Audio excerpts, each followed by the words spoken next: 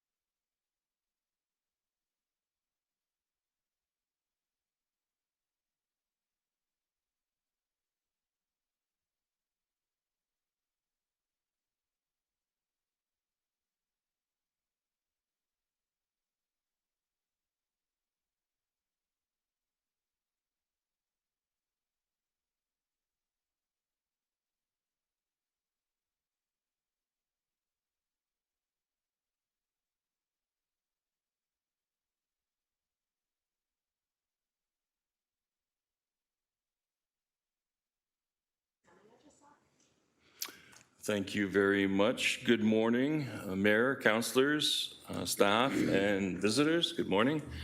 I'd like to call the General Issues meeting for May 31st, 2023 to order. A reminder that all electronic devices are to be switched to a non-audible function during the committee meetings. Please note that quorum is now present. Item 1 on the agenda, Councillor Tom Jackson, please. Well, thank you very much, Deputy Mayor Clark. And it's my honor and pleasure to welcome back, I believe, the class from Sherwood Secondary with teacher Andrew Gosentis and his Municipal Affairs Civics class. And when I say welcome,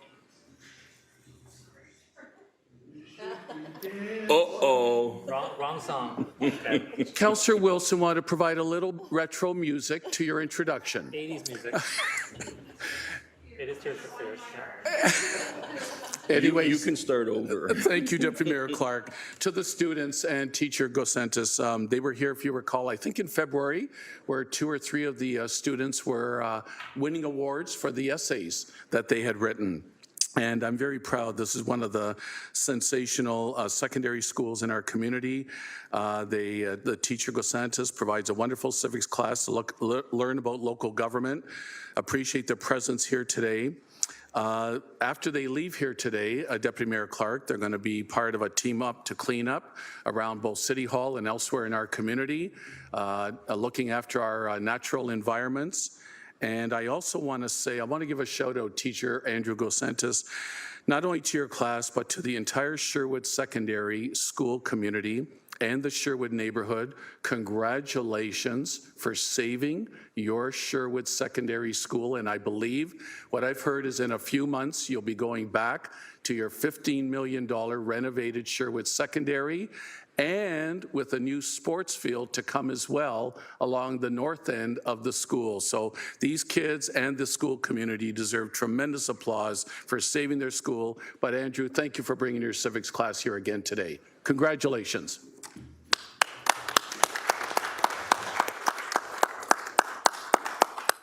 Thank you, Deputy Mayor. No problem, Councillor. Item 2 on our agenda this morning is approval of the agenda.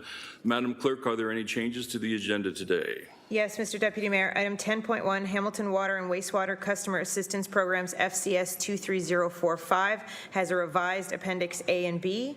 Item 10.3, Next Generation 911 Messaging Service Delivery Project Update. The report has been revised and there is no Appendix B. Additionally, the original published report number was listed incorrectly and has now been corrected. There have been presentations added for items 8.1, 14.2, and the delegation of 7.1 has added materials added as well. Thank you very much. May I have a mover and a seconder to approve the agenda as amended? Moved by Councillor Ted McMeekin. I keep giving names away here. Peter, Tom, we got them all now. Councillor Cassar, thank you. Is there any questions on the agenda? Seeing none, let's have the vote, please. Sorry, Councillor Maureen Wilson. Going to play some music. Excuse me, good morning. I have a question with respect to one of the delegates, and I don't know if this is the appropriate time to ask. I knew it was going to come up, so I'm prepared. So through the Deputy Mayor, we can address it now, or it will be addressed at the time of the request as well. I think I'm... Oh, at the... This is White Star? No. No? Okay. I'm happy to answer. I'm not sure what the question is. I'm sorry. Yeah, no, fair. Through the chair to GM Zagaric, I have a question with respect to the municipal obligation in terms of hospital funding. Is it required of us in the Municipal Act or another place for us to fund hospitals? Thank you. Mr. Zagaric, please. GM Zagaric. Through the chair, Mike Zagaric, General Manager, Finance Corporate Services. The hospital sector, under provincial policy, is required to raise funds locally as it relates to their capital improvements, either expansions or developments. It is through that local contribution that municipalities are tied. What we're seeing across the province is that some municipalities are providing financial contribution as part of that local contribution. So local is not municipal only, local is community. Councillor.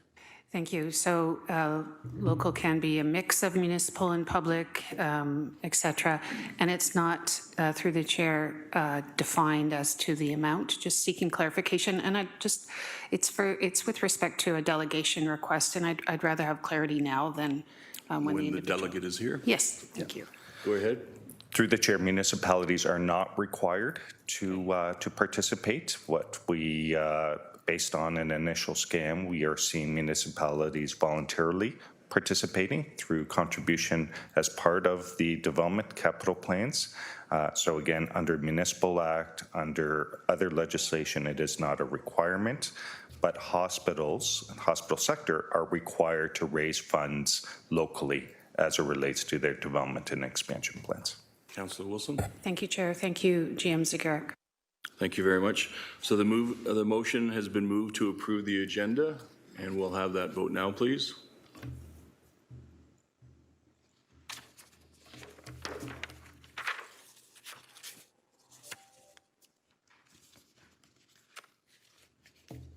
And that vote carried 15-0. Declarations of interest, councillors and mayor, are there any declarations of interest this morning? Seeing none, we'll move on to the approval of the minutes of the previous meeting. That's 4.1 in your agenda, May 17th, 2023. May I have a mover and a seconder to approve the previous minutes? Moved by Councillor Beattie, seconded by Councillor Spadafora. Is there any discussion on the minutes? Seeing none, I'll call the vote, please.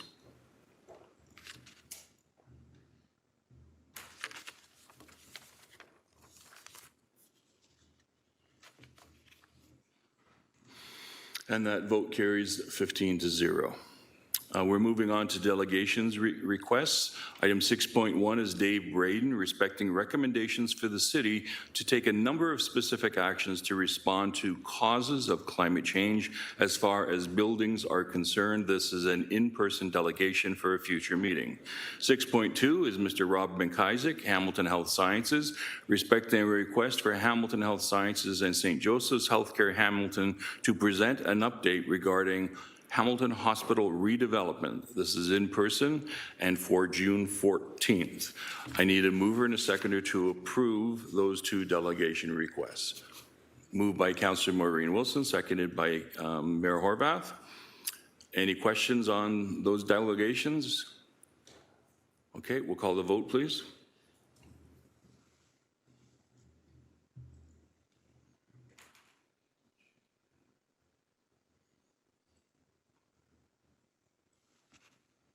And that vote carried 15-0.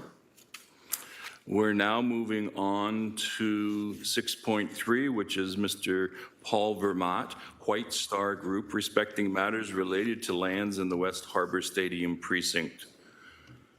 The delegate, Mr. Vermont, is speaking to the committee on behalf of White Star Group. The request deals with property in the West Harbour.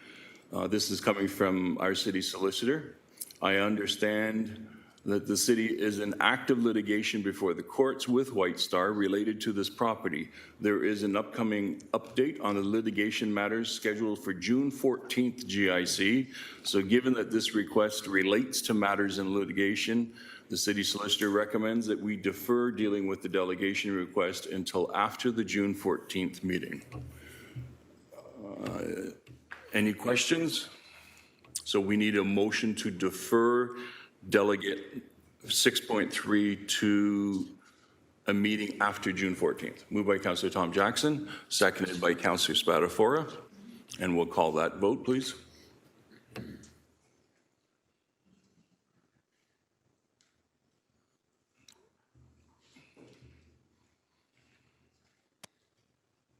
The vote is up, councillors.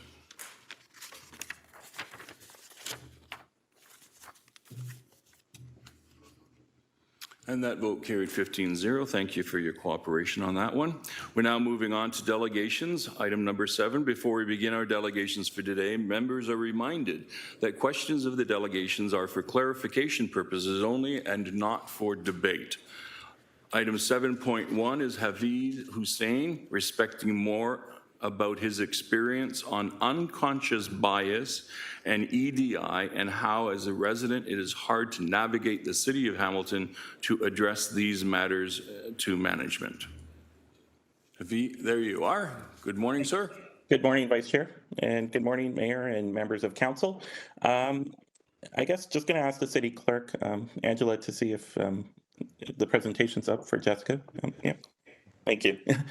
Couldn't share my Zoom meeting, but I guess my 5 minutes starts right now when I started my presentation, but I wanted to take the time this morning to come to Council and to share some experience, myself being a visible minority, and my experience at how it's been a tough challenge as a resident and a taxpayer to navigate City Hall and management when it comes to a complaint that I've had with the management team in regards to city staff using unconscious bias.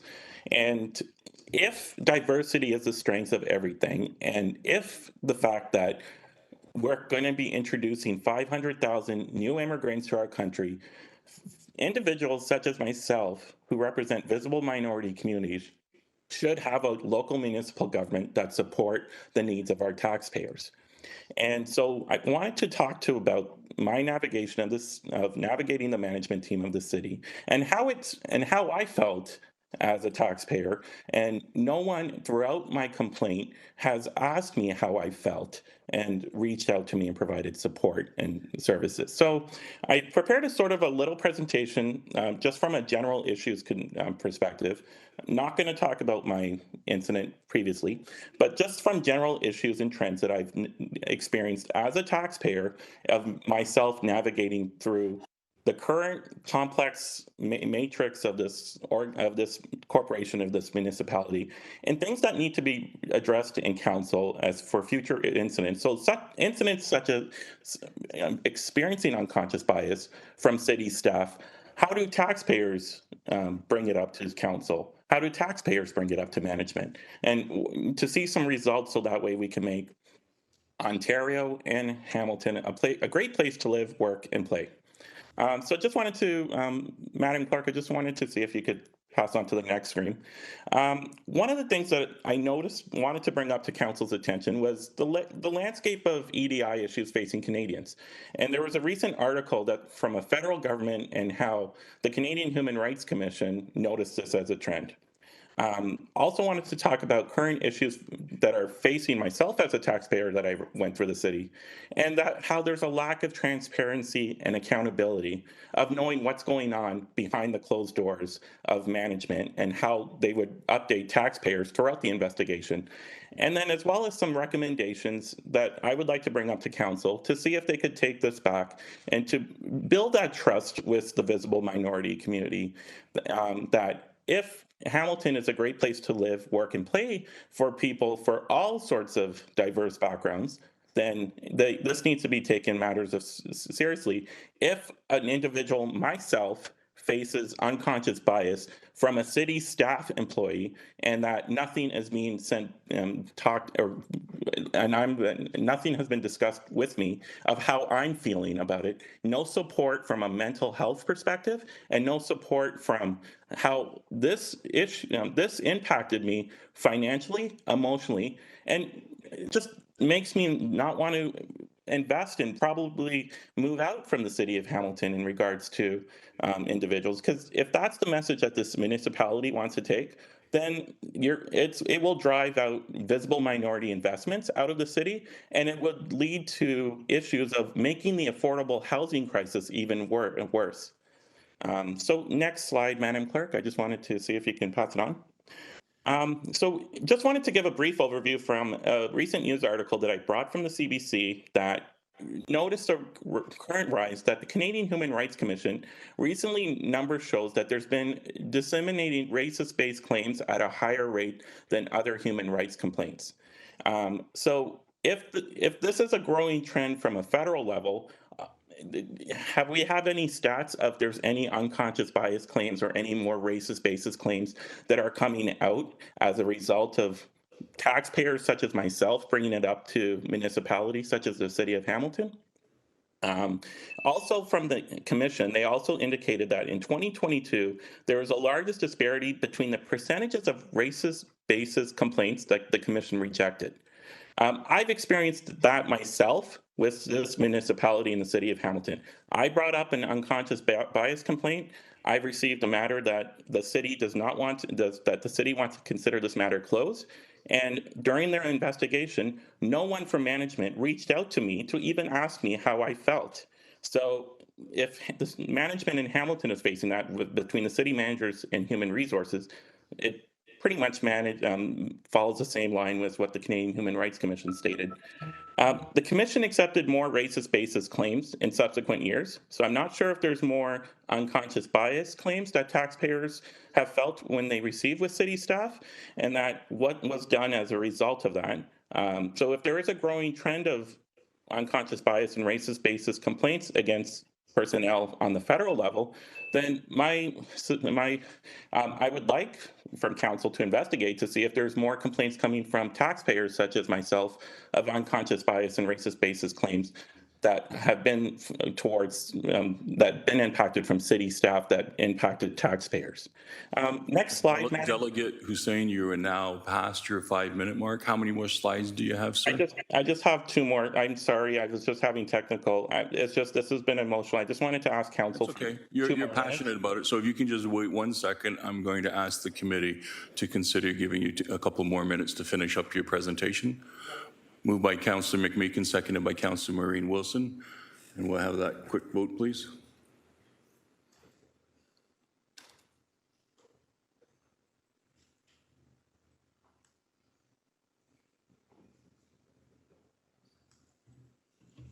And the vote is up electronically.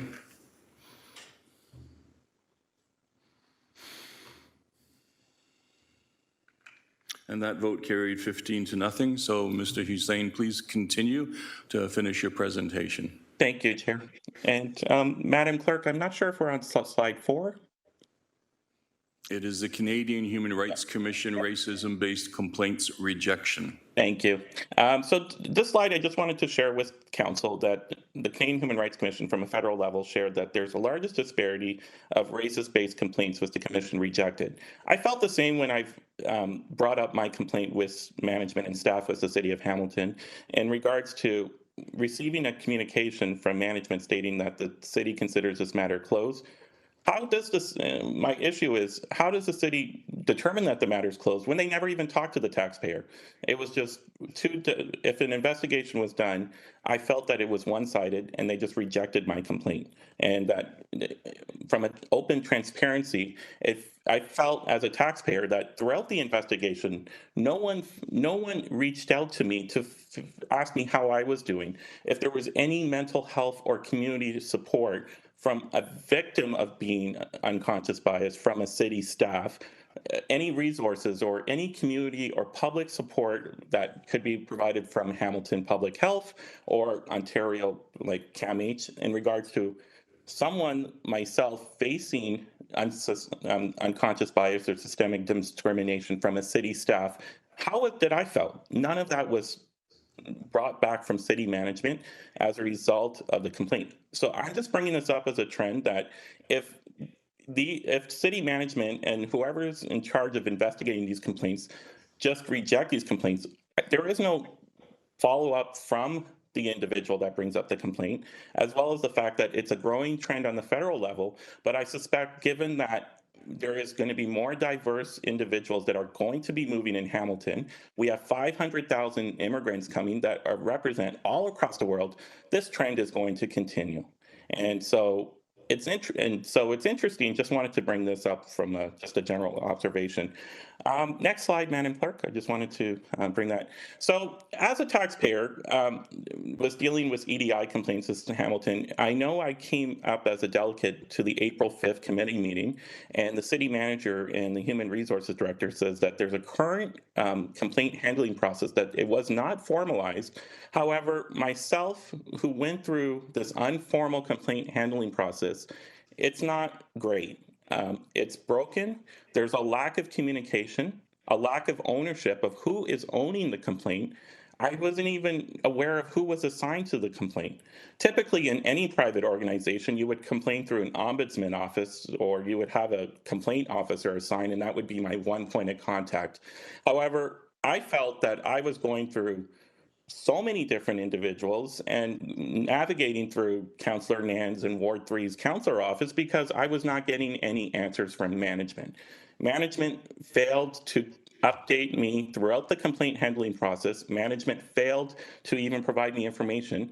The only thing that management did was to send me a letter saying that the city considers this matter closed and did not ask me how I felt as an individual. Is that the message that this municipality wants to promote to 500,000 immigrants that are coming to our country every year, that we're not welcomed, our voices are not heard?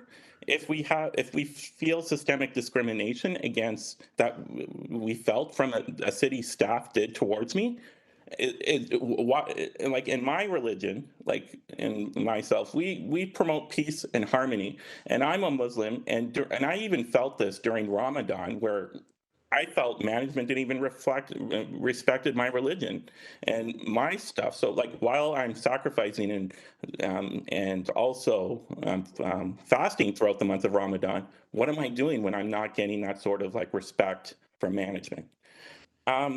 So from a complex thing, there's no transparency as to when you file a systemic discrimination or an unconscious bias complaint through the current process. You're not getting updated. As a taxpayer, you don't know where it is. Management failed to provide mental health support. There isn't a process to even just, let's talk at a table, let's have a coffee.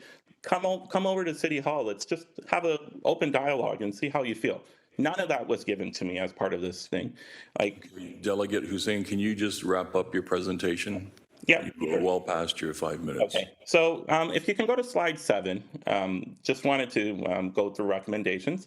My recommendations from this was if the council of the city of Hamilton to recommend to management a report or try to get like a third-party report to recommend a complaint handling process when it comes to complaints dealing when city staff act allegedly provide any actions against taxpayers when it comes to undue hardship or unconscious bias to taxpayers.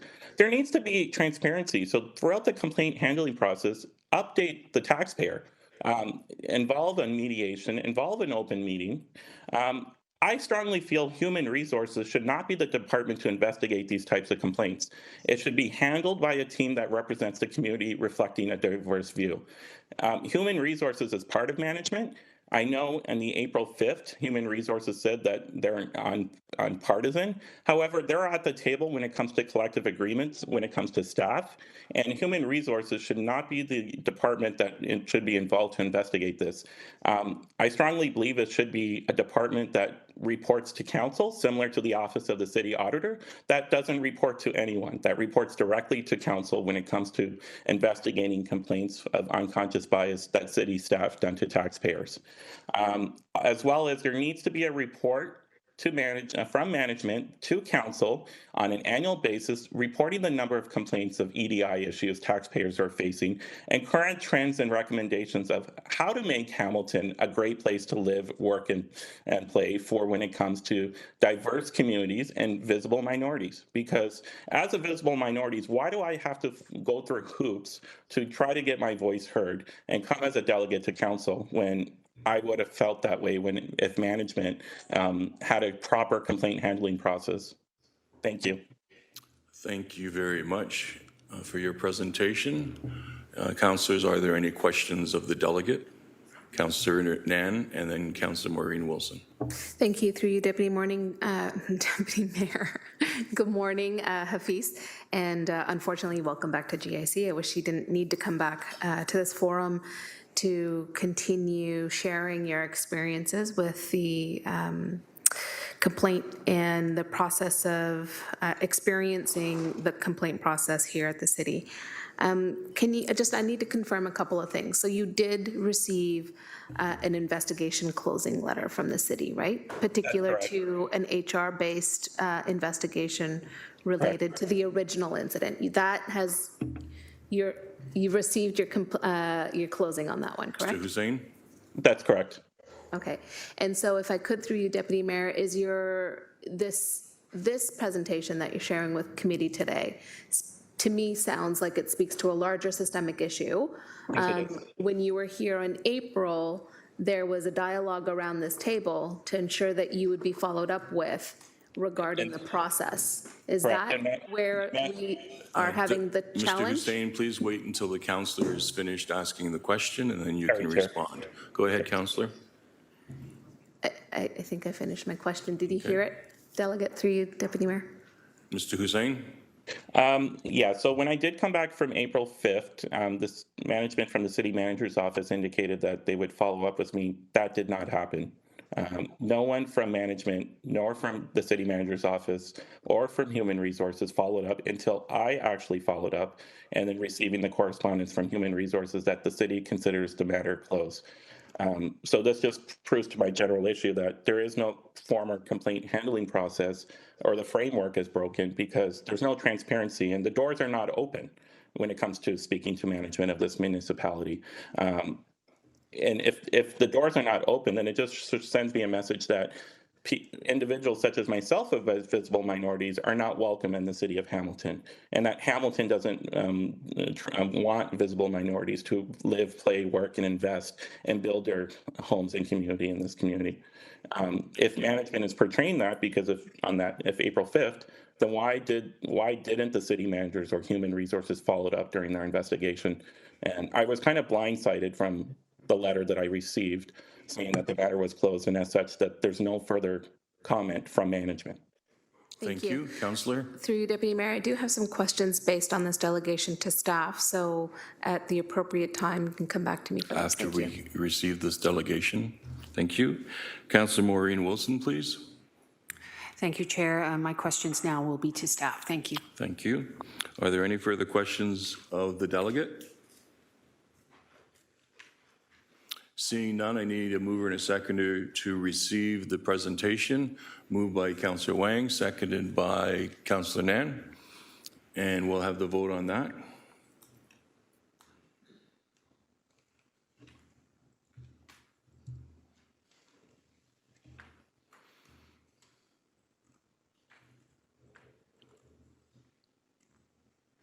And that vote carried 15-0. We'll now entertain questions to staff with regards to item 7.1. Councillor Nan, please. Thank you, through you, Deputy Mayor. So just wanted to clarify, when the delegate came forward on April 5th or 15th, I can't remember, but in my notes, I had indicated that there would be an opportunity for the delegate to meet with staff assigned by the city manager's office. Could we get follow through on whether or not that took place? Is the city manager with us today? No.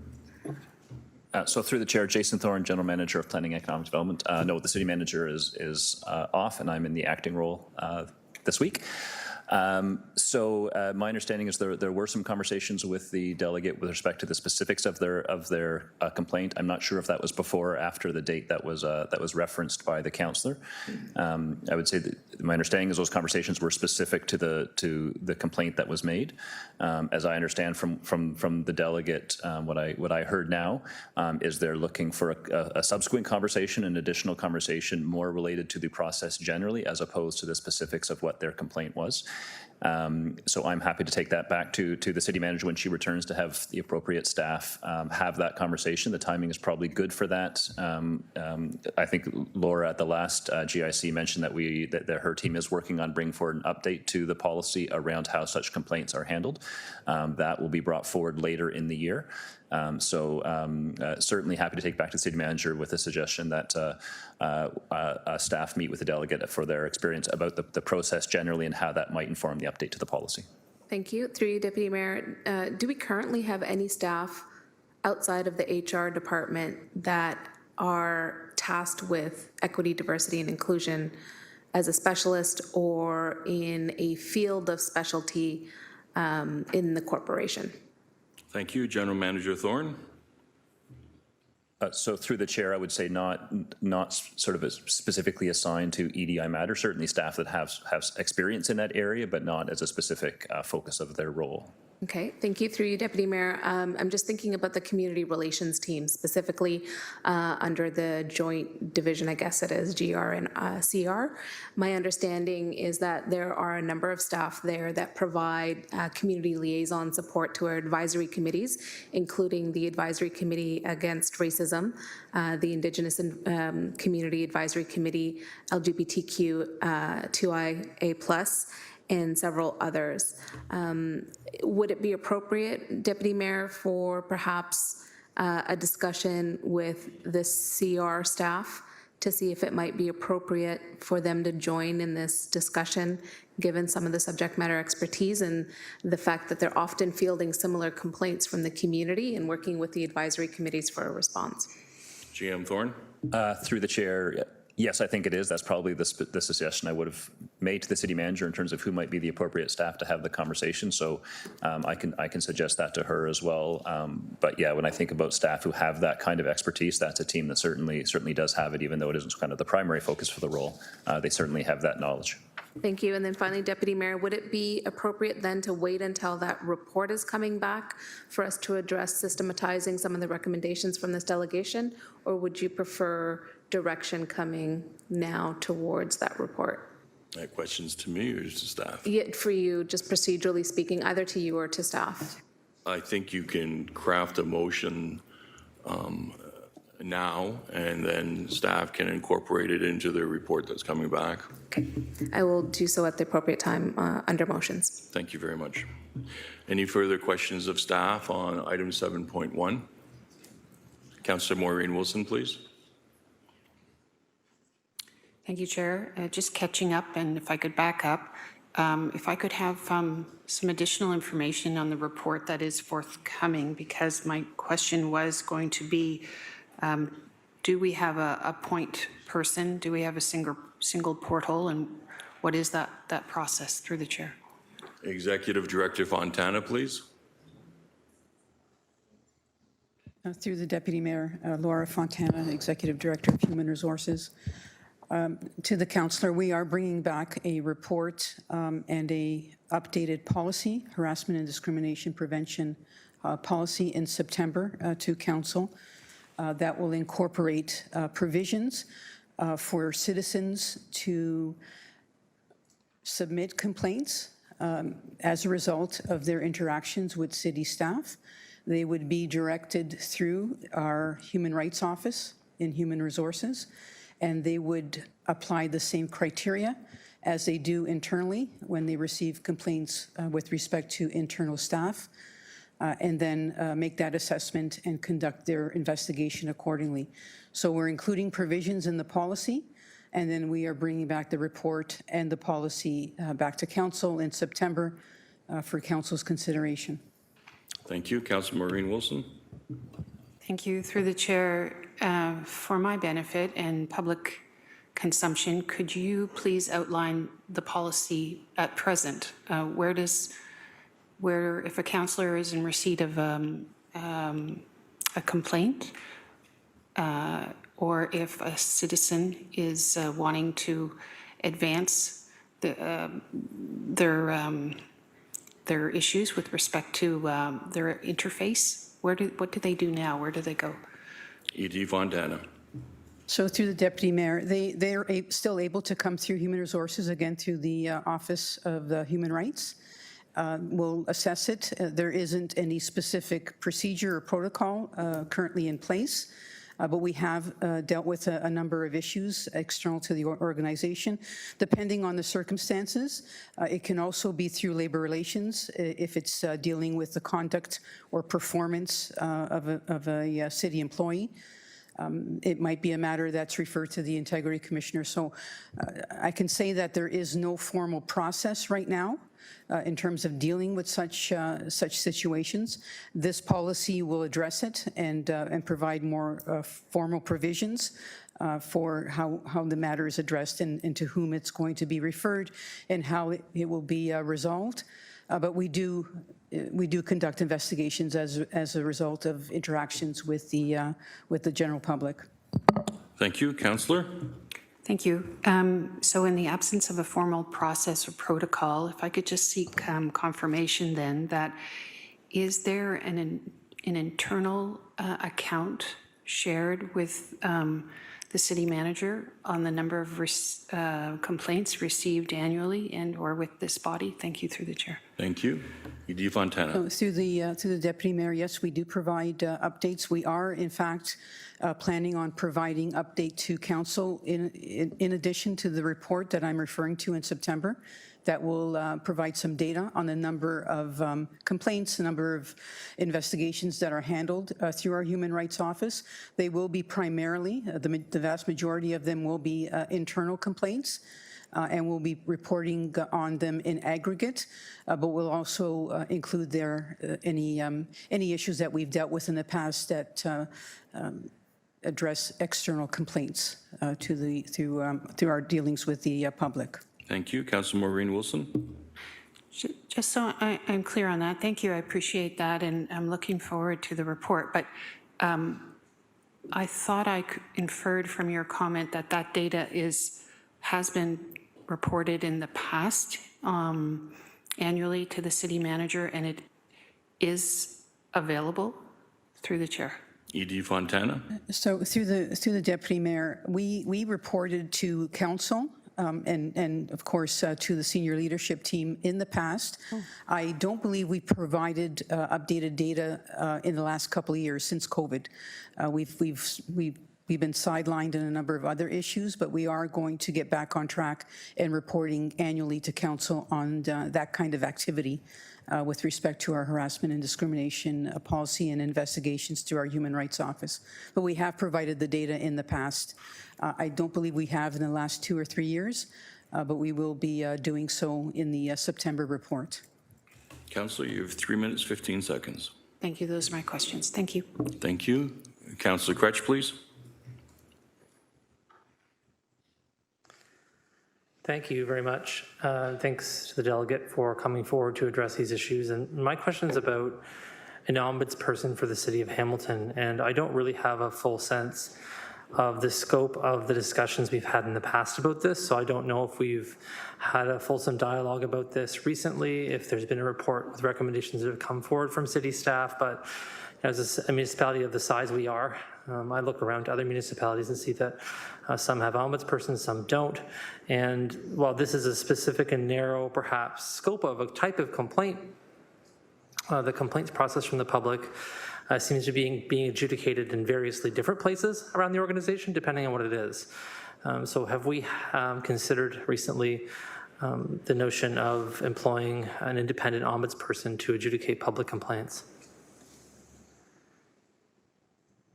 GM Thorne. So through the chair, like I said, not to my knowledge, I don't recollect anything, but I can take that question back to the city manager when she returns as well. But I don't recall any recent reports or debate or discussion around setting up a local ombudsman's office. We tried in my first term, so that's a long time ago. It's been a minute. Okay. Thanks very much. I'll take that implied suggestion up elsewhere at another time. Appreciate it. Thank you, Councillor. Any further questions? Okay. Do I have a mover and seconder already? Through the Deputy Mayor, we've already received the delegation. Thank you. Okay, councillors, we're moving on to item 8.1 specifically, Elections Administration Audit AUD 23008 citywide. Charles Brown, the Auditor General, we will begin the presentation to committee and introduce our external consultants.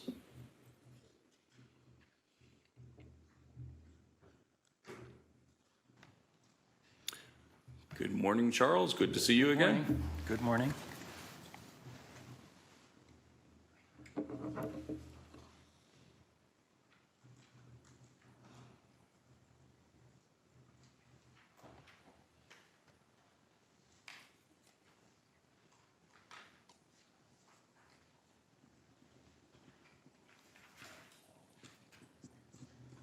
Okay, well, thanks.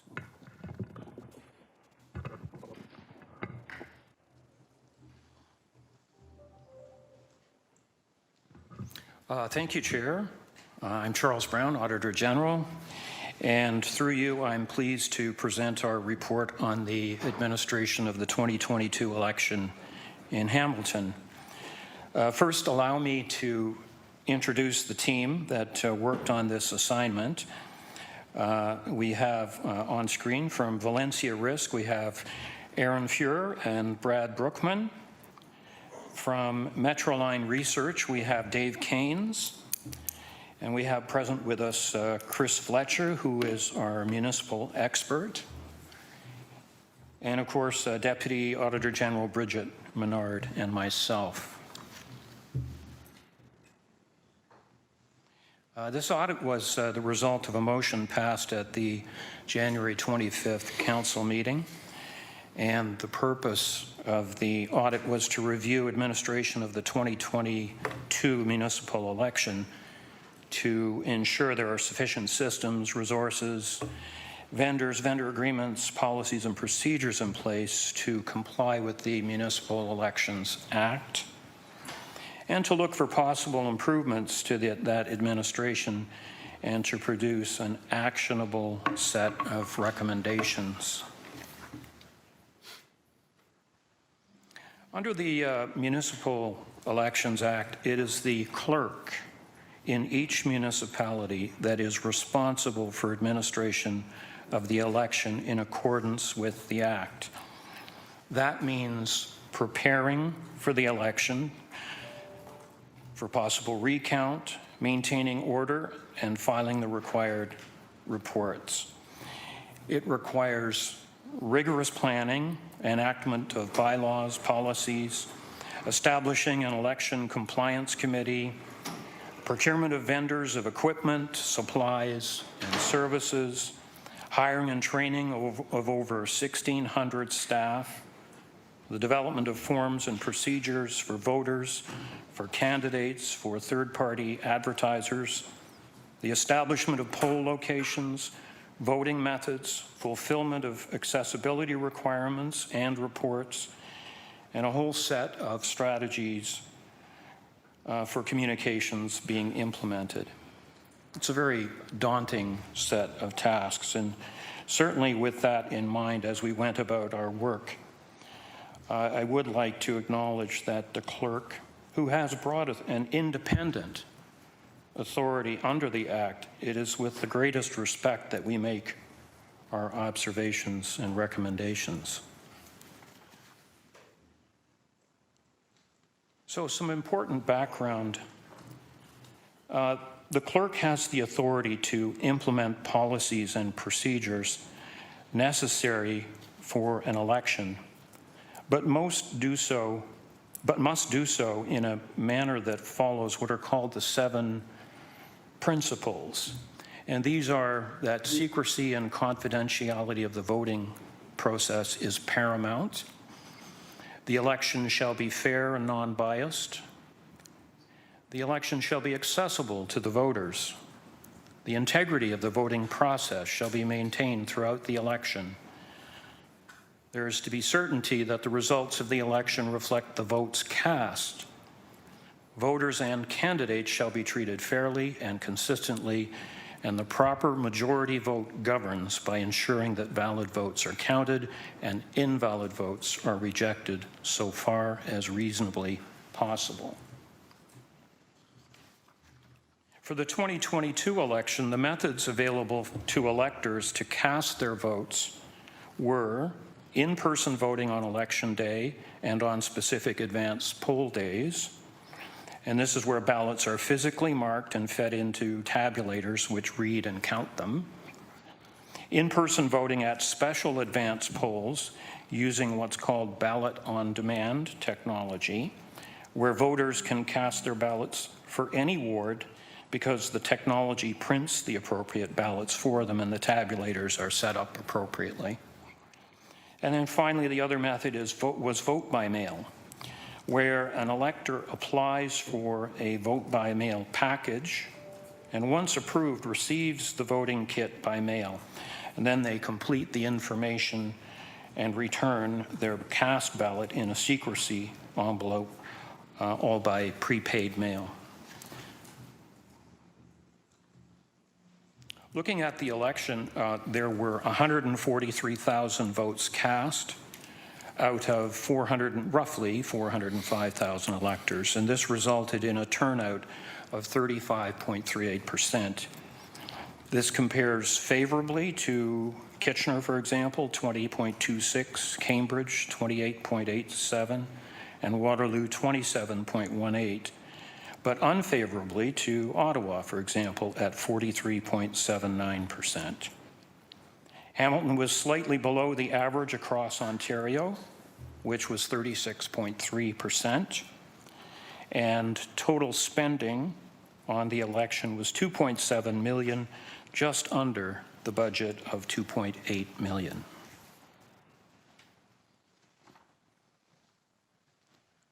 This graph shows relative turnouts. Hamilton, you can see over the years, Hamilton, which is the blue line, has been historically lower than the average of municipalities, although quite close in recent elections.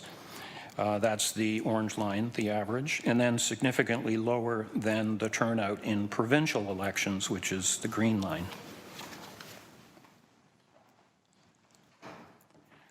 With respect to the preferred method for voting, more than 3/4 of voters cast in-person ballots on election day, while 22% roughly cast in-person ballots at advance polls, and 1.7% chose to use vote by mail.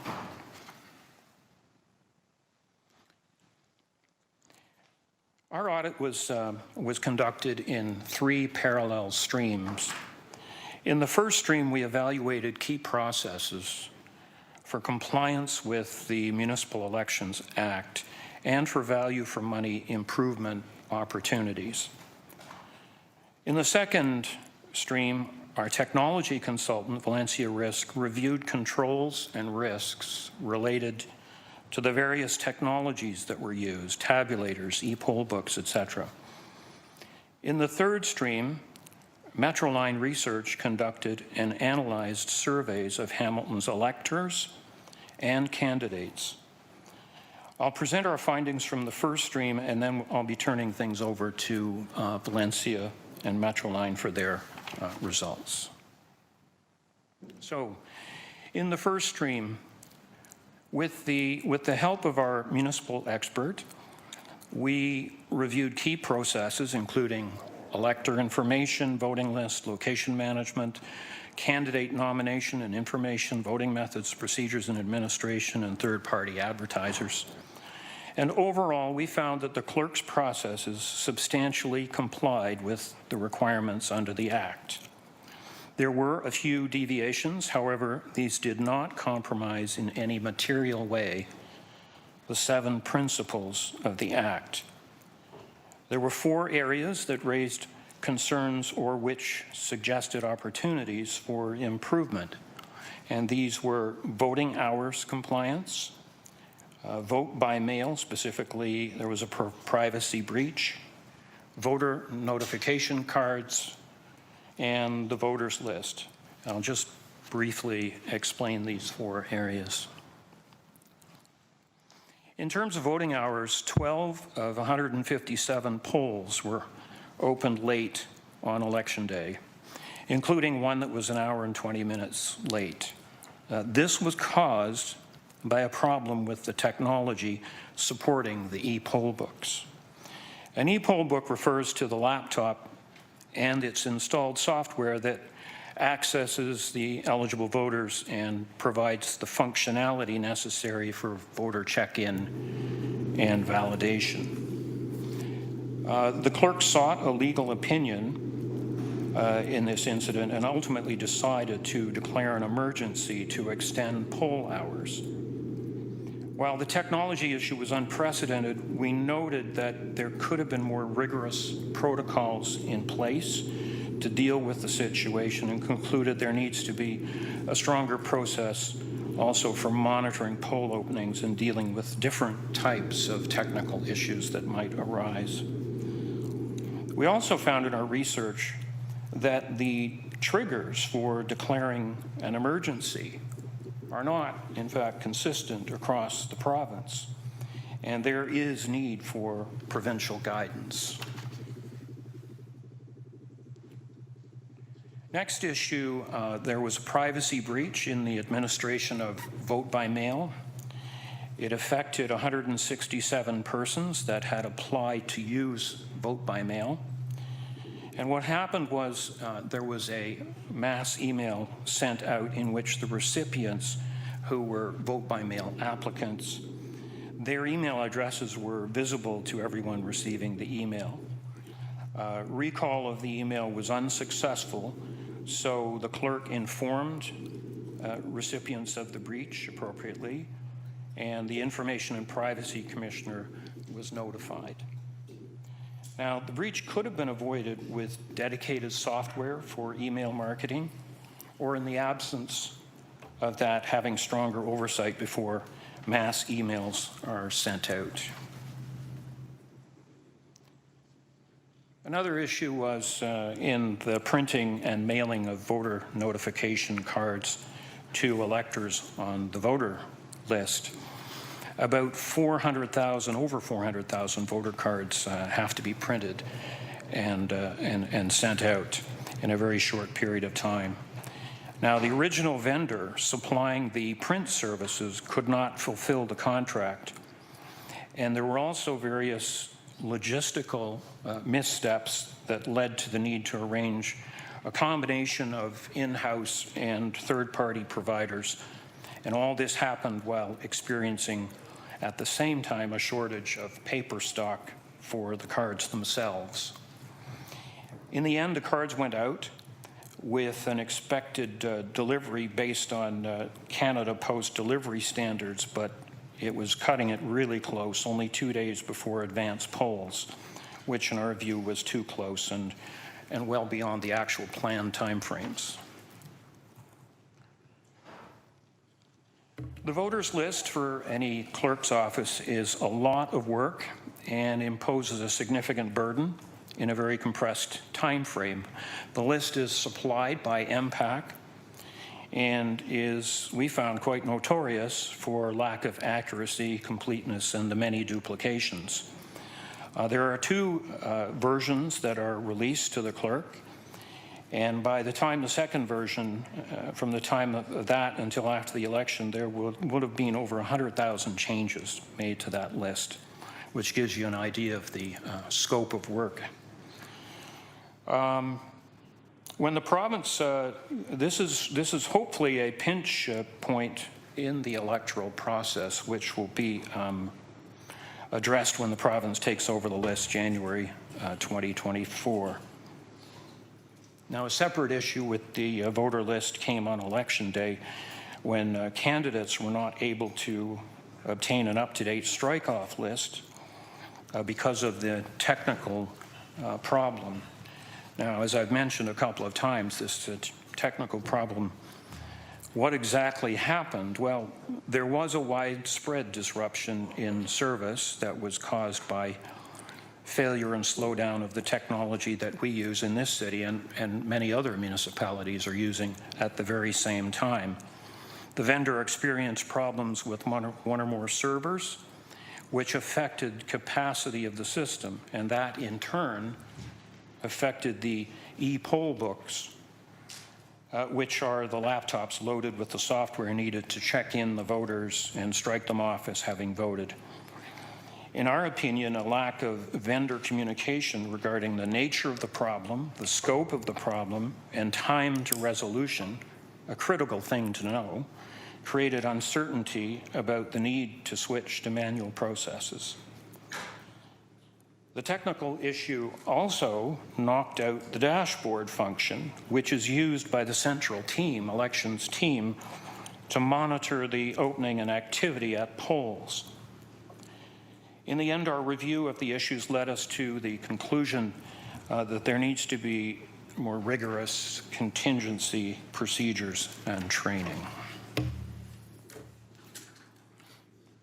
So that covers the compliance and related issues portion of our audit. We've also reported on a number of issues from an efficiency and effectiveness perspective that are covered in detail in our Appendix A. In the interest of time, I'll just go over the highlights of the rest of the report. Management of logistics continues to be a theme in the rest of our observations. Management of technology risk, we've covered a little bit here. More to come on that in the next part of the presentation with Valencia.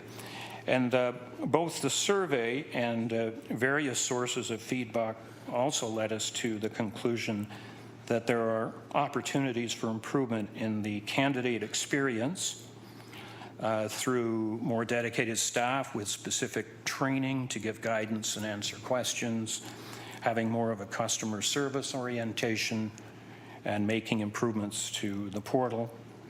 And we also identified a number of improvements to resource management, organization, and training. For example, having key positions filled sooner with dedicated staff, and particularly we mentioned communications, recruitment, logistics, and organizational development and learning and technology.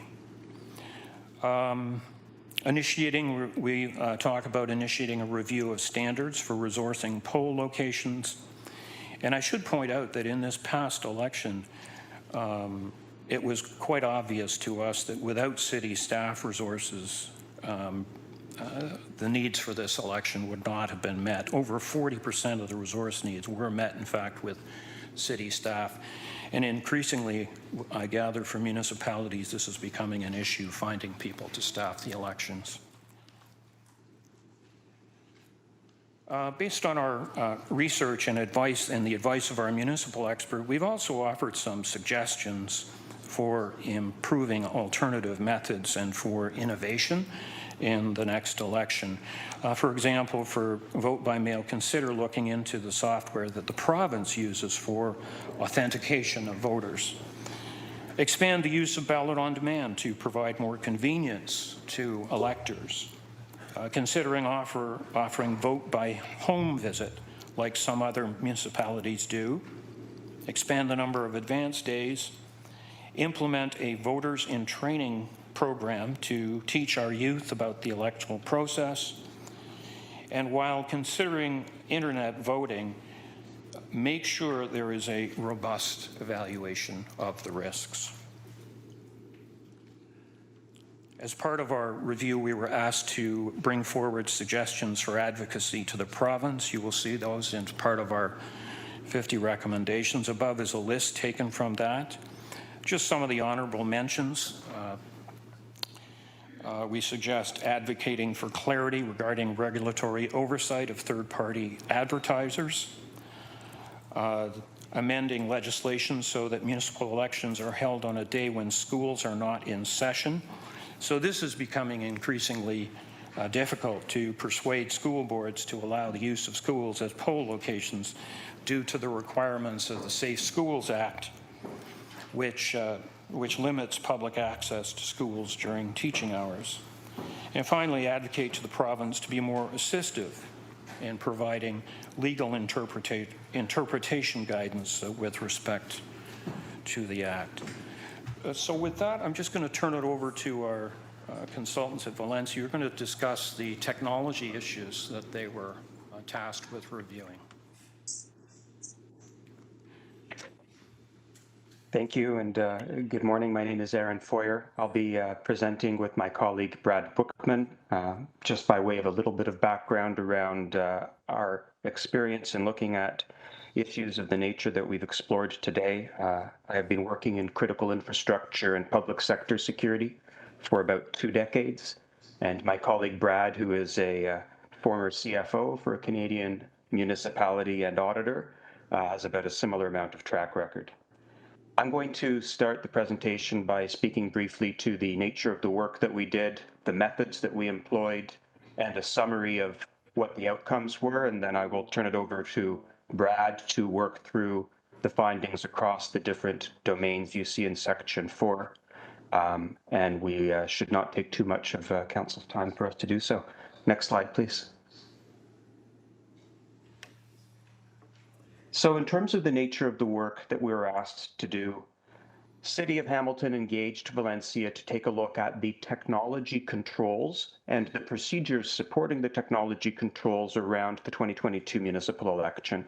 We wanted to look at the technologies for the voters list and for the tabulation of votes in particular. And in order for us to do so, we looked across the domains of governance, people, procedures, and technology, all within that IT realm. We specifically wanted to understand what kind of security practices and preventative controls were put into place by the vendors and what agreements were made between the vendors and the city in order to ensure that the election would run as smoothly as possible. We made a series of recommendations to mitigate gaps in existing procedures or to perhaps improve outcomes downstream. And we also provided some general suggestions that would be useful for the province to consider how elections could be conducted moving forward. Next slide, please. Unlike a lot of other audit domains, for example, in finance, where we have well-established principles and frameworks to conduct an audit, there is less material available for us to conduct a detailed audit around electoral systems. In fact, in Canada, we don't have specific guidance around electoral technical controls. We did refer to the National Institute of Science and Technology standard, this NIST election infrastructure profile. It is well adopted, it is used internationally, and it is a good risk-based framework for the conduct of audit or for developing systems that are going to incorporate electoral technology controls.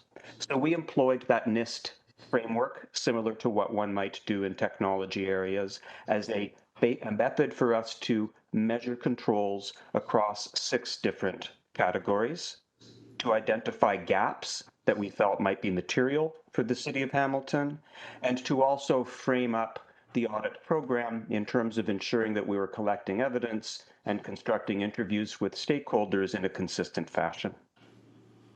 The domains that we looked at included how the city was dealing with its assets in the conduct of an election, how it was governing the technology and the vendors that were involved, how access was managed and protected, what kind of practices were put into place to provide security and technical training to individuals who are working with the system, and how effectively we would be able to detect and respond to either an outage or an incident or an event that could result in an impact on the election. So across those 6 different categories, I will summarize the findings briefly and then ask Brad to speak in each of the sections in a bit more detail. Next slide, please, Charles. As noted earlier, there are no Canadian standards established for municipalities pertaining to how to adopt technology and cybersecurity controls for voting. Like many municipalities, the City of Hamilton has developed its own practices, policies, and procedures based upon prior years of elections process, lessons it's learned in the conduct of past elections, and of course, through dialogue with peer organizations and with other municipalities.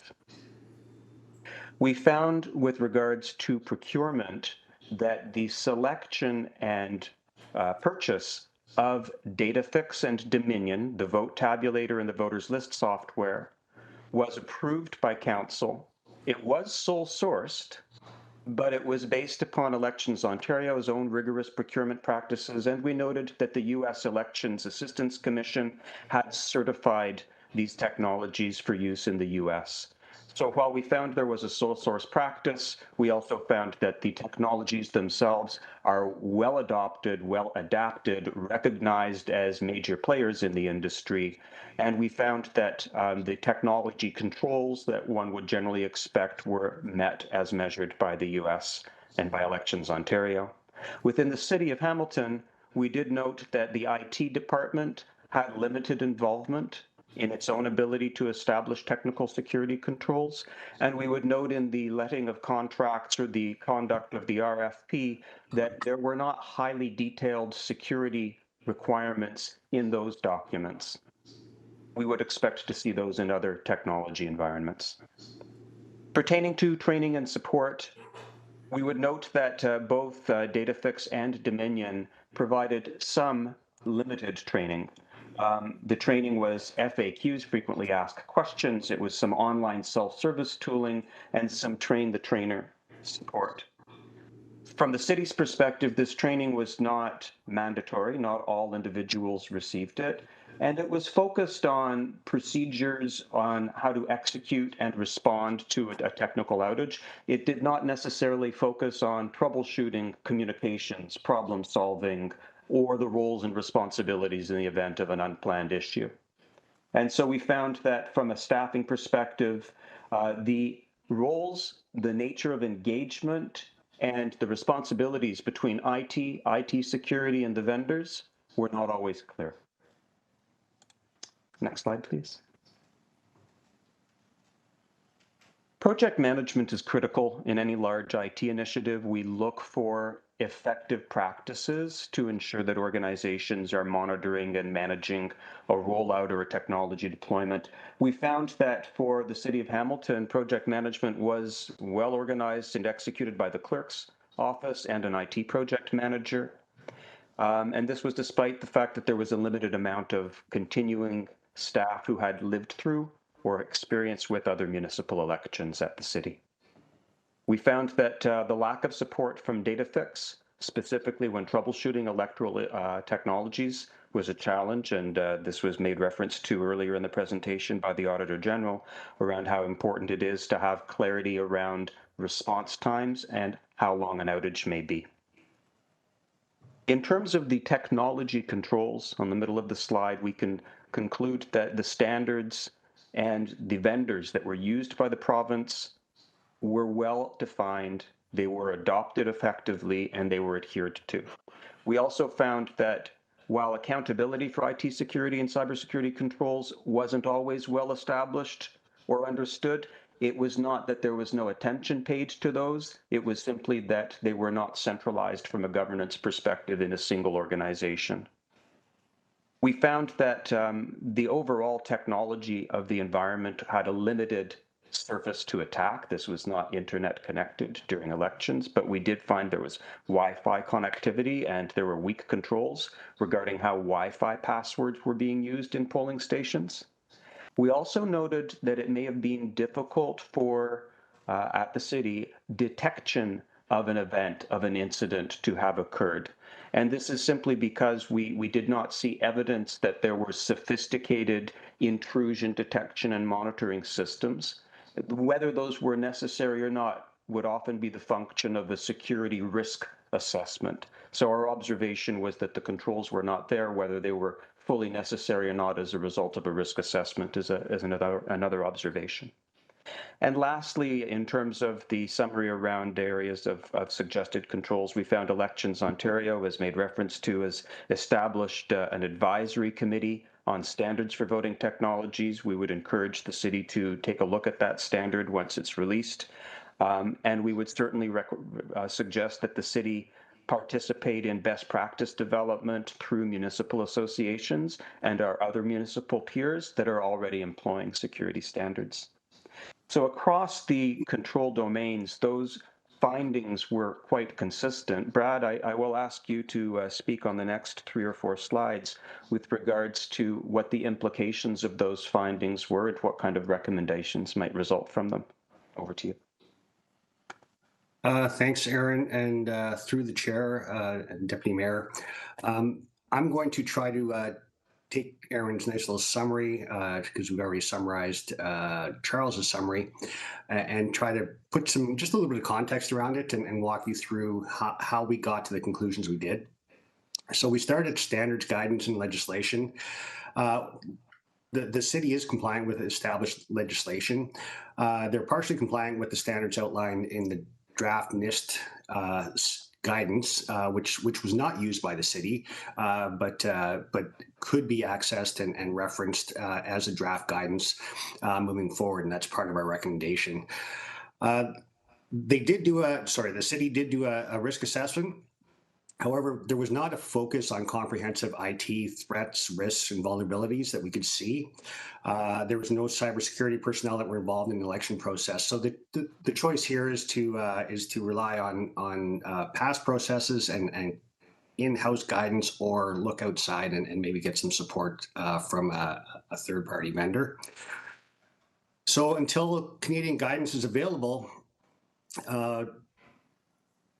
management should look at that the NIST IR 8310, engage the IT department, make sure that the skills required to address the IT security and cybersecurity requirements relevant to the election process are in place, and at least kind of step up that focus.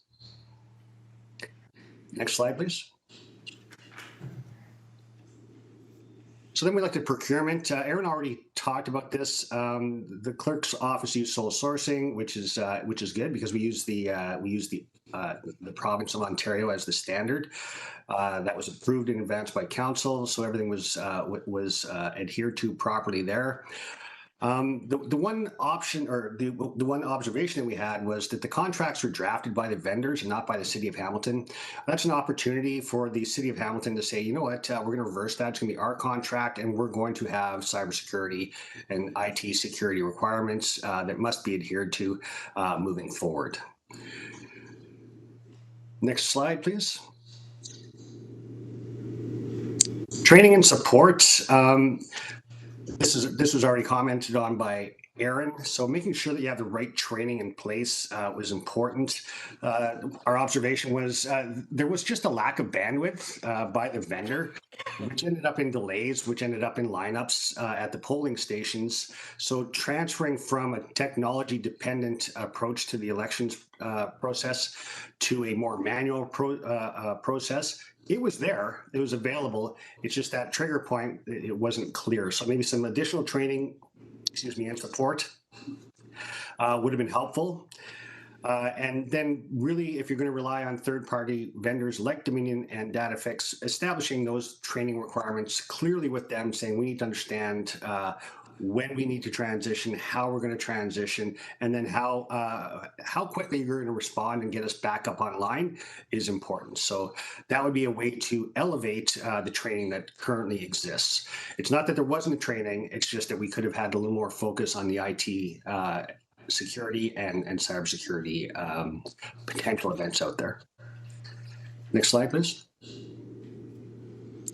On project management, I'm not going to comment on this other than the fact that the clerk's office used project management effectively, engaged an IT project manager. The IT project manager was appropriate and showed maturity in management of communications.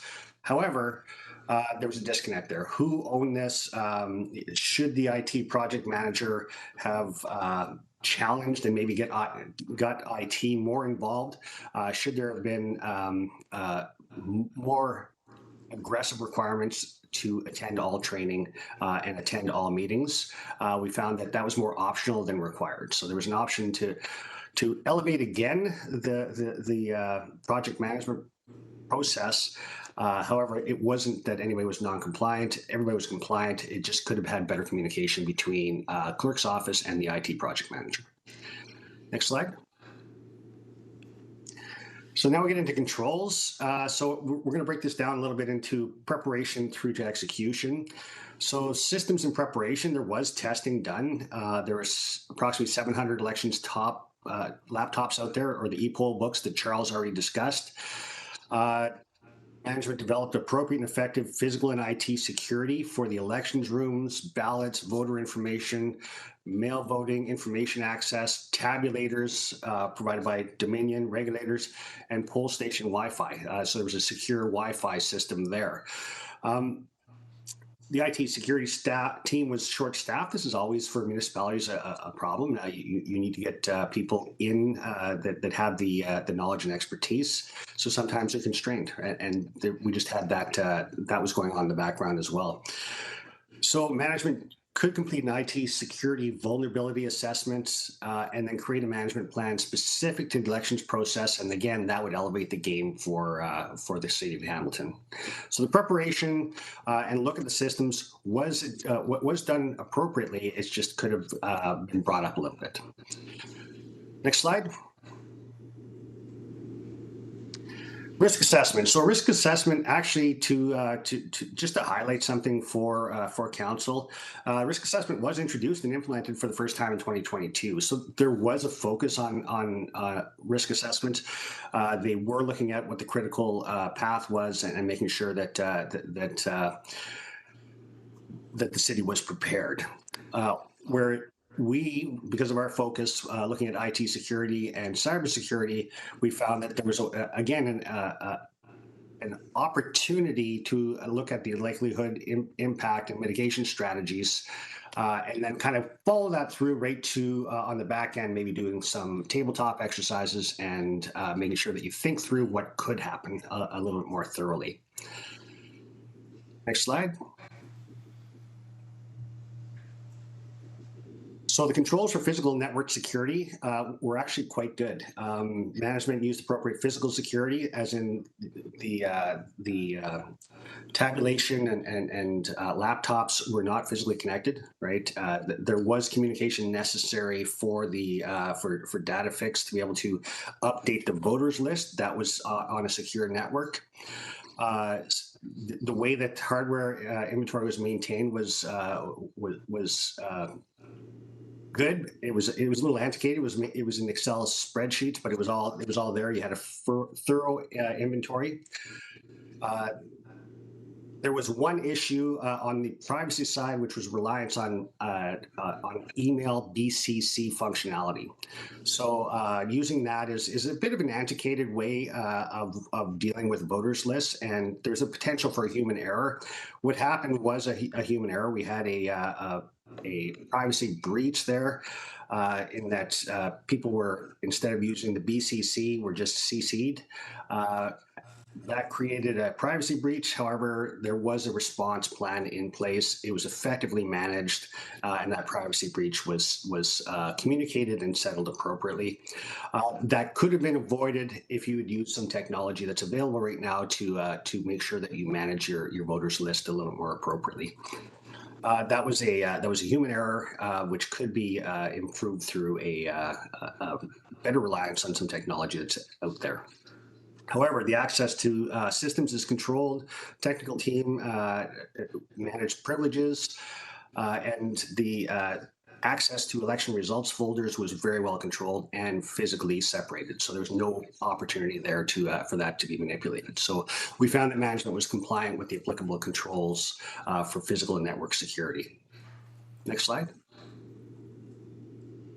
Access and passwords. Again, this is a tough one. Making sure that passwords are properly adhered to. Nobody wants to remember a chain of numbers and letters in a serial order.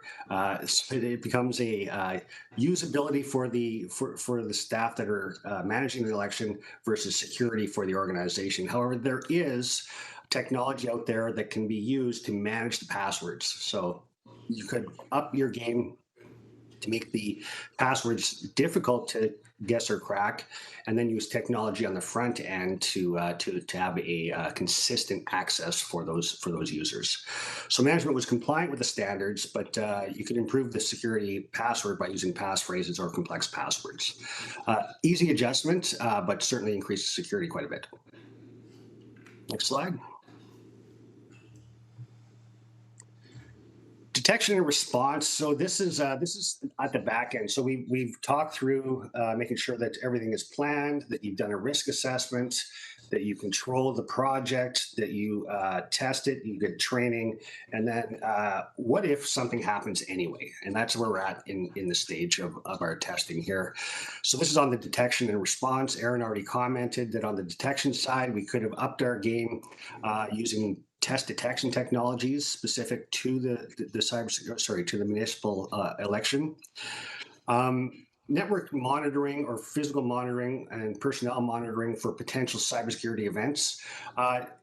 wasn't non-existent. It just wasn't at the level that it could have been, given that there was an election going on at the time. And there are ways to improve that process, and management can look into those ways to do that. And the best way to do that is through a third-party service provider that has that expertise. And then kind of, so that would be better to say, okay, if something's happening right now during the election, we need to stop it. Just to be clear, we found no evidence that there was any tampering or any issues there. But what we didn't do is bring a tabletop exercise. We call it a tabletop exercise, where we bring the team together and say, okay, what if we did have a breach? How would we reply to that? And then what would our contingency plan be? So that, again, is kind of a standard that should be adhered to, because it does that if we had a downtime that was unacceptable and ended up with lineups. When do we transition to our manual processes? If we had a security breach and we need to bring in some sort of support, how do we do that, and who do we call? So that type of planning on the back end of an incident could be improved. Therefore, we found it non-compliant with the standards established by the NIST IR 8310. And of course, our recommendation is to assess all the devices, improve that assessment, and think about how do we do a little bit of training and planning around the back end on the response side. And that ties to our next slide, which is controls for incident management. So I've actually kind of spoke about this already. Make sure that you have that technical team available. Make sure that you have a thought out plan at the back end of an incident, because technology is always changing and people are always looking for opportunities to get into. Important events like an election process, you should be prepared as you can. You can never be prepared for every incident. So you're partially compliant on the incident management because you have an IT group that understands IT security, but who's going to support you? Let's do that tabletop exercise and improve that process. Next slide. This is just the list of people. Just a personal thank you to management, who was very, very agreeable and very open when we were doing our audits. So thanks to everybody. We little thanks to Elections Ontario, who was very open with us as well, and to the City of Guelph, where Stephen O'Brien, the city clerk there, gave us some insights as well. So I'll pass it back to you, Aaron, if you have any last comments. Thank you. I think this was well covered, and no other comments. So Auditor General Brown, is Metroline making a presentation also? Yes. Yeah. Okay. Dave Keynes, if you can. Yes. Thank you, Auditor General. Good morning, everyone. I will go through some of the highlights. The details are in your report package, but I'll go through the highlights of the results. Next slide, please. As the Auditor General summarized a little earlier, we did 2 different surveys for this. We did a random telephone survey with 600 residents in the city of Hamilton, and we also sent an online survey to all registered candidates for mayor, for council, and school board trustee. Next slide, please. And again. Voter turnout. So we know that the actual voter turnout was just over 35% in this election.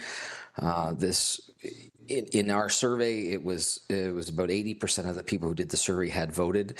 It's not a surprise. In other surveys we've done in this same idea is that the people that we get on the phone who don't have any interest in participating in, or in their election, or don't have any interest in the election, don't tend to participate in the survey. So in this case, the results are more reflective of the experience of people who voted rather than those who did not. Next slide, please. Among that group that did tell us they didn't vote, there was a few different answers that they gave. There's the primarily anyway, the group of people who said they didn't vote, they didn't prioritize it or make enough of an effort. That includes things like they didn't bother, they forgot on the day, they weren't familiar enough about it, or didn't even take the time to find out how or where to vote. The balance primarily were away at school or away during the election. Next slide, please. 4 out of the 5 people we spoke to did receive their voter card. The vast majority of them said it was correct, 97%. We asked a question about voterlookup.ca to see the take-up of that. And it was 12% who had looked at it. The other 88% did not or were not aware it existed. Next slide, please. Mostly aligning with what the Auditor General put in the earlier summary, 70% voted in person on election day, 28% voted in person but at an advance poll, and about 2% voted by mail. There was differences if you look quickly across the age group that those in the younger age category were more likely to have voted in person and not using the advance polls. Next slide, please. Overall, we had 92% of eligible voters who voted in the election said they were satisfied with the experience, 68% saying very satisfied, and 24% saying somewhat satisfied. In total, 5% were neutral about that, and 3% were not satisfied. Lastly, the vast majority of them, 86%, who voted said it took them less than 10 minutes to cast their ballot when they went in, and about half of the sample said that it took them less than 5 minutes. Next slide, please. We did ask a question about internet voting. It was most of those who did the survey, over 80%, said it's something that should be considered, and within that group, about half of them are something that they would consider using, and the other half said that it's not something they necessarily would use, but they think it should be available or considered so other people can do so. About half of the sample said they would have been likely to have used it if it had been available. 44% say that they think internet voting is safe, and 29% do not. Next slide, please. But half the folks actively sought out information about the 22 election. Those who voted were far more likely to have looked for information than those who did not, which is not a surprise. And overall, when people were looking for information, they were able to find what they were looking for. Next slide, please. Okay, and then the results of the candidate survey. We sent out the initial survey and several reminders, including some phone calls to the 150 candidates from the 2022 election. A total of 42 candidates returned a survey, which is a response of 28%.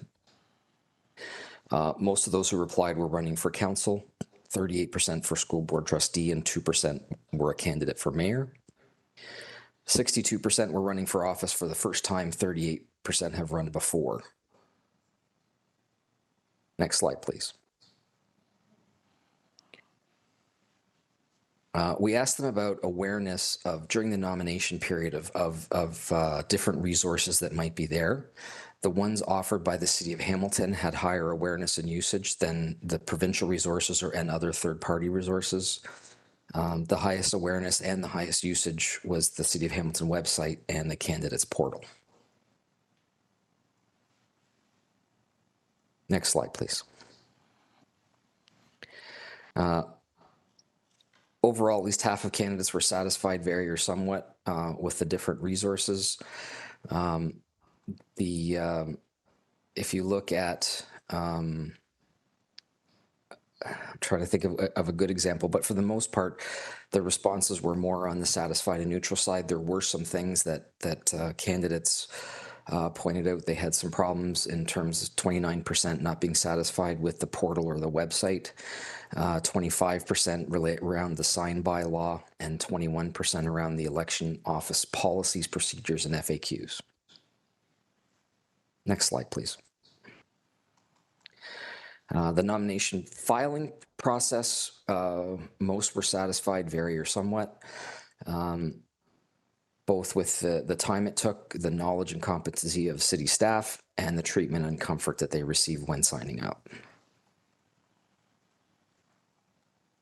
Next slide, please. A little over 4 in 5 of the candidates who did the survey made use of the candidates portal.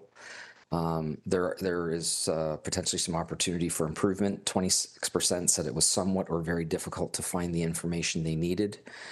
And then the other issues ranged from site navigation, accessing the voters list, which has already been covered a few times, and other technical issues.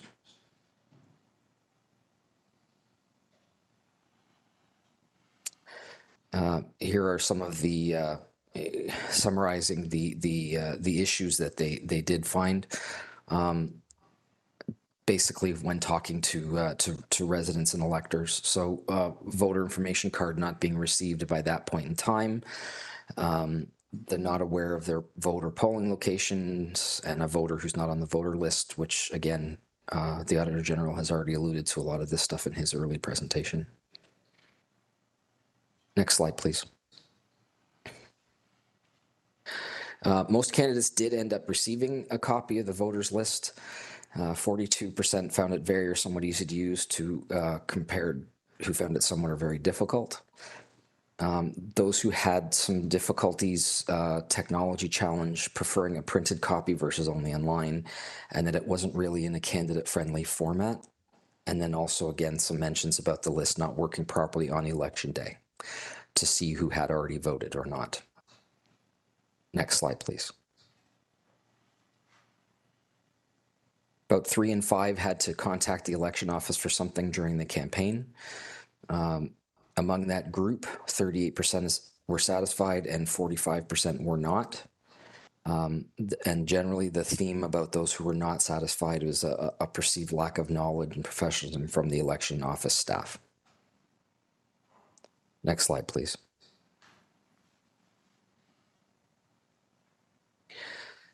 A larger percentage, 71%, contacted Customer Contact Center or the Municipal Services Center during the campaign. 2/3 were satisfied with the knowledge and competency and the treatment they received. Where there could be some opportunity was the time it took to get an answer back to their question or their request. Next slide, please. And again, looking at the internet voting, 2/3 of the candidates that answered the survey feel that the City of Hamilton should continue to offer voting by mail. A smaller percentage, 19%, feel it should be discontinued. And a reviewing of the responses of those who feel it should be discontinued was a concern about fraud, which could be related to the privacy breach already discussed during this presentation. Next slide, please. 55% of the candidates were aware of internet voting. 60% of candidates feel that internet voting is safe and secure. And a little over half feel that Hamilton should offer internet voting in the future. And those who feel they should offer it in the future will allow better access, is more convenient, and encourage younger eligible voters to vote. Next slide, please. And Charles, back to you. Great. So I'll just wrap that up. Thank you very much, Dave. We identified many significant opportunities for improvement. We made a total of 50 recommendations. Management is largely agreeable with the audit findings and recommendations. Due to the length of this process and the number of findings and the sophistication of those findings, I did give the clerk the option of providing individual detailed responses to the 50 at a later date, as you see in the committee report. And that's something that does have precedent. We've done that a number of times before. The last time we did it was with, for example, DARTS. We thought it was important to bring this information to this committee and get it to you, but also to give time to the clerk. And as you can see with the technology ones especially, there's incredible sophistication to some of those and some thought that needs to be put into the responses, serious thought into them. So we gave them the option of providing one overall response and then coming at a later date with the detailed responses, and that's the option that they chose. So in that vein, we recommend that the city clerk be requested to report back first to us so that we can sort out their responses and point out anything that's not fulfilled in their responses, and then bringing that forward to return to this committee with those responses in detail. So that's our presentation.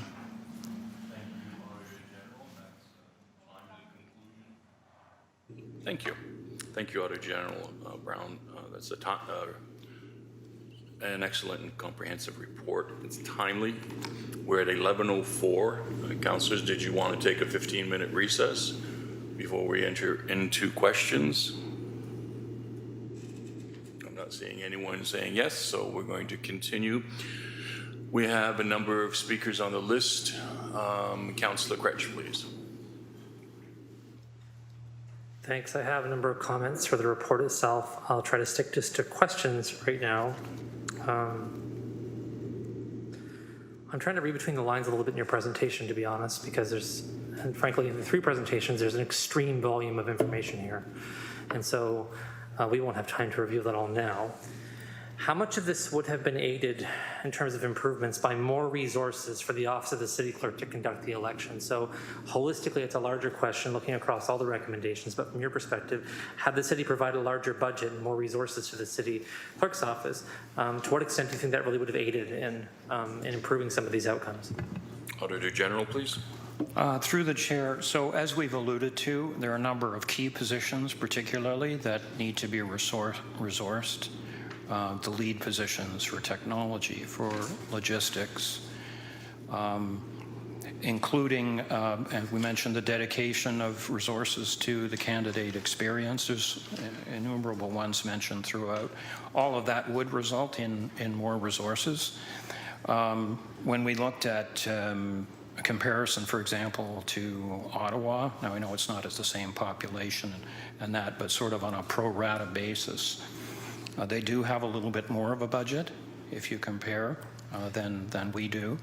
So I wouldn't be surprised if there needed to be more spending, particularly get those resources in place sooner rather than later, rather than hiring them. I think it's, 10 months in some cases before the election, and hiring them sooner to take, especially the logistical things and the procurement and all of it, getting the setups and the poll locations and all of that ironed out, because there's so much to do in a compressed time frame in the last 3 months. I found it was quite daunting for all of the team members to see how this actually unfolds in real time. Councillor. Thank you. That's a helpful answer. To what extent did you look specifically at when the manager for elections was hired and the impact that had on this process? I ask because it's my understanding, and I've followed this along pretty closely over the last 5 years, that there was some starts and stops there. We attempted to hire someone, we hired them, then they left. Then we attempted to hire somebody else, went through more than one recruitment process to find an elections manager, eventually found that person and got them going. But at the margin at which they were hired, but that's in terms of number of months between then and the election, was a lot smaller than I guess that was desired based on the previous hiring attempts. So did you look at that in any detail? So through the chair, I'm aware of what you're talking about, sort of on the periphery, but we didn't get into detail on that specific issue or look into the impacts of that particular issue. Councillor? If not through this audit, when would it be appropriate to do so? And how? Auditor General? I'm not sure what we've made our recommendations. You mean going forward? Is that I'm not sure what the question is. Going forward, yep. So as I've said, going forward, I would recommend that is a permanent position right now, right? So I'm assuming it's a non-issue at the moment. What we're talking about is resources in addition to that. Thanks, and through the chair, I guess I'll be a little more specific. I don't think it's a non-issue, because whether it was a permanent position or not, when that position becomes vacant, that creates a risk. So the timeline for which that person is hired in advance of the election, right, is a consideration I'm talking about. So if that person is hired into that position, if, for instance, there becomes another vacancy in that position, we have to rehire it, is my question to you. That's my concern, because that's what happened this time, in part. Right, so I certainly agree with you that it's a key position, crucial to management of the election. like some other positions I could name in the city. So I'm not sure what else you would do other than the position is filled now, and to have a good plan for replacement and training. Thanks. I think that's a crucial thing, so thanks for saying so. So, I guess my next question is about, I understand there's a balance here between the Municipal Elections Act, our ability to adhere to the minimum requirements in that act, and the expectations the public has about how voting works in terms of a democracy. There's a tension and there's a difference there. And sometimes when we're trying to meet a mandate to make our organization more democratic, that means exceeding the minimum requirements in the MEA. Could you speak a bit about that, and if you heard a lot of that or any of that during your audit, in terms of, on the one hand, maybe being compliant or maybe meeting the minimum requirements, but then needing to exceed those requirements to make things actually work and function in a democratic way? Auditor General. So through the chair, so yeah, I think that's reflected in the 7 principles, which is why I went over it. Those 7 principles, it appears to me, are well known and taken to heart by municipal clerks in the way that they go about their administration of the election. Strictly being compliant has to subscribe to those principles. They have to meet a standard espoused by those principles. Beyond that, though, and it's the way that we framed the audit, it wasn't just about being substantially compliant with the Act. We framed the audit as, okay, let's look at that first, but also let's look for efficiency and effectiveness opportunities, which is the second half of that first stream. And we have a number of examples of improvements that are being suggested to the clerk to improve, for example, the candidate experience or the voter experience, et cetera, et cetera. That's not going to have an impact, obviously, on an already substantially compliant process, but it will have presumably an impact on the experience that voters have and that candidates have, and that was the intent behind those types of recommendations. Councillor Kretsch. Thanks, and my last 2-part question through the chair is first to the folks from Metroline and then back to you. I want to make sure I first understand their findings. I understood from one of the slides that there were 600 telephone respondents to your survey, and if I understand what you said correctly in that evaluation, that those who said that they voted in the municipal election were at a higher percentage of those 600 than we saw in the actual election results. Is that what you were saying there? Correct. And so it wouldn't surprise you then to find those folks who did vote said they had 4 out of 5 of them received this had a voter card. So the overrepresentation obviously has a high impact on the data you received is my question.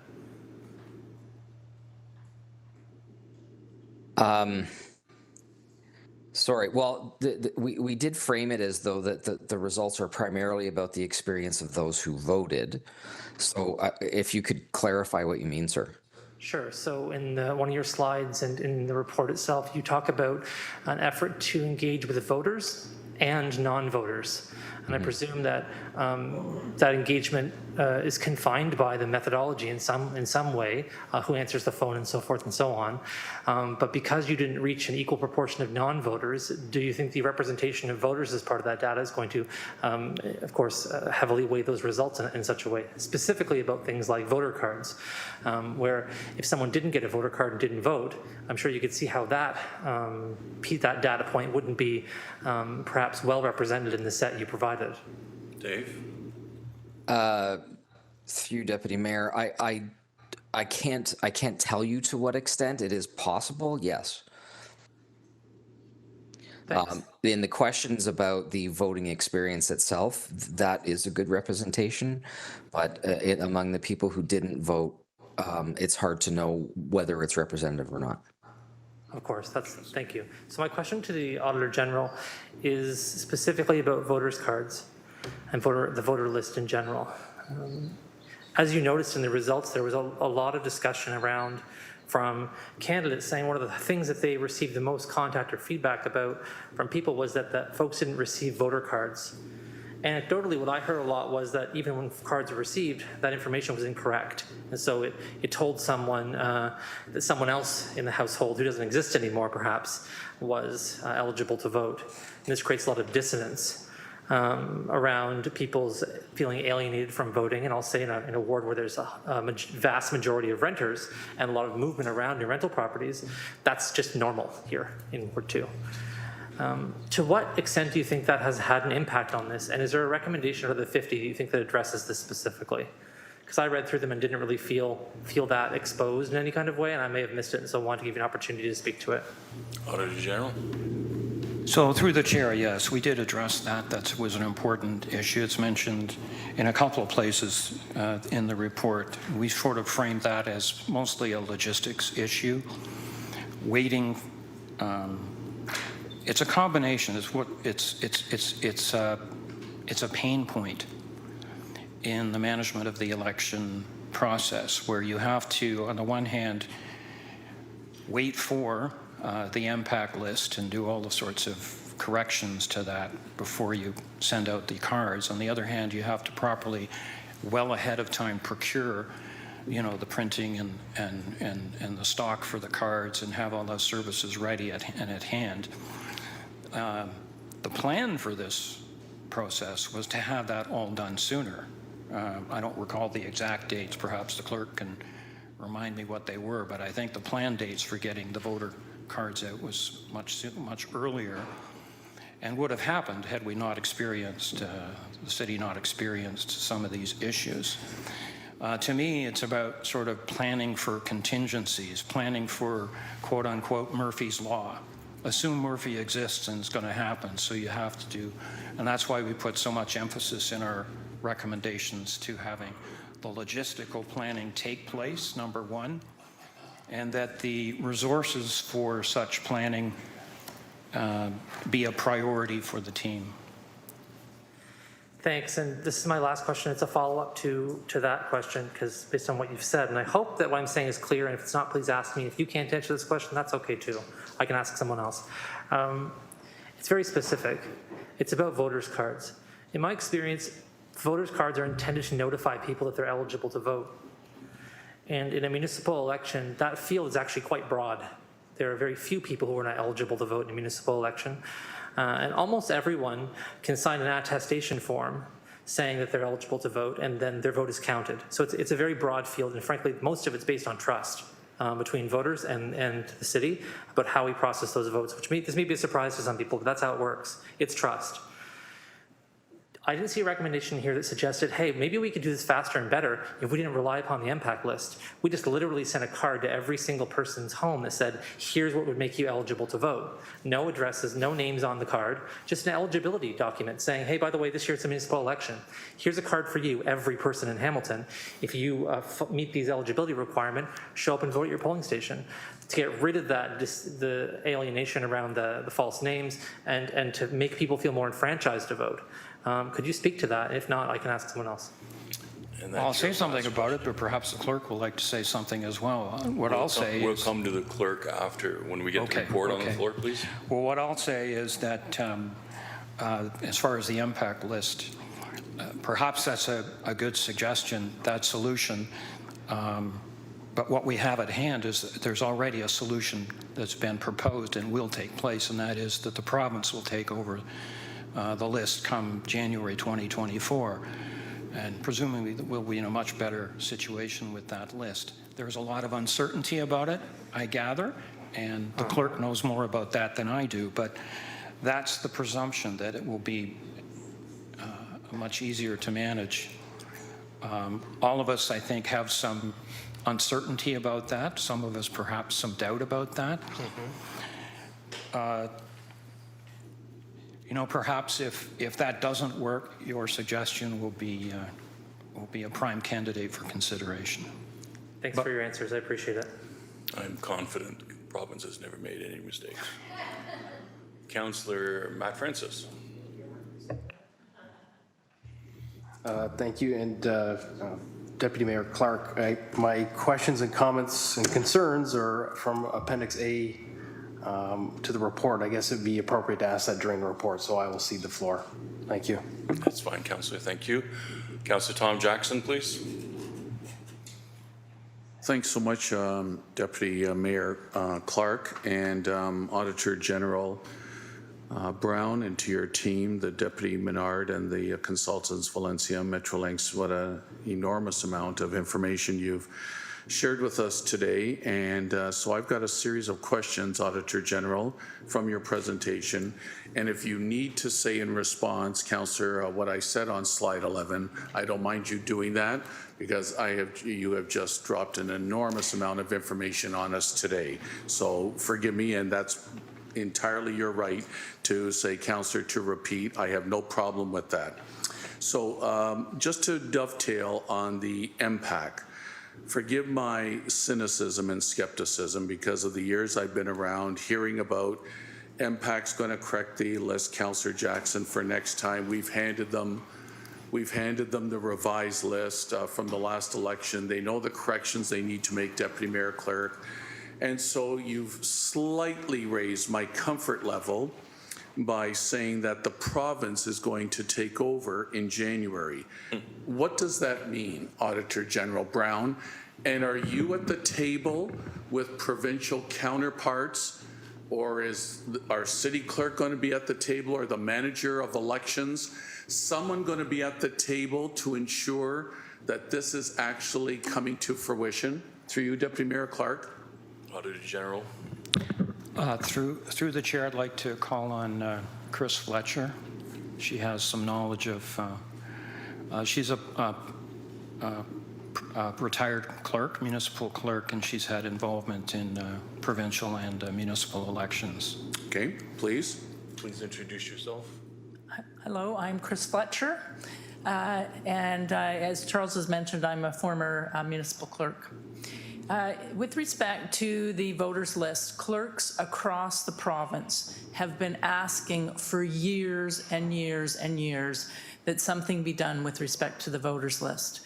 Approximately, and Andrea or Anya can correct me, I believe it's about 4 years ago, there was a decision supported by Elections Ontario that they will take over the development of the list, in which MPAC will provide data to Elections Ontario. And one of the reasons why MPAC must provide data is because that's the database that contains the school board support information. So one of the complicating factors has always been in the voters list is the school board support, which the province does not have to worry about with respect to their list. So there is movement afoot with Elections Ontario about that list, and there are to be consultations with municipalities setting up the voters list and how it's going to be utilized for the next municipal election. So thank you very much for the question. All right, Consultant Fletcher, please put a big asterisk beside what Consultant Fletcher has just said. Thank you. Fingers crossed on that matter, and I'll leave it between you and our management team to hopefully bring some favorable updates come the new year on the province taking over. Secondly, Deputy Mayor Clark, I don't know if it came up about the proxy. So Auditor General, if you did, I had a number of complaints from constituents who the online showed that the one appointing the proxy had to provide pictorial evidence of who they were, along with the one who was being appointed to be the proxy. Yet on the hard copy form, I forget the form number, on the hard copy form, Deputy Mayor Clark, the one appointing the proxy, no pictorial evidence was required.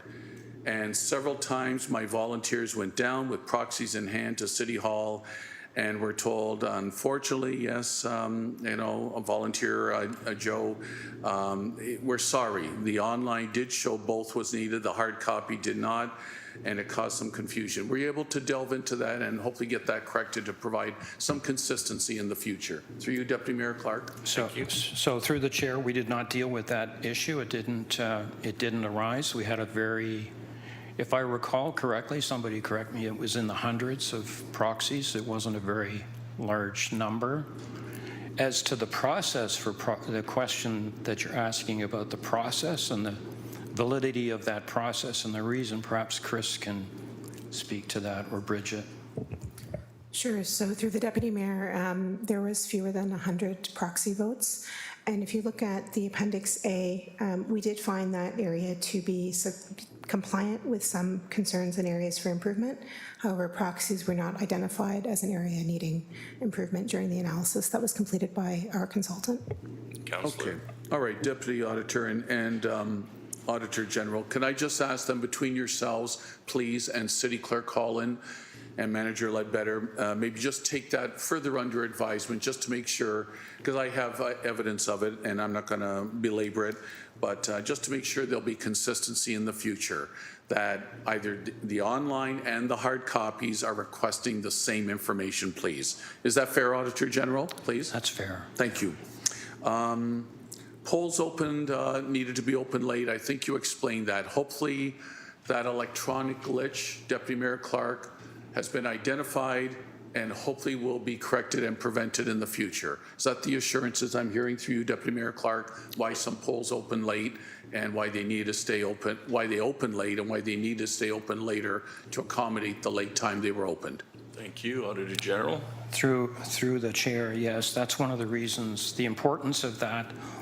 Well, it illustrates two things. It's having contingency plans that are in place and practiced either through simulation or tabletop exercises as to what do you do, because you do have the capability when there's a technical failure to switch to manual, but you need some things in place. You need good communication from the vendor on what's the expected time to resolution, because you had some in some pools thinking, well, we'll just wait for the problem to be fixed, not knowing what it was or having the information. It's a bit like being, on the Go Transit or something, where there's, you stop there and nobody tells you whether I should, or the subway, whether I should get off or whether it's going to be an hour and a half or whether it's going to be 5 minutes.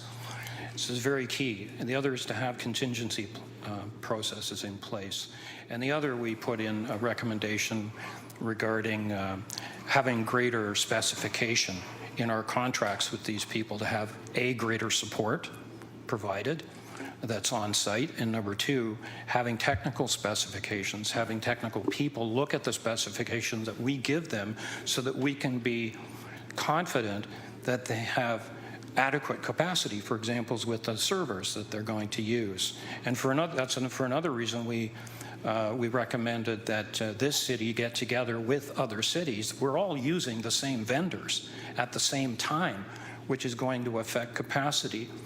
So we recommended that to look into having a sort of a cooperative contract. So contract with these same vendors so that we can all collectively insist on having the right technical specification and capacity specification, so that we can avoid that in the first place. 1 minute. Hope that answers your question. Yep, thanks, Deputy Mayor Clark. Auditor General, obviously you've got that loudly on your radar. Wonderful. Two last things. Internet. I'm curious, not to get you involved at all into the political decision that was made a couple of months ago to look at the exploration of it. I looked at your 3 pages of people. It looked like a small majority of people would like to have internet voting. Did you do any comparisons with existing internet voting with other municipalities in Ontario? Through you, Deputy Mayor Clark, please. You, Auditor General. Through the chair, we look very generally at at information as to what other cities were doing with respect to internet voting and some of the problems they experienced, for example. For example, I know there was a problem with internet voting in 2018, in the 2018 election that caused delays. I think it caused, perhaps Chris knows best can reflect on it, but as I recall, there was a delay of up to a day, I think, 24 hours because of an internet issue.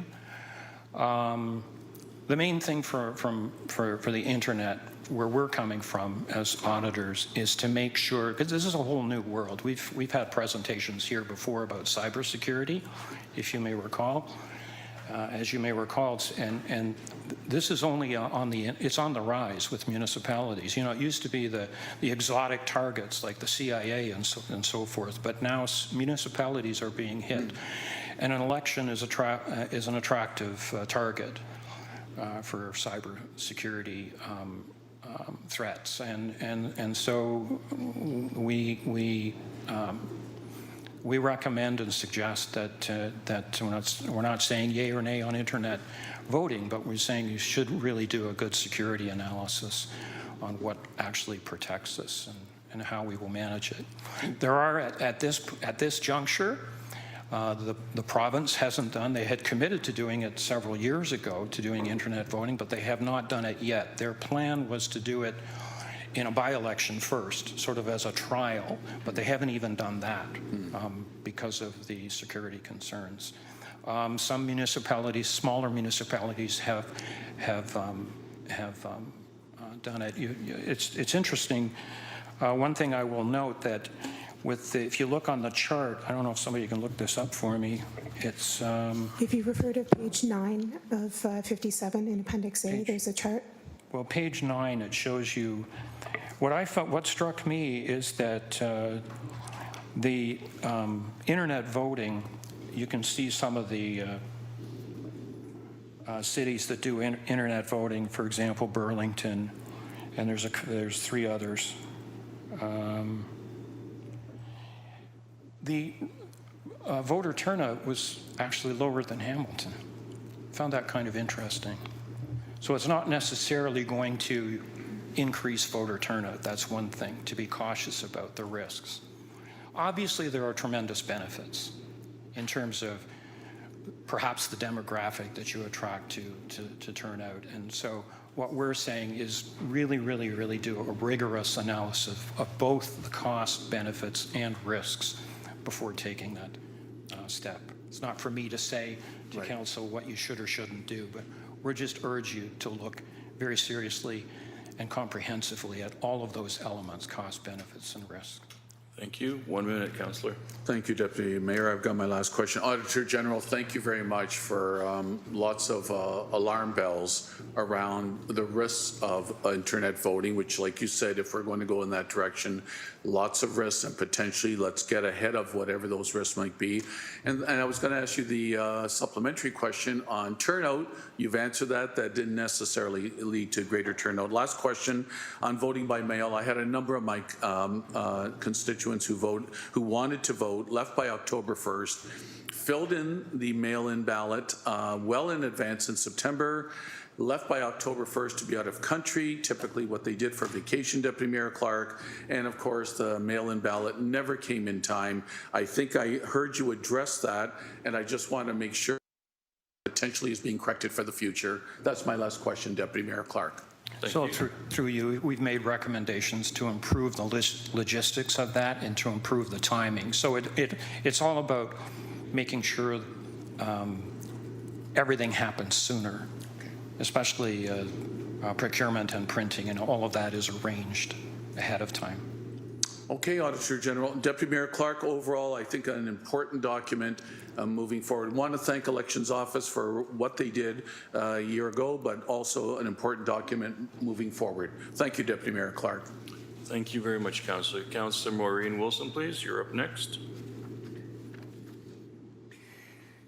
Thank you, Chair. First of all, thank you for this really detailed and exhaustive overview. It's very helpful, and it's going to take me a wee bit to go through it and understand it better.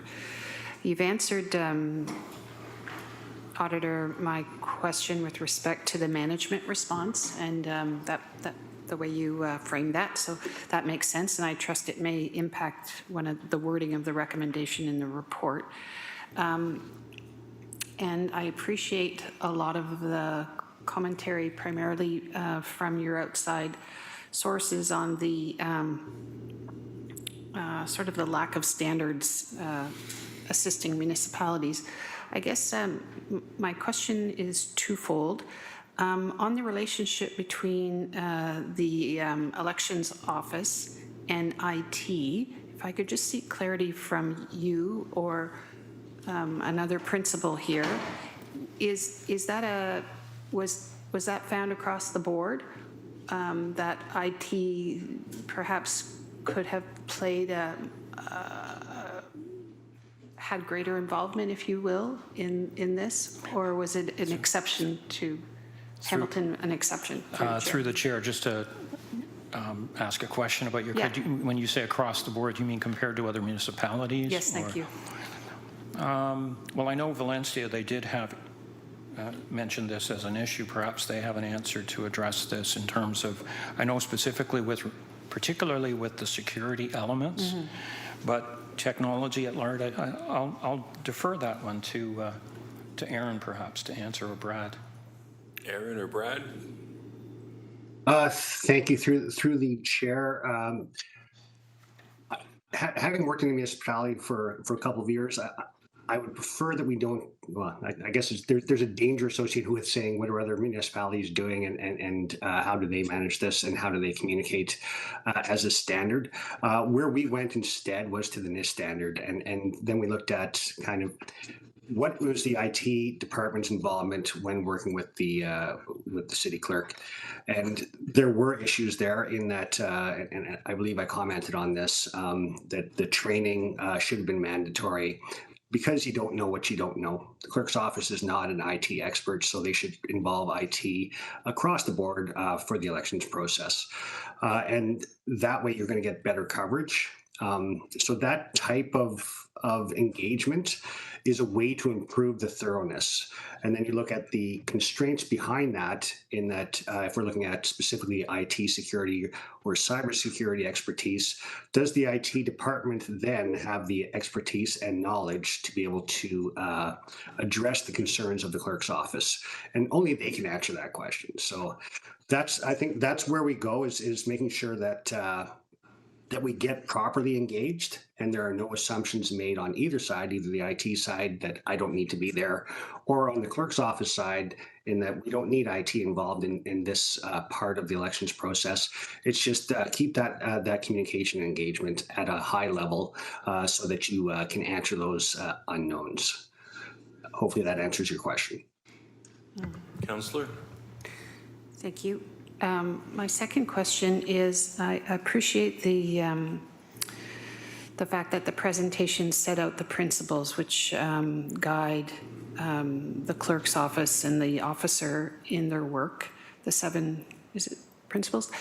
And if I could ask through the chair, is there any knowledge of any other municipalities you came across that identified clearly as a goal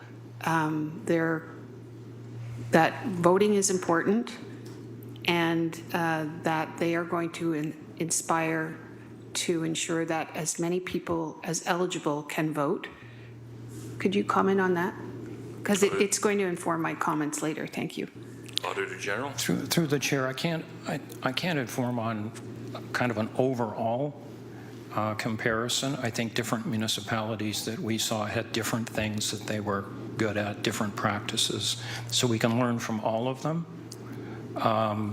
And in particular, and I wouldn't leave out Elections Ontario as well, because particularly when it comes to technology standards, the standards that they have and adopt and actually use and the testing that they do is more extensive than what is typically done in municipalities. And to me, that's a standard to look to for that aspect. So it depends on what you're talking about, would be my answer.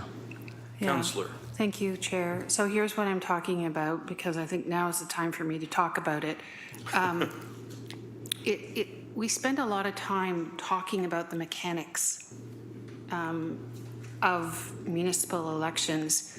And I find it always interesting that absent from this conversation is a clear statement of purpose from this council that we don't accept 36% as a good threshold. That's alarming. That should not become the norm. The fact that 20% from Kitchener-Waterloo is alarming. And that it's not just, it is very much upholding the integrity of the election, but it is, what is our commitment?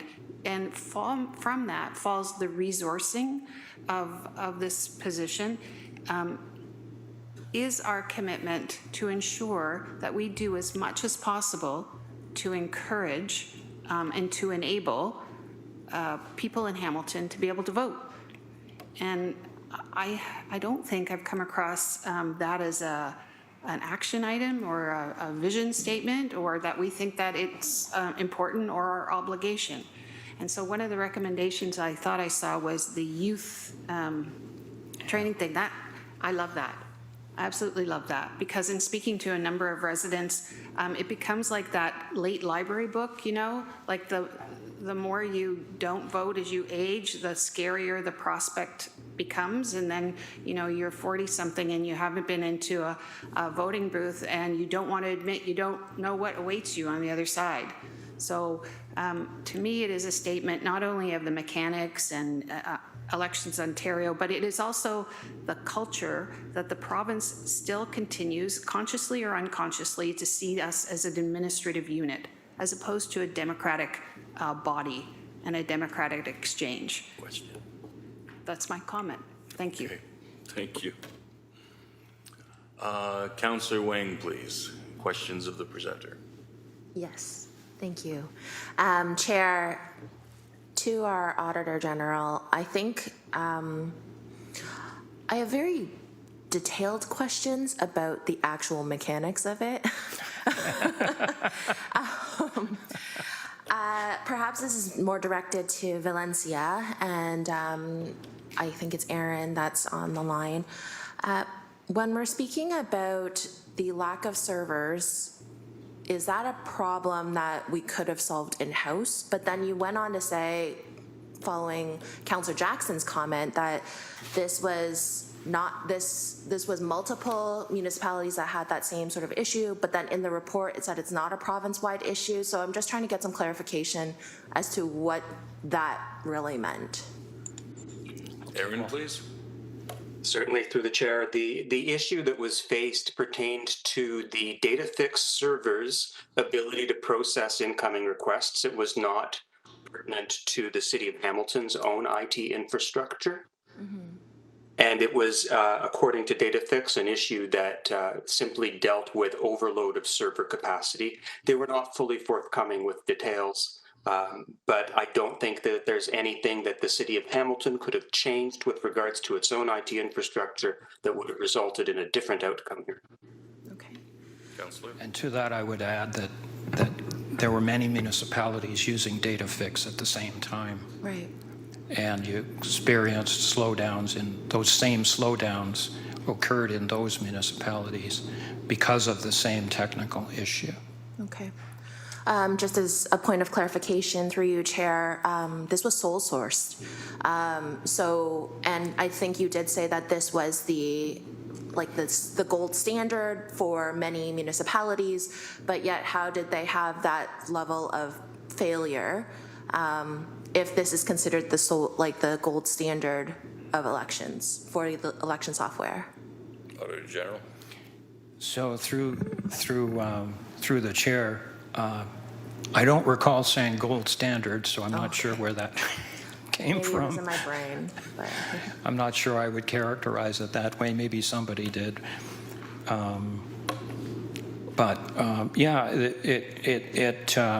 The reality is with this technology, both the technology for the tabulators, as well as the technology that is used for voter check-in and voter list management and so forth.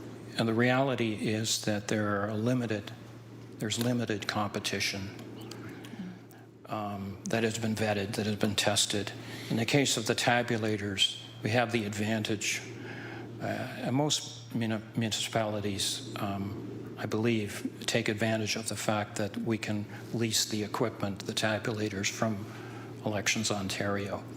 Now, the vendor is still Dominion. That's the vendor for those tabulators, and they provide the support for it, but they're leased from the province. And that's a significant advantage for two reasons: because you avoid a complicated procurement issue, number one, but the second is that they've already tested and in their election those machines, and they have not official standards, but they have their own standards, which are certainly better than what individual municipalities could come up with. So we're saying there should be a national, or if not a national, at least a provincial standard to be developed, and that's why there is an advisory committee advising on the technical aspects. We urge the city, as Aaron said, Brad said, to get involved in that. And the best we could come up with in the absence of a standard was the NIST standard, which Valencia referred to. Councillor Wang. Continuing on my line of questioning then, when it comes to cybersecurity and privacy, risk and compliance, we are still in the early stages of data protection. In your audit findings, did you find that there was challenges with where the data currently sits? So I'm mindful that Dominion is actually a US-based company. They do service a lot of US elections. DataFix is Canadian. However, this comes back to the whole server question. Is that something that we should be bringing a little more in-house, or thinking through what the next election cycle looks like and how we protect voters' information in a little more of a structured way?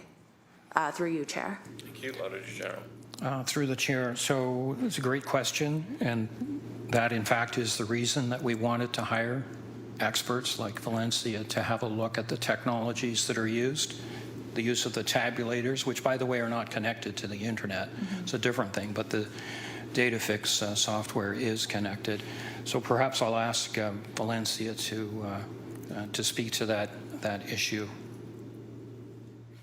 Through the chair, when we consider data protection, privacy, and security requirements for voting systems, online and physical voting systems, we look for a high degree of due diligence, and both within this audit and by nature of these firms' own operations, some of that due diligence is immediately apparent, and it focuses on data protection and cybersecurity.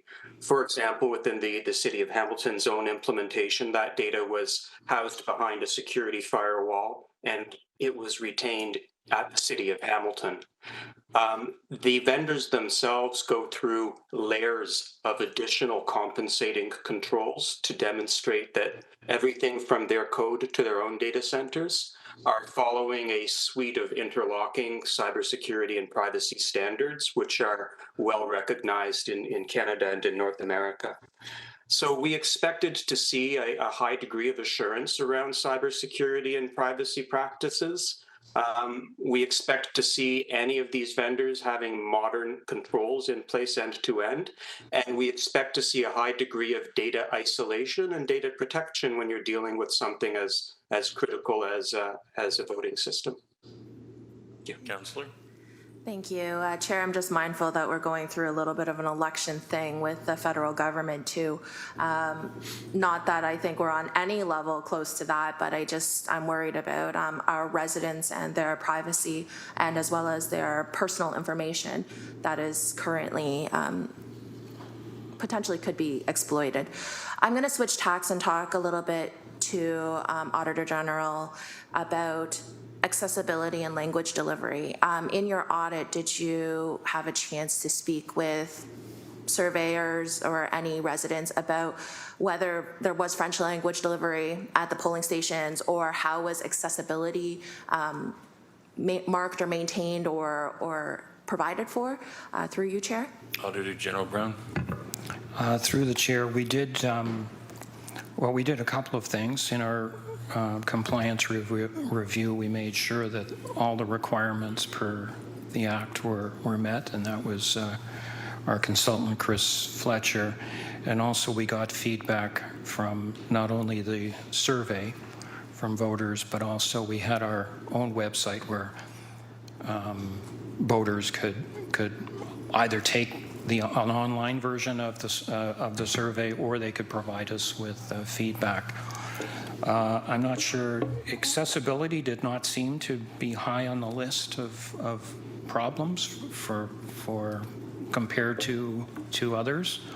I don't recall that there were any significant issues with accessibility in our locations. Councillor. Thinking back to Councillor Maureen Wilson's comments about bringing forth new electors and voters, and I think that we as a council also need to put first and foremost language delivery as well as accessibility so that we can encourage more voters to vote. Thank you. Those are all my questions. Thank you. Councillor John Paul Danko, please. Thank you, Chair Clark. Just a couple of questions on voter turnout and voter experience. Those are two sections of this report that really stood out for me. First, on voter turnout, as Councillor Wilson pointed out, I think we'd all like to see higher voter turnout for sure. But seeing the city of Hamilton statistically at 35.4% being the second highest among our comparators, basically right at the province average, with only Ottawa being higher. So I think, you know, inside our Hamilton bubble, there's this idea that perhaps the city isn't doing enough or we're not facilitating voting, but actually statistically, we're doing quite well. But I'm wondering, through you, Chair, is there anything specific about Ottawa that bumped that voter turnout that much higher? Was it just the issues, or was it something that the city of Ottawa did, or is there anything additional that we could do to increase that voter turnout percentage? Thank you. Auditor General, please. Through the chair. Well, I know that they're one example of where they do the in-home visit, vote in home, and they do the youth program for voting. In terms of the general question, I can't say this, we get this from statistics or anything like that, but anecdotally, it has been suggested that voter turnout is a factor of the local politics and what issues of the day are in that particular municipality is driven very much by controversy. And so it's very, very difficult to compare across municipalities because there may be controversy in that particular election year. There may be a controversy that doesn't exist in Hamilton or some other municipality. So that's the stumbling block in the research. I don't know if Chris would have any perspective on that issue. Chris? You know, how to compare voter turnout in. So again, I mean, I think this has always been a concern of municipalities. Municipalities have been historically lower across the board than a provincial election or a federal election. Usually federal elections are have the best voter turnout, then the provincial election, and then municipalities fall below that line.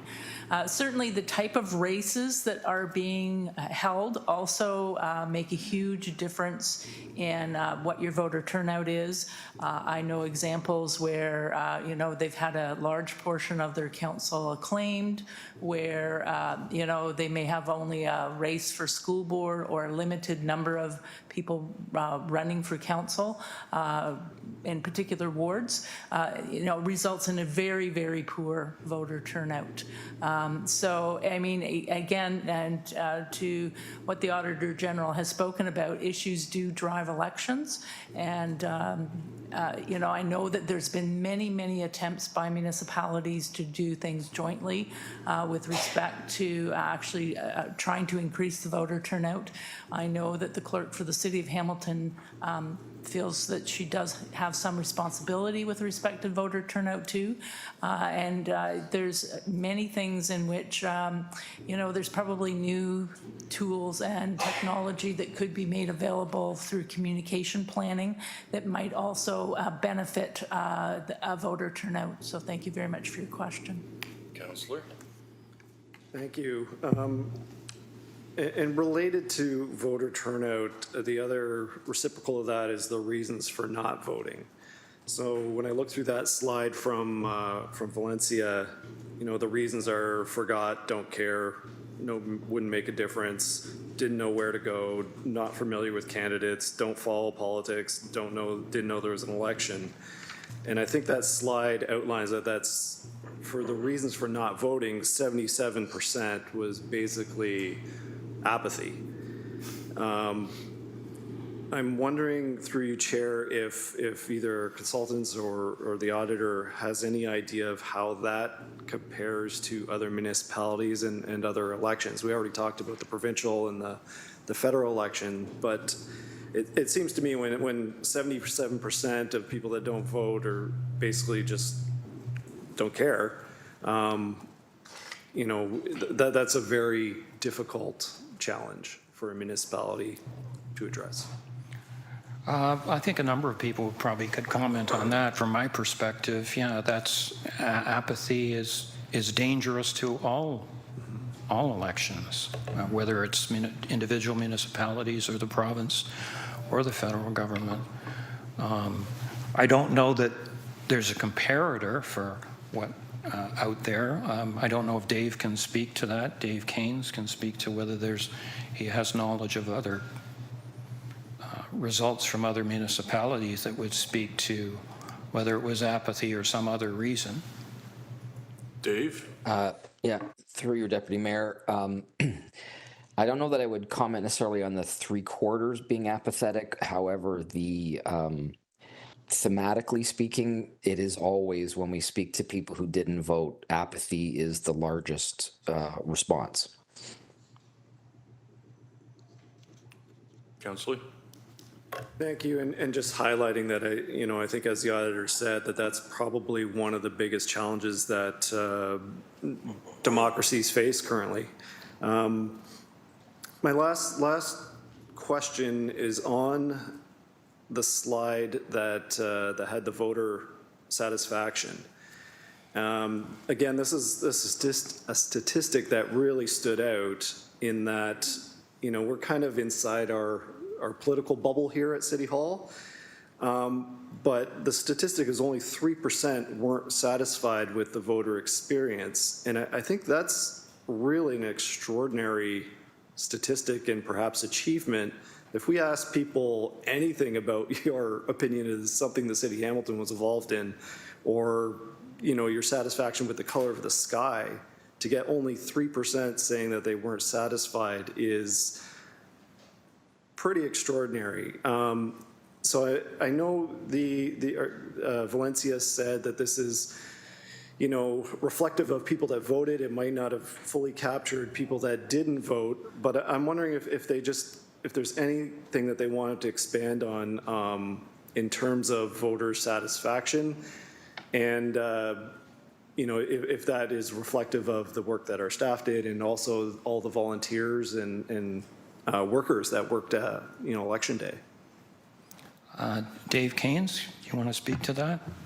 Yes, through you, Deputy Mayor. I think the question specifically was relating to their experience when they went to vote.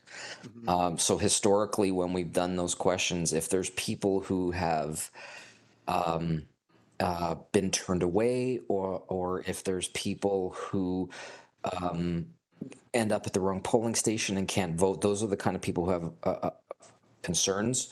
So what I think this says here is that the people who went to vote in person, either or by mail, but there was a small percentage, but that the experience itself, there was no big lineups. It didn't take them a long time. There was, that kind of stuff is, so that is a bit of a, I think, a bit of a testament to the organization of the team that was managing it, because there were no long lineups, there were no long delays. Not to say there weren't exceptions, of course, at certain polling stations, but overall, things ran smoothly. Councillor, you have 1 minute. Excellent. No, those are all my questions. Thank you. Thank you very much. Councillor Narinder Nan, please. I almost forgot. Thank you, Deputy Mayor. Just a quick question regarding the mail-in ballots. Was, aside from the scope of the recommendations that are there, was there any review of the ballot issuing process? Auditor General. Through the chair, Yes. Chris, could you speak to that, please?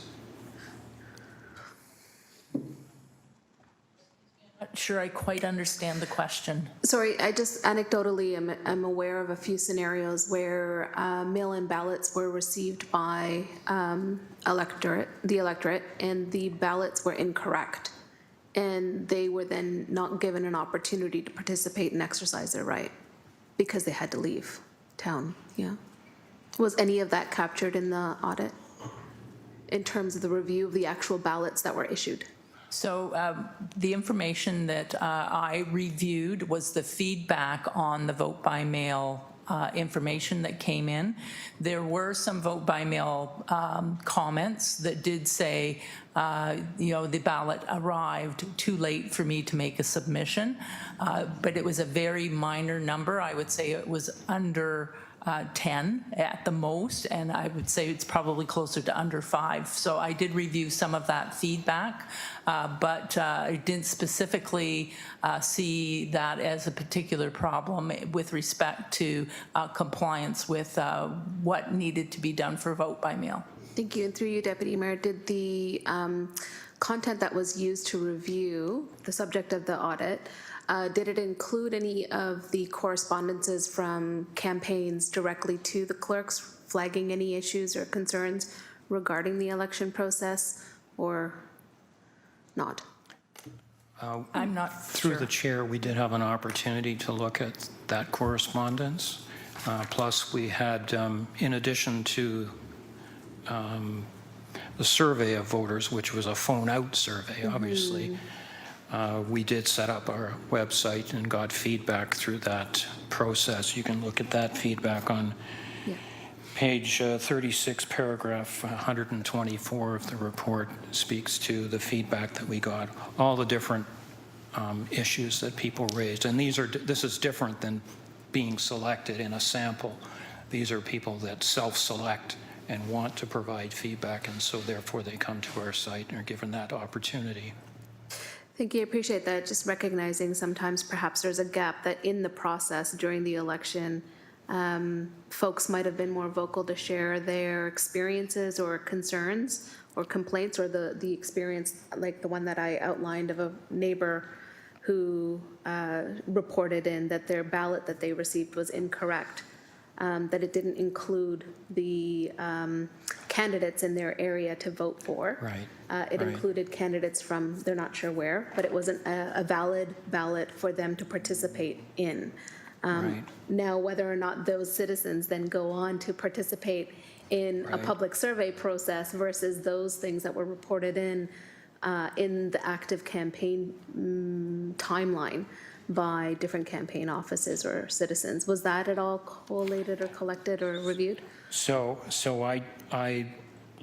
we looked for that, but I don't have any statistics that suggest that was certainly not as much an issue as the timeliness of the vote by mail Great, thank you. issue.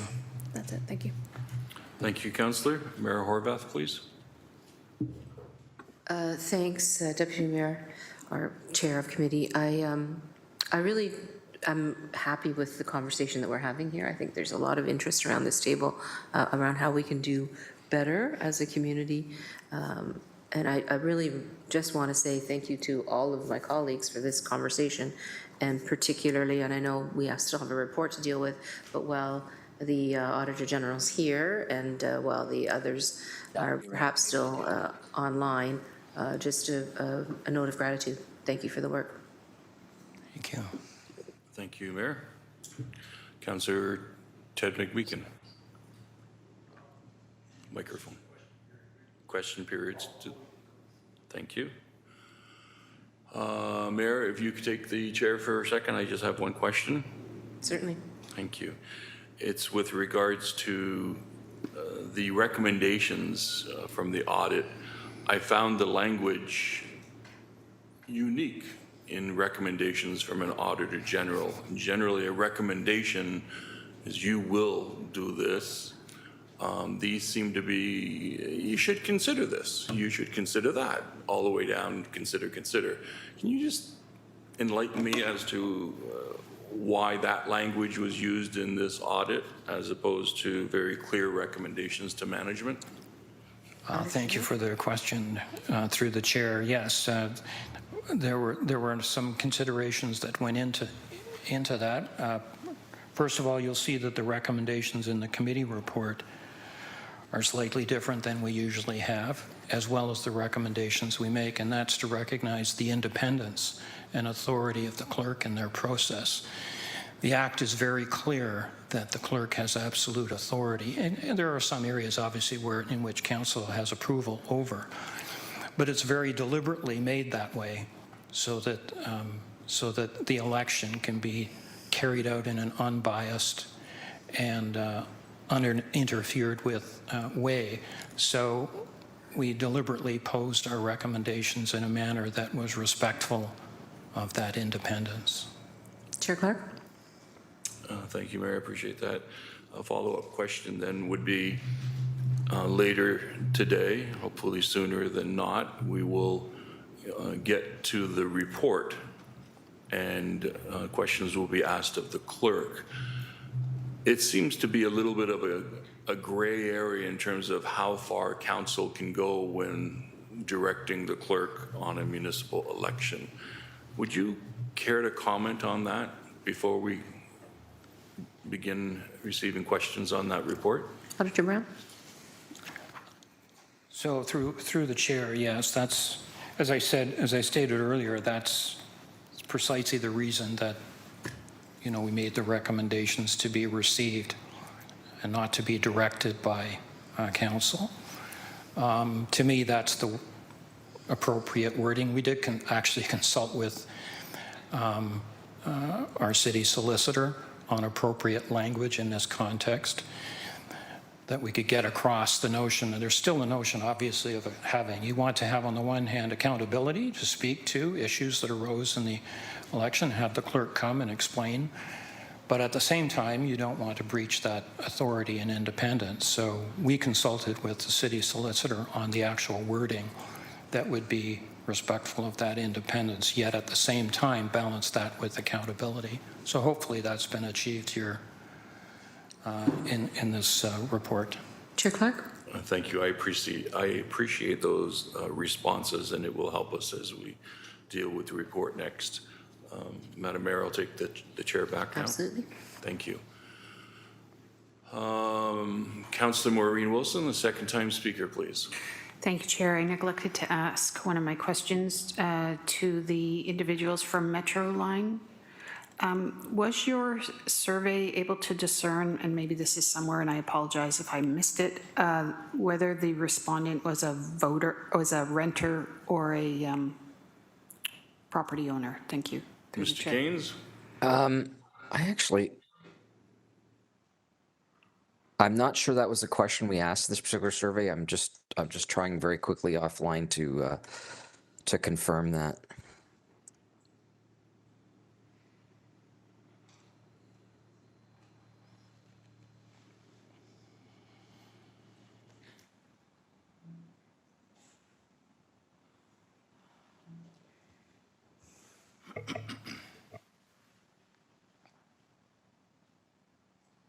Do you have another question? Sorry, no, I have confirmation. We did not ask that question in this particular survey. A lot of times we do, so I wanted to make sure before I answered. Thank you, Dave. Councillor? Thank you. I appreciate that diligence. If I could just better understand through the chair, 19% referenced health or mobility for a reason for not voting. Could I just explore, in your opinion, what mobility meant, meaning mobility and accessing where they voted, or mobility, like, could you just elaborate on that for me, please? Mr. Keynes? Yes, through you, Mr. Deputy Mayor. I did not look specifically at for this particular one, but in general, what that means are folks who could be institutionalized or in seniors' homes and are just not able in general to get around, rather than specifically mentioning accessibility at the polling station. Thank you, Chair. Thank you very much. Are there any further questions? Seeing none, thank you very much, Auditor General, and to all of the consultants who helped us in this report. We sincerely appreciate your vigor. I need a motion to receive the presentation. Moved by Councillor Spatafor, seconded by Councillor Nan. Any questions on? Seeing nothing? Okay, we're going to have the vote now. Nope, we're coming to that next.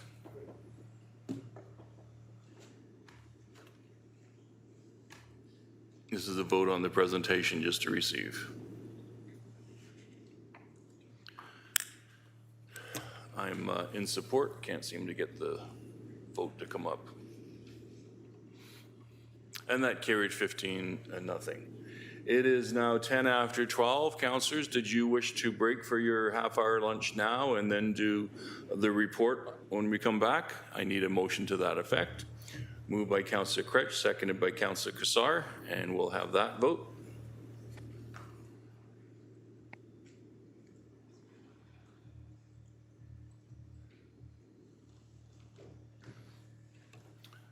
And I'm in support, Madam Clerk.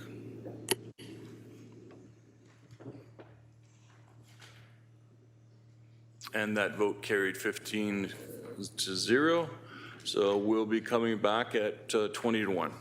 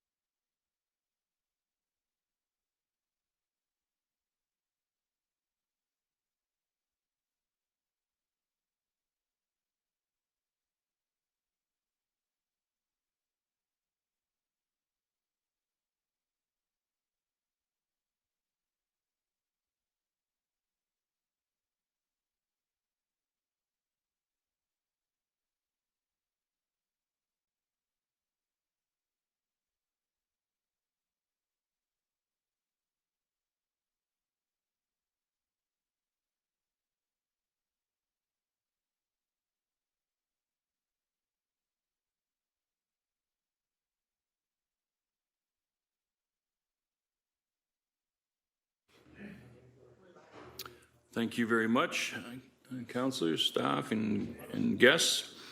We are back in session. We're dealing with item 8.1, which is the Elections Administration Audit. We're now moving on to the report. May I have a mover and a seconder to put the report on the floor?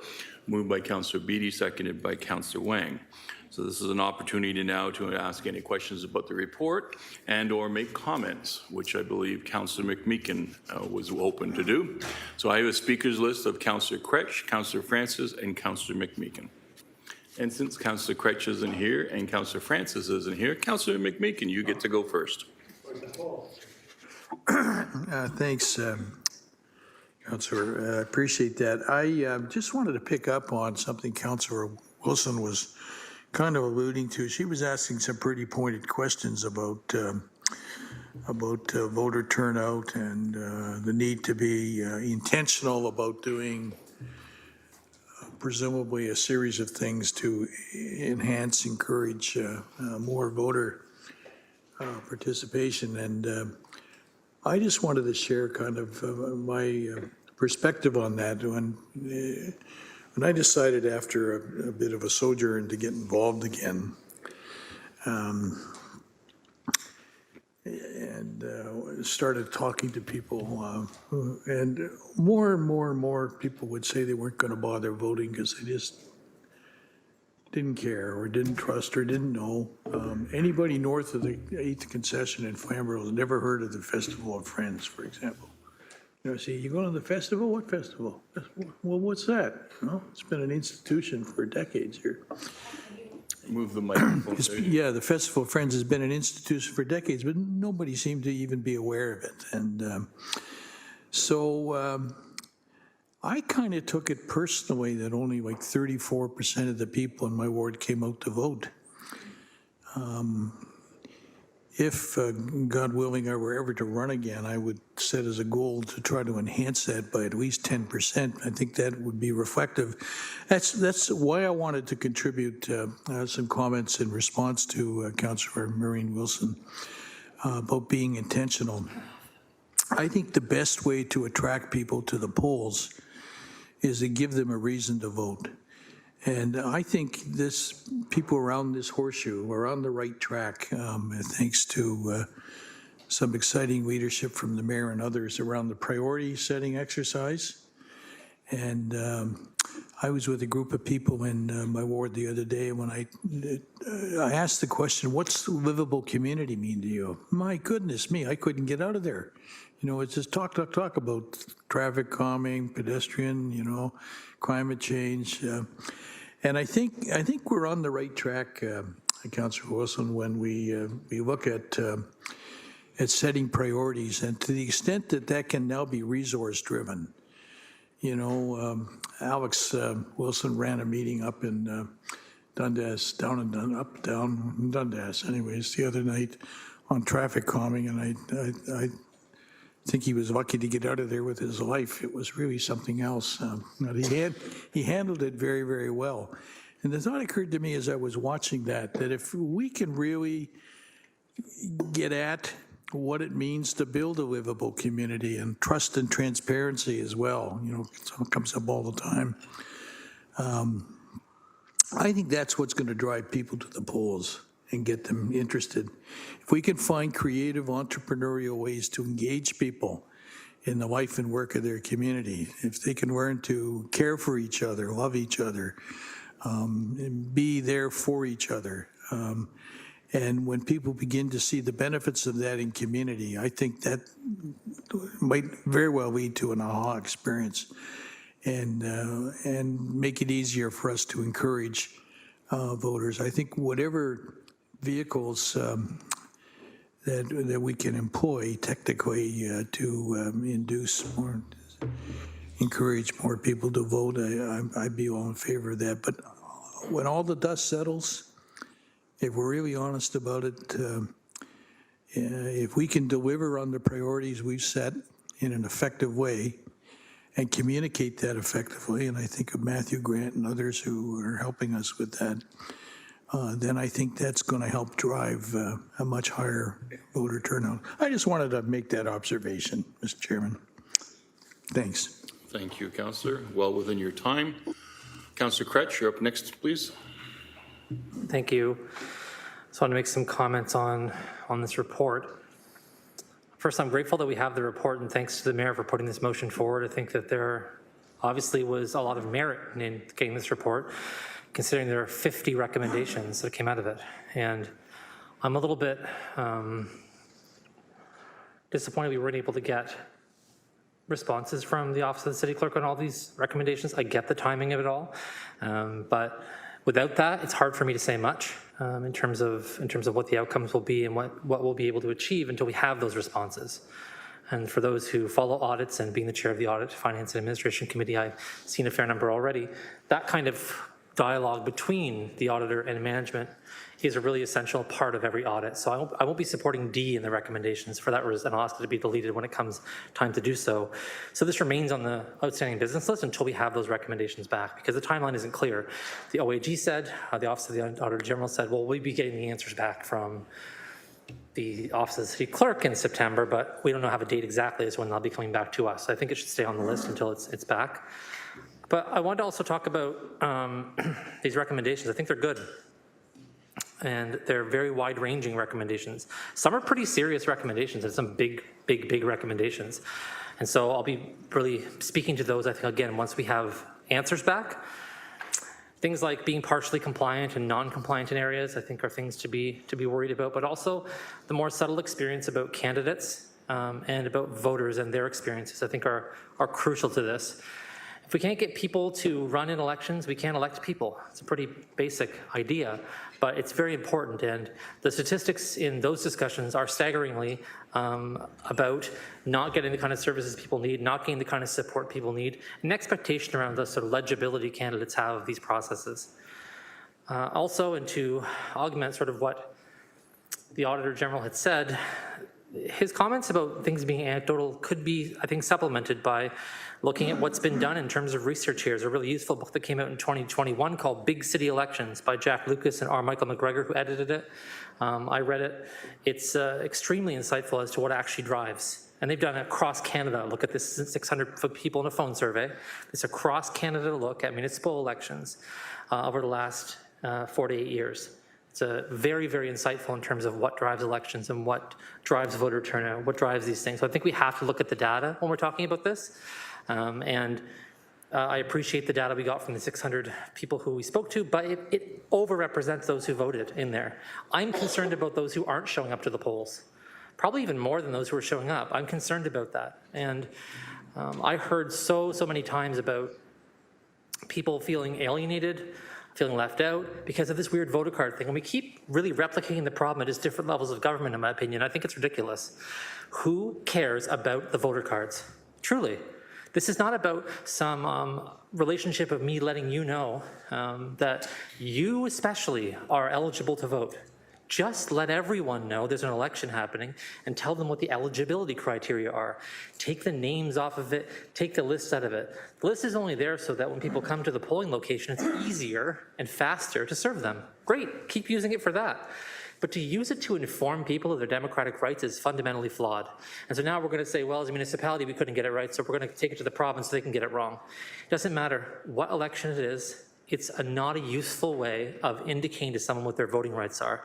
And since the kind of rights that entitle you to vote municipally are so broad, it's a real short thing. You send that in the mail and say, if you're not a permanent resident, you can't vote. Otherwise, see you on election day. That's it. So why don't we just get on with that already as a standard practice in the city? If we can mail this out to everybody about a sprawl vote to stop urban sprawl, we sure can do it for a municipal election every 4 years. Instead of spending all of our time tinkering and fooling around with a list that's never going to be right and that disenfranchises huge populations, especially in Ward 2, which is why I probably feel strongly about this, because there are so many renters here who never get an election voting card and feel that's the missing piece they need. So we just sent them a notice saying, hey, you're eligible to vote. More than would show up, I think. So I'm going to continue to propose that as an idea. I'll wait till we get the responses back from the city clerk. I don't think things went well in this election. And I really look forward to hopefully seeing them ironed out before the next one. Thank you. Thank you, Councillor. The next speaker is Councillor Francis. Thank you, Chair, and I echo Councillor Crutch's comments. I don't think things went well, and as outlined, vote by mail was expensive with very little participation. There was a serious mail-in ballot data breach, which voters identified were leaked to the public. There was a malfunction on voters lists on elections night, and of course, election tabulator problems delaying results, delays in mail-in the voter cards, and this needs to be addressed going forward. But what stands out to me beyond everything is if you turn to page 40 of Appendix A, and I can read out these points, the risks of online voting. Implementations in other jurisdictions have yet to conclusively demonstrate a significant impact on voter participation. Currently, there are no national provincial standards for online voting systems. Election security concerns and the opportunities for organized cybersecurity attacks against online voting systems that could breach, disrupt, manipulate, or compromise voting integrity. If a major incident happens in an election, the general public may not accept the legitimacy of the election and elected members. And on top of that, only 44% of those surveyed believe election or internet voting is safe and secure. I'm not going to read the rest of the points here. They're all there for everybody to see.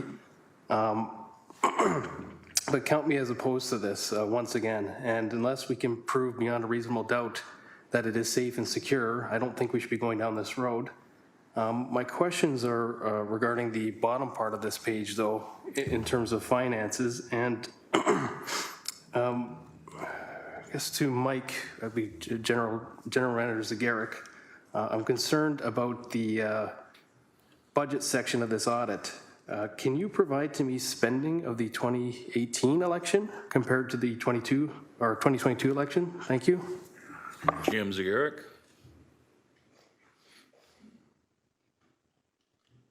Through the chair, and I'll turn to our manager of elections, Anya, if I get these figures right. I believe our 2018 municipal election was short of $1.9 million in actual expenditures.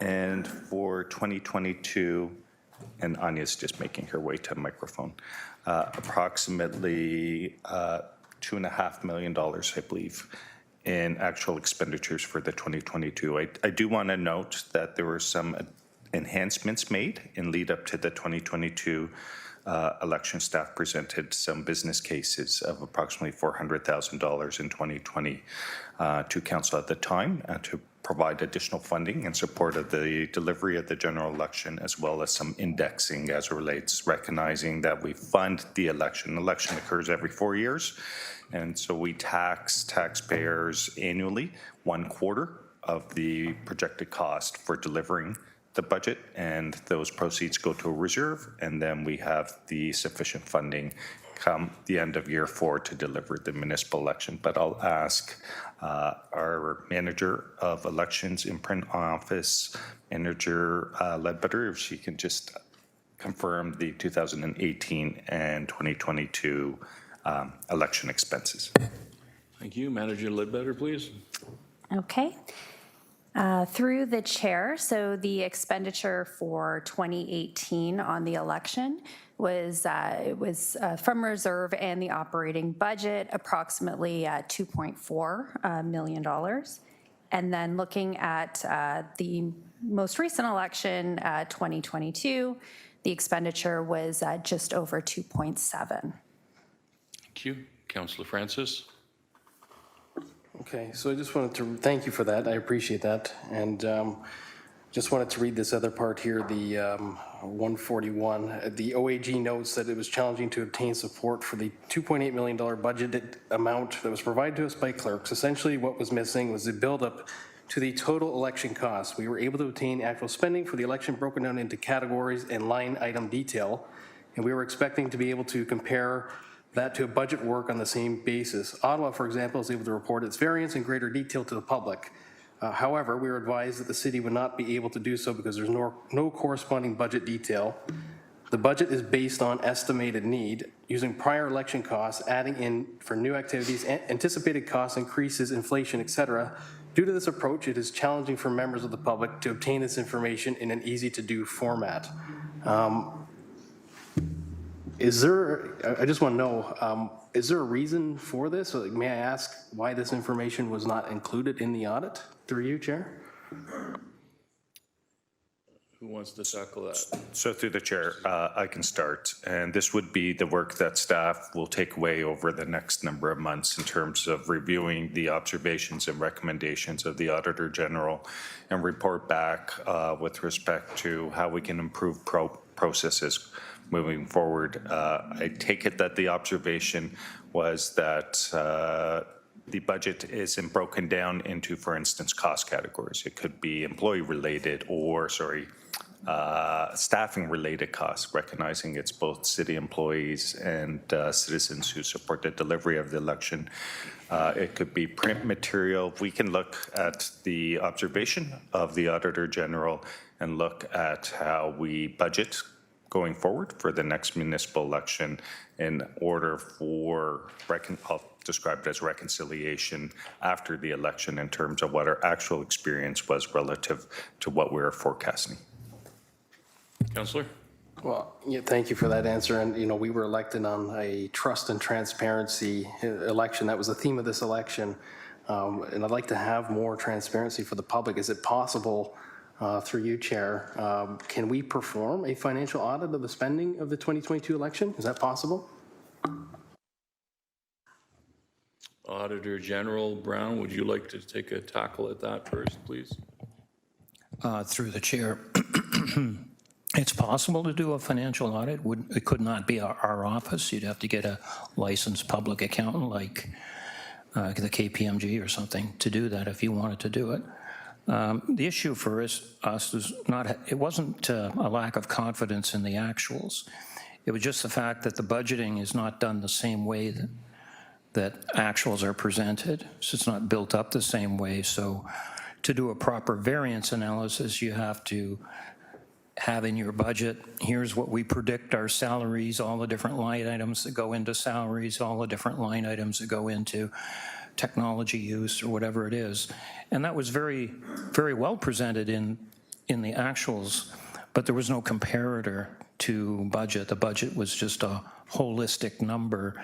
So we're saying next time that they should consider doing a breakdown of the budget before they incur the actuals so that it will then be transparent, what overages and underages there were in the actuals to that budget. Councillor? Thank you. I appreciate that answer, and it would be good for the 2026 election to be more transparent in that regard. But is it possible to have this laid out where this can be easily accessed by members of council, members of the public, so people can see that? Are we able to create this somehow if it's not through a financial audit? Through you, Chair? Staff are conferring. Through the chair, I can confirm that we will be providing that breakdown and we'll be providing it through the subsequent city clerk report with respect to the election. Councillor? Thank you. I'm good for now. Thank you. Thank you very much.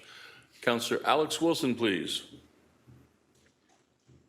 Thank you, Chair. I just wanted to say I really appreciate the work of staff in getting here, and I believe the motion originally came from the mayor. And kind of having this conversation, how do we process through collectively this change election that we had, people's experiences in it moving forward? And I really appreciate having these recommendations here, forthcoming city clerk's responses to them. But we've had a lot of conversation as well about the additional responsibilities in talking about this report when it comes to things like voter turnout, accessibility of our elections, things like that. And I just really want to underscore the point that I think I heard Councillor Kretsch beginning to make, which was there's more to this than just how we administer elections. There's how we are actually engaging with people throughout. I've worked on a number of elections before this most recent one myself, and we were able to, in a past municipal election, double the voter turnout in a specific poll with an award that was more student heavy because of the focus on how you engage with people. And there are common best practices to this work. Things like plans to vote, things like in-person contact are all part of that. And so through you, Chair, my question to potentially the city clerk's team, I think, would be when we're getting ready and we're having conversations about the 2026 election, and particularly what gearing up for the 2026 election looks like from the perspective of who are going to be our get out the vote ambassadors, all of that work that goes into promoting an election. Just wondering if we know when that will come to this committee or another committee of council, so we can have that conversation as well, because I think that's been the other side of this coin. Thank you. Clerk Holland, please. Through the chair to Councillor Wilson. So this past election was the first time we came to council, to my knowledge, and we asked for $125,000 for communication and engagement. So where we spent that money was we had political science students, most of them from McMaster, who went around. We had 5 students, and they did what we called in-community engagement. So they attended over 90 festivals and events and facilities throughout the summer to try and get that vote out and to build more awareness. We also had the library do a lot of focus for elections as well. They had a youth voting program at the library where youth could vote on a mascot. They had mascots as the candidates. So they had like the tie cap person and the different mascots throughout the city that people could vote on to try and get that youth involvement. We had voting locations at 3 of the post-secondary unit institutions. So that was Mohawk, McMaster, and Redeemer. So, and we did do additional focus on the advertising.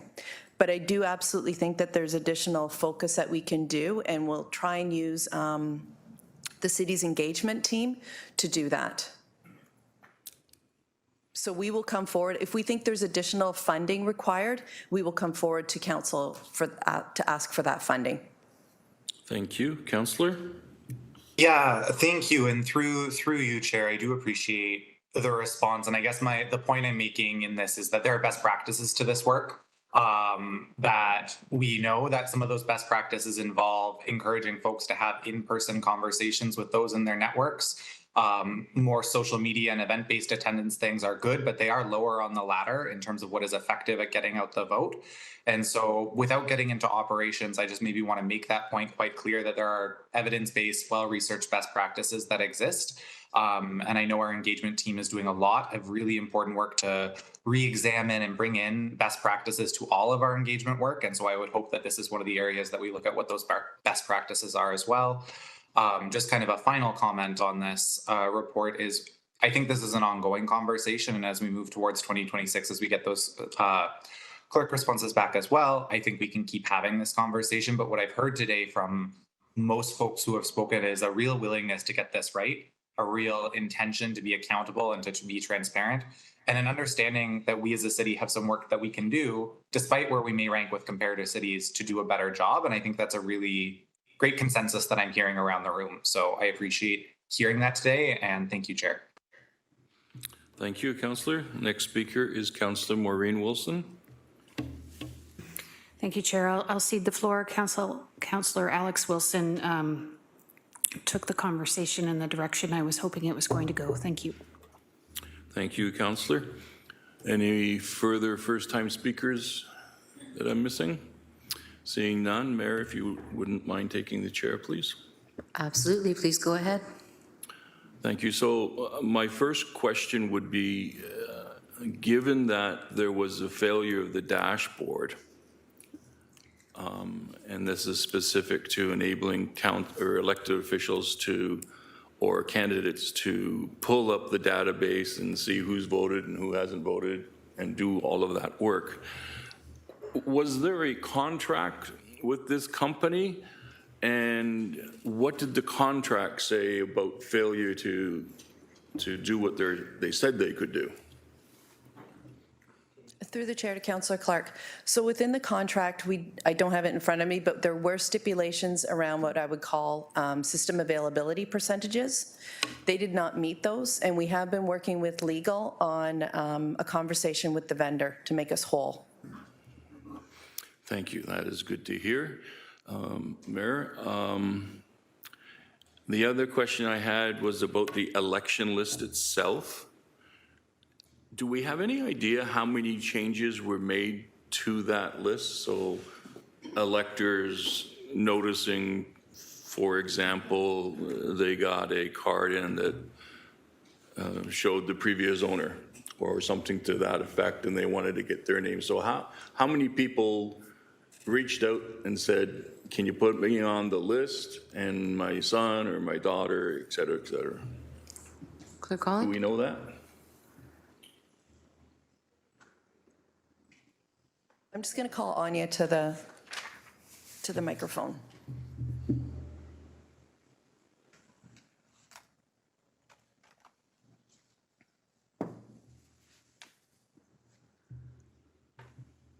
Thanks, please go ahead. Great, thanks through the chair. So in terms of the number of changes that were made to the voters list, it is on page 27 of Appendix A. So there were 109,000 updates made during the election period. So it would have been from September 1st all the way to October, or it would have been November 24th. Do we know, or is there a way of verifying that the people who decided to make a change to the election list for their household, whether or not that was prompted by our engagement, the students that went out to go to all these different community events? Through the chair, there were certainly spikes in the number of updates that were made.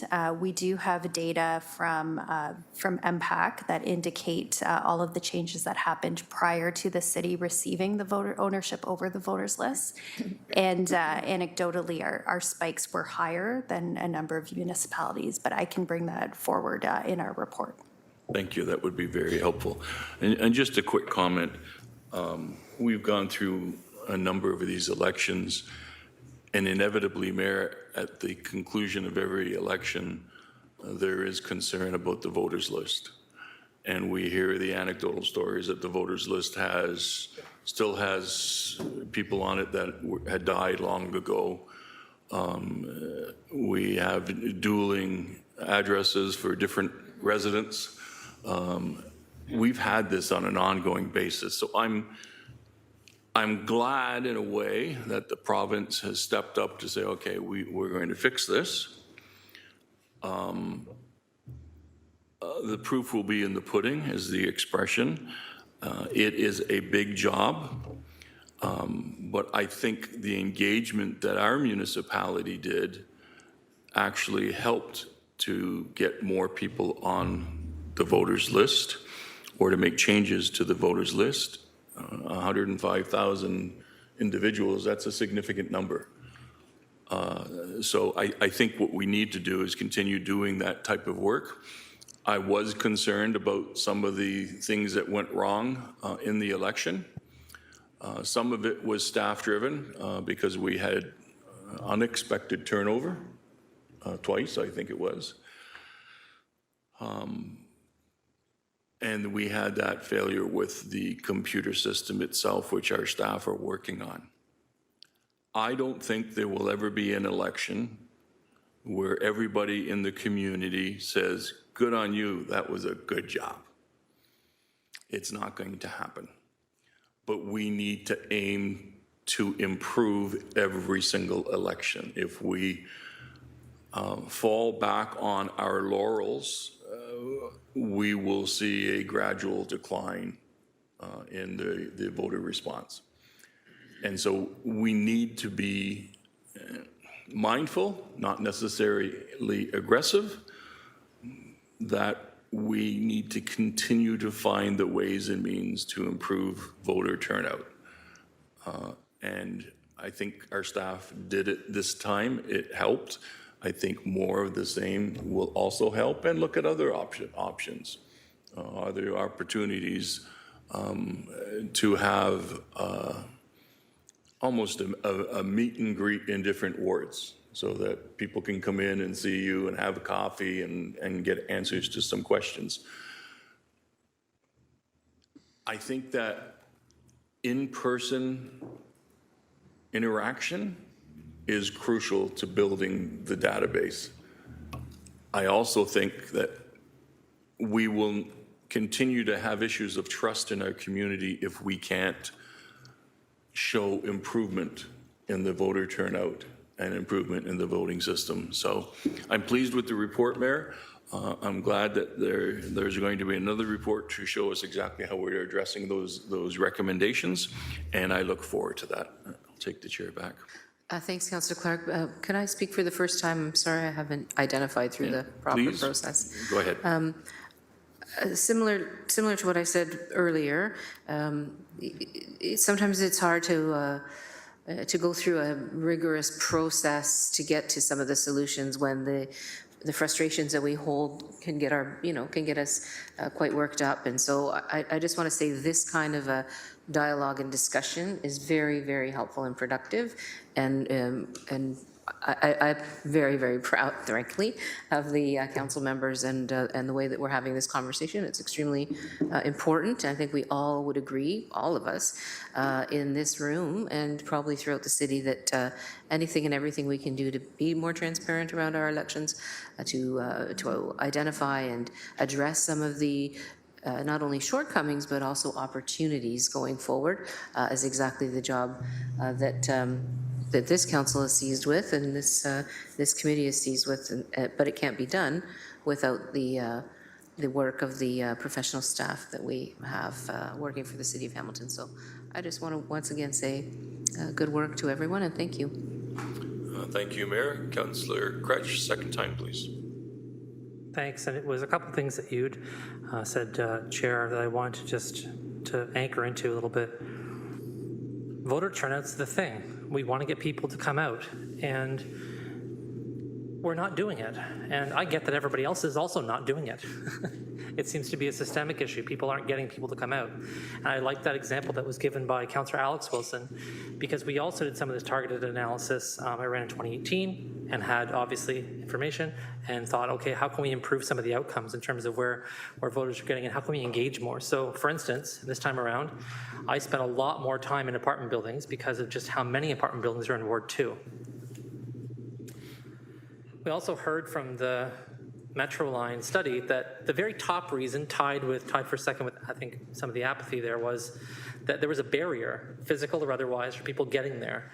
But the barriers were physical. So the point is that 20% of the people that responded said that there was a barrier of some kind. The only way to remove those barriers is to understand what they are, why they exist, how they're in place, and when we do try to innovate in these spaces, what the outcome was. I wanted to share anecdotally briefly with you all an experience I had that I think really needs to be shone some light on. When the system failed, all of us, on election day, for us to be able to have a sense of who voted and to have faith in the information that we were even receiving about who voted, what that meant for every campaign was two things right away. One was, you didn't know anymore in terms of strike-offs what was going on, who was showing up at polls for the public listening in. You didn't know if a person had voted or not. And so the traditional activity of trying to pull the vote became, frankly, a frenzy and a nightmare. That had a huge impact on lots of campaigns.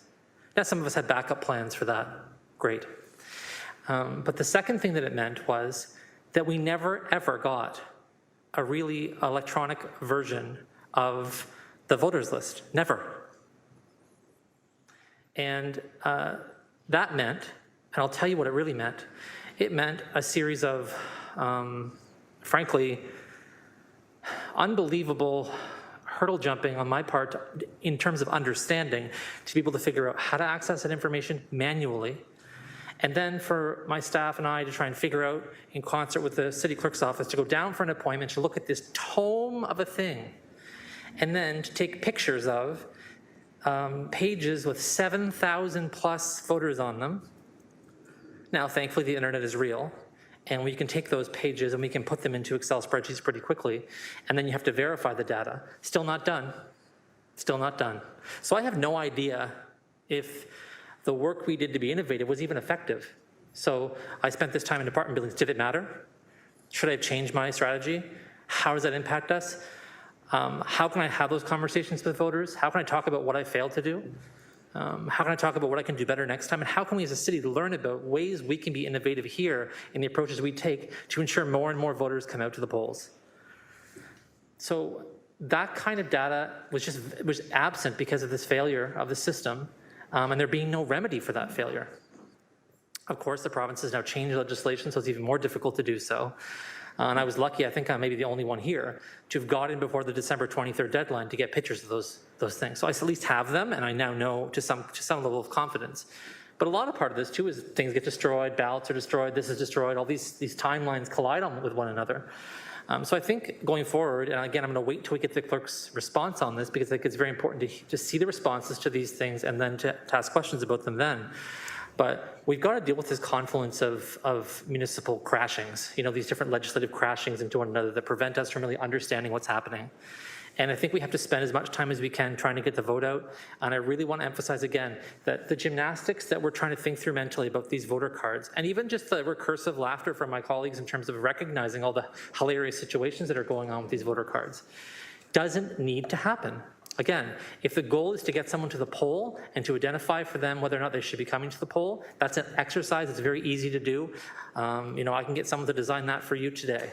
That process is just like the urban boundary process, it's a very simple process of mailing things to everybody who lives here. If we're going to rely on this articulated, I think, list with a bunch of errors in it, we're going to continue to find ourselves tripping over ourselves down every flight of stairs towards democracy. Not good for the people, not good for us. Makes us look like we don't know what we're doing, and we can't let the province do that for us. So I wanted to add those extra comments. I think it's really important for us to have clarity going forward about how we can improve these processes and hopefully do some bit of a moratorium on how we can do better. Thanks. Thank you very much, Councillor. Councillor Maureen Wilson, second time. Yeah, thanks. Just looking for clarity, Chair. On the report back, I know the clerk will be taking the audit and considering it and reporting back. I just want clarity will the clerk be reporting back, and does she believe it is within her mandate to report back on ways and means with the goal of enhancing voter turnout? I just want to make sure I'm clear that that is going to be forthcoming. Thank you. City Clerk Holland. Through the chair. Councillor Wilson, that's a discussion I'm going to have with SLT because my role and obligation under the Act is the administration of the Act. And I think when it comes to engagement, I think that's something that can be provided in a very limited way through my office during an election period. And I think it's the engagement with SLT and a broader discussion with the corporation on what that would look like. I think there's a lot of specialty within the corporation where engagement with the community would be better served outside of who's actually running the election. So I think that's a broader discussion. Councillor. Thank you. I really appreciate that. I understand. I think your role is to do what can be done and what should be done to uphold the integrity of the results of the election, but not necessarily, you may not be in the business of efforts to underscore the importance of voting, to deem it to be an absolute priority for this council, and to discuss ways and means and the kind of specialties we have in-house to achieve those objectives. If I could pry just a little bit further, in the absence of the city manager, when you have those discussions with SLT, what are the consequences of a decision or a not decision? Like, will this council be apprised of that's a priority, we deem it to be a priority and we are going to execute it in the following manners, or does that have to be as a consequence of a motion from this body? Through the chair. Through the chair. So I just want to correct you. I absolutely think that voting is very important, and I think it should be a priority for everybody. Yeah. But I think engagement is not my specialty. So we broadened engagement for this past election to the best of our abilities. And I think if council is looking for additional engagement with the community, I think that's best served within different areas of the organization than the clerk's office.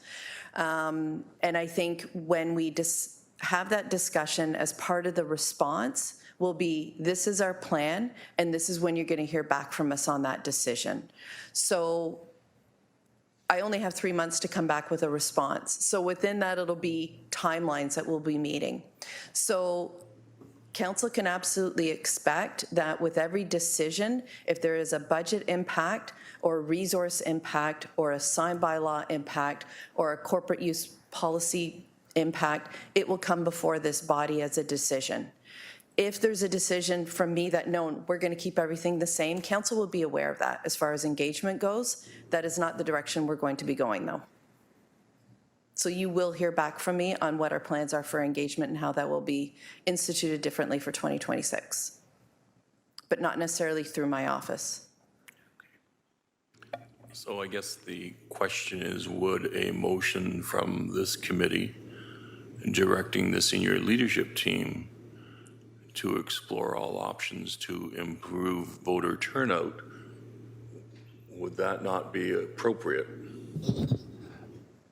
Through the chair, I'll put on my acting city manager hat and say yes. I think to make sure that that review that's being done includes recommendations with respect to efforts to increase voting turnout. I think it's a shared objective with staff and council as well. So as Andrea stated, that is the intent, but to put it out officially and on the OBL, I think that would be a helpful direction to get.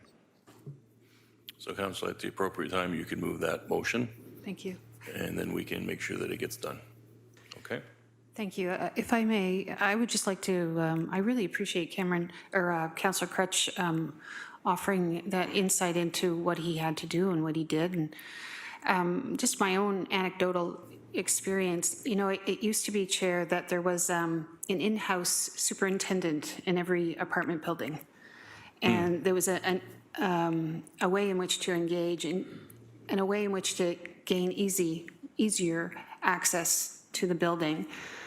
We talk about the impact of real estate investment corporations on tenancy, but one of the perhaps other consequences is it's nearly impossible to gain entrance to a high-rise. And when you are in the cut and thrust of campaigning every day and you get to a high-rise and if you haven't sent the letter ahead of time and you haven't arranged for a date of entry, et cetera, it's like you're going. It's like, okay, how many doors do I have to get on today? Am I going to expend that time right now to meet this building? And I'd like to say authentically, yes, I was intentional in that, and I was, but there are days when you are on the run and that's just an obstacle. And I think for some areas of our community who their needs and their circumstances do not make it to this floor, it may be as a consequence of they were precluded from that door-to-door exchange with someone who was campaigning and asking for their trust and confidence. And I think that's as we're going towards greater density, as we need to, that consequence has to be considered in our democratic exercise. And there's many, many more. I really appreciate Councillor Francis's digging in on the financials and the transparency, because I think it's also part of our obligation is, you know, democracy costs money. And we want to make sure that when we are expending those dollars, we're doing it in a way that underscores the objective. So trust and transparency, and also access. Because what I heard from residents was, you know what, Councillor, I'm 83 now. There used to be a pole in my building, or at least one that was shared by these 3 high-rises, and now I have to go across 5 lanes of highway to get there. On the best of days, it's hard to do that safely, but you want me to do it on this particular day. And so again, I think that starts from this body articulating its values. And we value voting. It is your right, it is your responsibility, but we have a responsibility in the mechanics of it to ensure that we're putting money into ways and means that make it easy for you to do it, because we do value it. So those are my comments. And I don't know, Chair, if I have to re-articulate that motion. I think people got the thrust of it, or I'll look to you and through you to Clerk. I believe the motion would be to direct the senior leadership team to explore all possibilities to assist in increasing the vote turnout in the next election and report back to GIC. Does that capture it? Councillor Kretsch is seconding that motion for you, Councillor Wilson. So that will be E on this recommendation. And I'll go to Councillor Tom Jackson now. Thanks, Deputy Mayor Clark. Not just speaking to the motion, can I just speak generally? Is that Yes, okay? you are. Thank That you. is correct. So I just want to do a realistic wrap for my 30-plus honored years around this august chamber. This topic has invariably come up after almost every election. I've always put my oars in the water saying that how desperately I plead for greater voter turnout at the municipal level. Always have believed the municipal level of government provides the greatest impact to the people of our community from a tangible results and outcomes that they can feel and touch with their representatives, usually 10 to 20 minutes from home, and their ability to access, afford, and have available programs and services that are most incredibly important to them, that their taxes pay and help us to provide. This voter turnout has been an ongoing conundrum with, it seems, a never-ending solution. In the last 7 elections since amalgamation, Deputy Mayor Clark, 2000 had a turnout over 40%.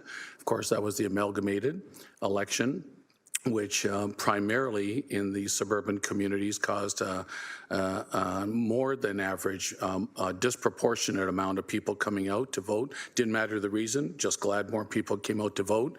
But there was a purpose, if you will, a wedge issue, a reason to.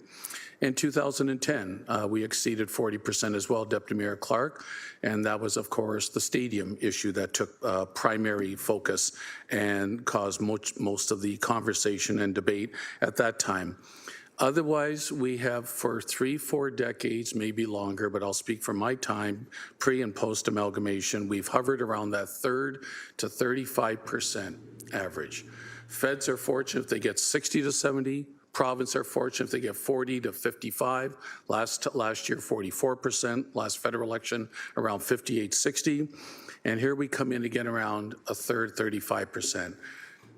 This is not to be interpreted that Councillor Jackson is saying, folks, relax, there's nothing more we can do.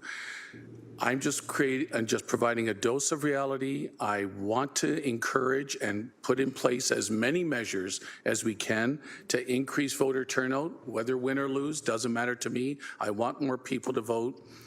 But I'm going to continue to hammer home the point of let's not lose retention of those 35% that consistently have tried to come out at municipal elections. Let's not put impediments in their way. The worst thing you can do is have even a further regression of that 35% we seem on average over elections to hold to. I want greater, but let's not let that 35% regress. And what am I getting at, Deputy Mayor Clark?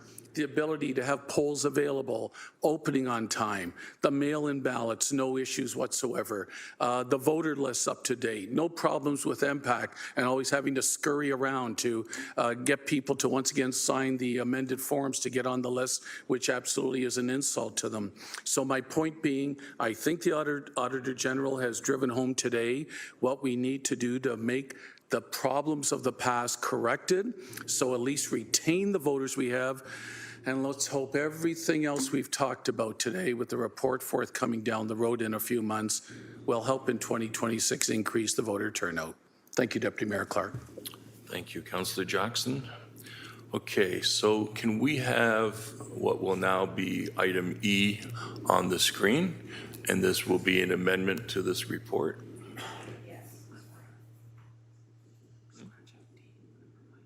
No, I'm going to do D later. Haven't forgotten.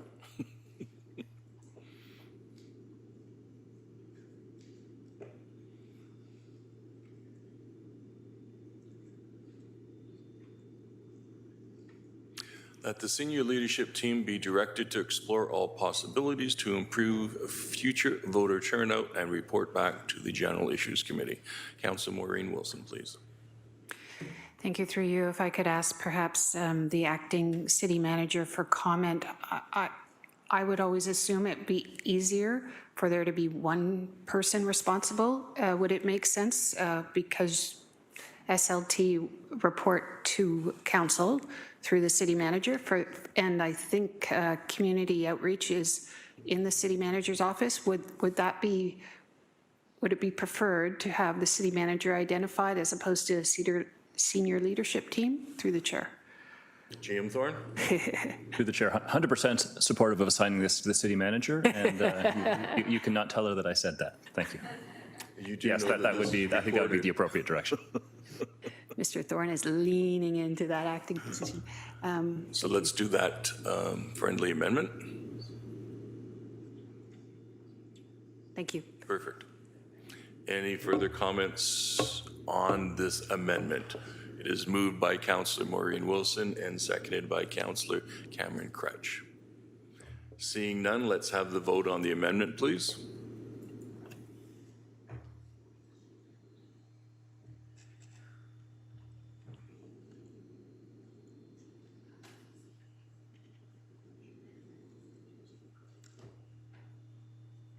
That vote carries 15-0. Now, Madam Clerk, if you don't mind, we will have a separate vote on item D as per Councillor Crutch's request.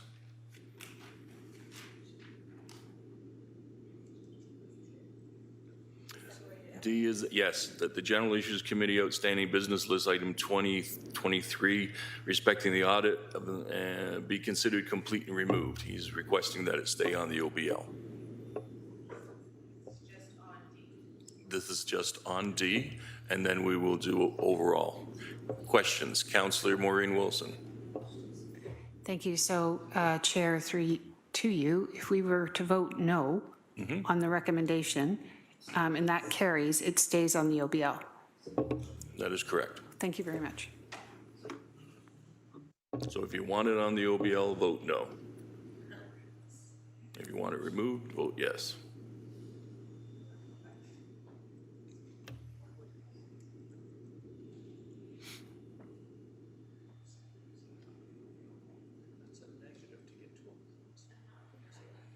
I'm just following the rules. I'm sorry. And that is defeated, which is a good thing. So it stays on the OBL until we get the second report, and then we can have the consideration of removing it. Okay, now on the remainder of the recommendations as amended, and we already have movers and seconders for that. We'll have that vote, please.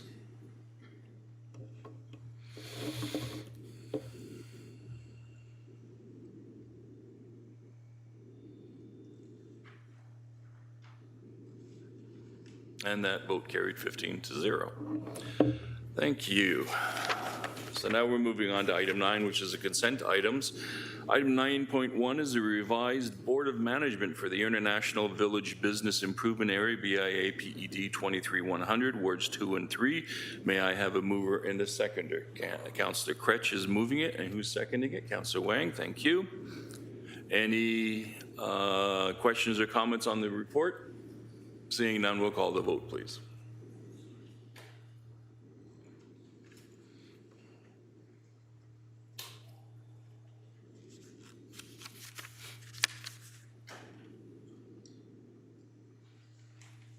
That vote carried 15-0. Thank you. Item 9.2 is the City of Hamilton Poet Laureate and Youth Poet Laureate, PED 23090, citywide. This is from an outstanding business list item. GM Jason Thorne and Director Carrie Burks Joyner are here to answer any questions. May I have a mover and a seconder to put the item on the floor? Moved by Councillor Crutch, seconded by Councillor Nan. Thank you. Any questions of staff on this matter? Thank you, Councillor Wang, and then Councillor Crutch. Thank you, Chair. Just a point of clarification. I see that the cost of this is $20,000 over a 2-year term. Is that per, like, for the actual laureate and the youth laureate? So it's 40,000 essentially over a 2-year term? Just wanted clarification on those numbers. Through the chair, I'm Carrie Brooks Joyner, Director of Tourism and Culture. The Youth Laureate will happen in phase 2, so it is only for the a poet in place. We have changed the name, so it will be phased in. Thank you. Those are all my questions. Thank you. Councillor Cratch. Thank you, and I'm excited about this. Don't talk about it a lot, but most of my 10 years of post-secondary education were me studying poetry. I've written poetry. I know Councillor Cassar has also written poetry. And so, you know, I think that the connection between poetry and place is a significant thing. It's really, really important. As an old-fashioned, boring word person, you know, laureate immediately is like, oh, that sounds nice, right? That's very pleasant as an idea of a poet and laureate. But I think actually a poet in place is much better. It really signifies what we're trying to do as a city in Hamilton, and what that means, and what's significant about our landscape. And there's tons of poets who've written from this city about the space, the place, the escarpment, the things, the features that make Hamilton wonderful. So grateful for this, grateful for the thoughtfulness, and can't wait to see it rolled out and find out who the first poet laureate will be. Or poet in place, pardon me, will be. Thank you, Councillor. Councillor Alex Wilson, please. Thank you. And for you, Chair, similarly, just wanted to really thank the Culture and Tourism staff, placemaking staff for really bringing forward this proposal. Reading through the report, this is one of the more hopeful conversations we're having. And I just want to take a moment and note that when we've had conversations about public housing and city housing Hamilton, we've had conversations about how can we use community benefits agreements, how can we work on ensuring that residents are given access to trades opportunities if we're going to be doing some of this work. A point that I've tried to make in some of those conversations as well is if we're thinking about this track, we also need to be thinking about what artist and resident spaces look like in public housing and in city housing Hamilton. And I really, really appreciate that we can't go from 0 to 100 overnight, and really see this pilot, see what we're talking about with Poet in Place. Also really appreciate the naming and thinking about going on a different approach than how other municipalities have done this, thinking about what it means to have a Made in Hamilton program. Just so grateful for all of this and excited to see what could come down the roads as we hear about what's worked from this pilot and as we keep investing in placemaking and public art. Thank you, Councillor. Councillor Narinder Nan. Thank you, through you, Deputy Mayor. Also just really encouraged by this report, really excited about it. You know, I've had the privilege since living in the city connecting with so many young poets who are spoken word artists, and oh my goodness, the incredible truth telling that happens, the speaking directly to power that happens through poetry, as well as the ability for us as listeners to really understand the experiences of a wide variety and diversity of our residents through poetry has been, I think, honestly, one of the first ways I got to know people and get to know the issues in our community. And first it was as a tourist coming to the city and listening to spoken word being put on performances, often in, you know, coffee shops or really accessible spaces. So for me, this program speaks a lot to inclusivity, accessibility, and also an ability to really understand and deepen our understanding of the experience of our residents in this community. So really excited about this and the intersection to placemaking. Thank you. Thank you very much. Councillor Cassar, please. Make some room. I'm just going to jump up on the wagon there. I really love the idea. Poet in Place. When I first read it, it just makes so much sense because placemaking is important. I won't repeat everything. I think one question then, just an opportunity for Director Brooks Joyner to just speak to the public in the public record on the meaning of laureate and the thought process by changing the name from laureate to Poet in Place. I think that's just important to highlight. Thank you. Director Brooks Joyner, please. Through the chair, I'm going to invite Brianne Gasho from my team, who has been instrumental in the design of this program, to speak very eloquently on that exact question. Please introduce yourself, Brianne. Yes. Hi, I'm Brianne Gasho, Cultural Projects Specialist in Tourism and Culture. Through the chair, Thanks for your question about determining why we chose to call it Poet in Place as opposed to Poet Laureate Program. So the answer to this is kind of twofold. First and foremost, we are looking to create something that is necessarily different from a Poet Laureate Program. There are laureate programs across the country in municipalities and beyond. Laureate programs, of course, celebrate poetic and literary arts, but they often focus quite heavily on public performances, so poets sharing their work, at civic events. While we're not looking to remove that by any means, we are looking to incorporate a lot more kind of project and program-based work that's centered around placemaking, embedding that into our division's placemaking activities. So we're really looking to support and resource a poet or spoken word artist to be able to initiate and lead these things in our community at a community level. So that is a way in which we're differentiating it a little bit from a traditional laureate program. The second reason here is also we've kind of applied an equity, diversity, and inclusion lens. So the term laureate, it actually comes from the ancient Greek tradition of crowning the most achieved person in a subject area with a crown of laurel leaves. Poet laureate programs, they kind of began 16th century England, and it has a bit of a colonial background. This was an appointment of the royal British household. So just in looking to kind of hopefully decolonialize a little bit and also just create a program that's a little bit more accessible. Often laureate programs use merit as one of their key defining factors in choosing a laureate. Meritocracy, we know, is often associated with academic achievement and award, which sometimes creates barriers to access for some groups or individuals. So looking to kind of strip that away and create a program that's hopefully accessible and inclusive, and that will invite every poet or spoken word artist from our city to apply. Thank you. Councillor Kassar? Yeah, I love the thought process. I think, as Councillor Wilson, Alex Wilson has said, to have a made in Hamilton idea to, from what I read in here, to be the only city in Canada doing this, to be thinking about decolonizing or moving away from colonialism, colonial thoughts, I think is amazing. I love to hear that. And to those who criticize and say, well, this is a very small step, what's the big deal? I mean, journeys are small steps, and I think it's really important that this is one, it leads to another, and then another, and it's a really great step. So I'm fully supportive. Thank you. Thank you, Councillor. Mayor Horvath, please. How do you like it? How do you like it? For those who are not accustomed to that, that's a way of applauding, especially spoken word poets. So, All together. When I snap, my dog comes, but hey. I don't see any further speakers on this, so let's have the vote.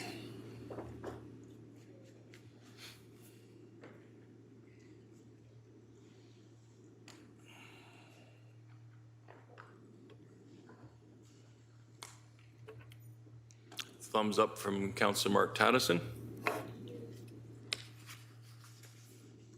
The vote carried unanimously 14-0. We're now moving on to 9.3, which is the Business Improvement Area Subcommittee Minutes for April 11th, 2023. I need a mover and a seconder to put 9.3 on the floor. Moved by Councillor Wang, seconded by Councillor McMeekin. Is there any discussion on this item? Seeing none, we'll call the vote.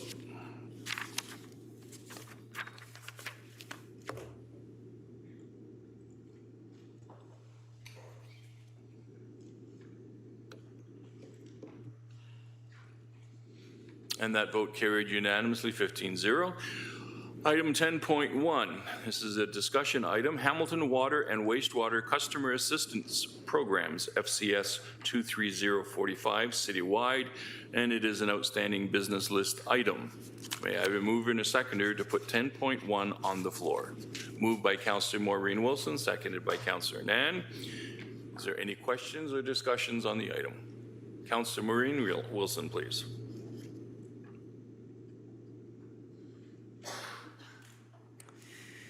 Thank you, Chair. I believe this was a consequence of a motion which I introduced a while back, I think seconded by Councillor Kazar. And it was couched in a concern of a rising infrastructure deficit, knowing that the cost of infrastructure actually gets costlier.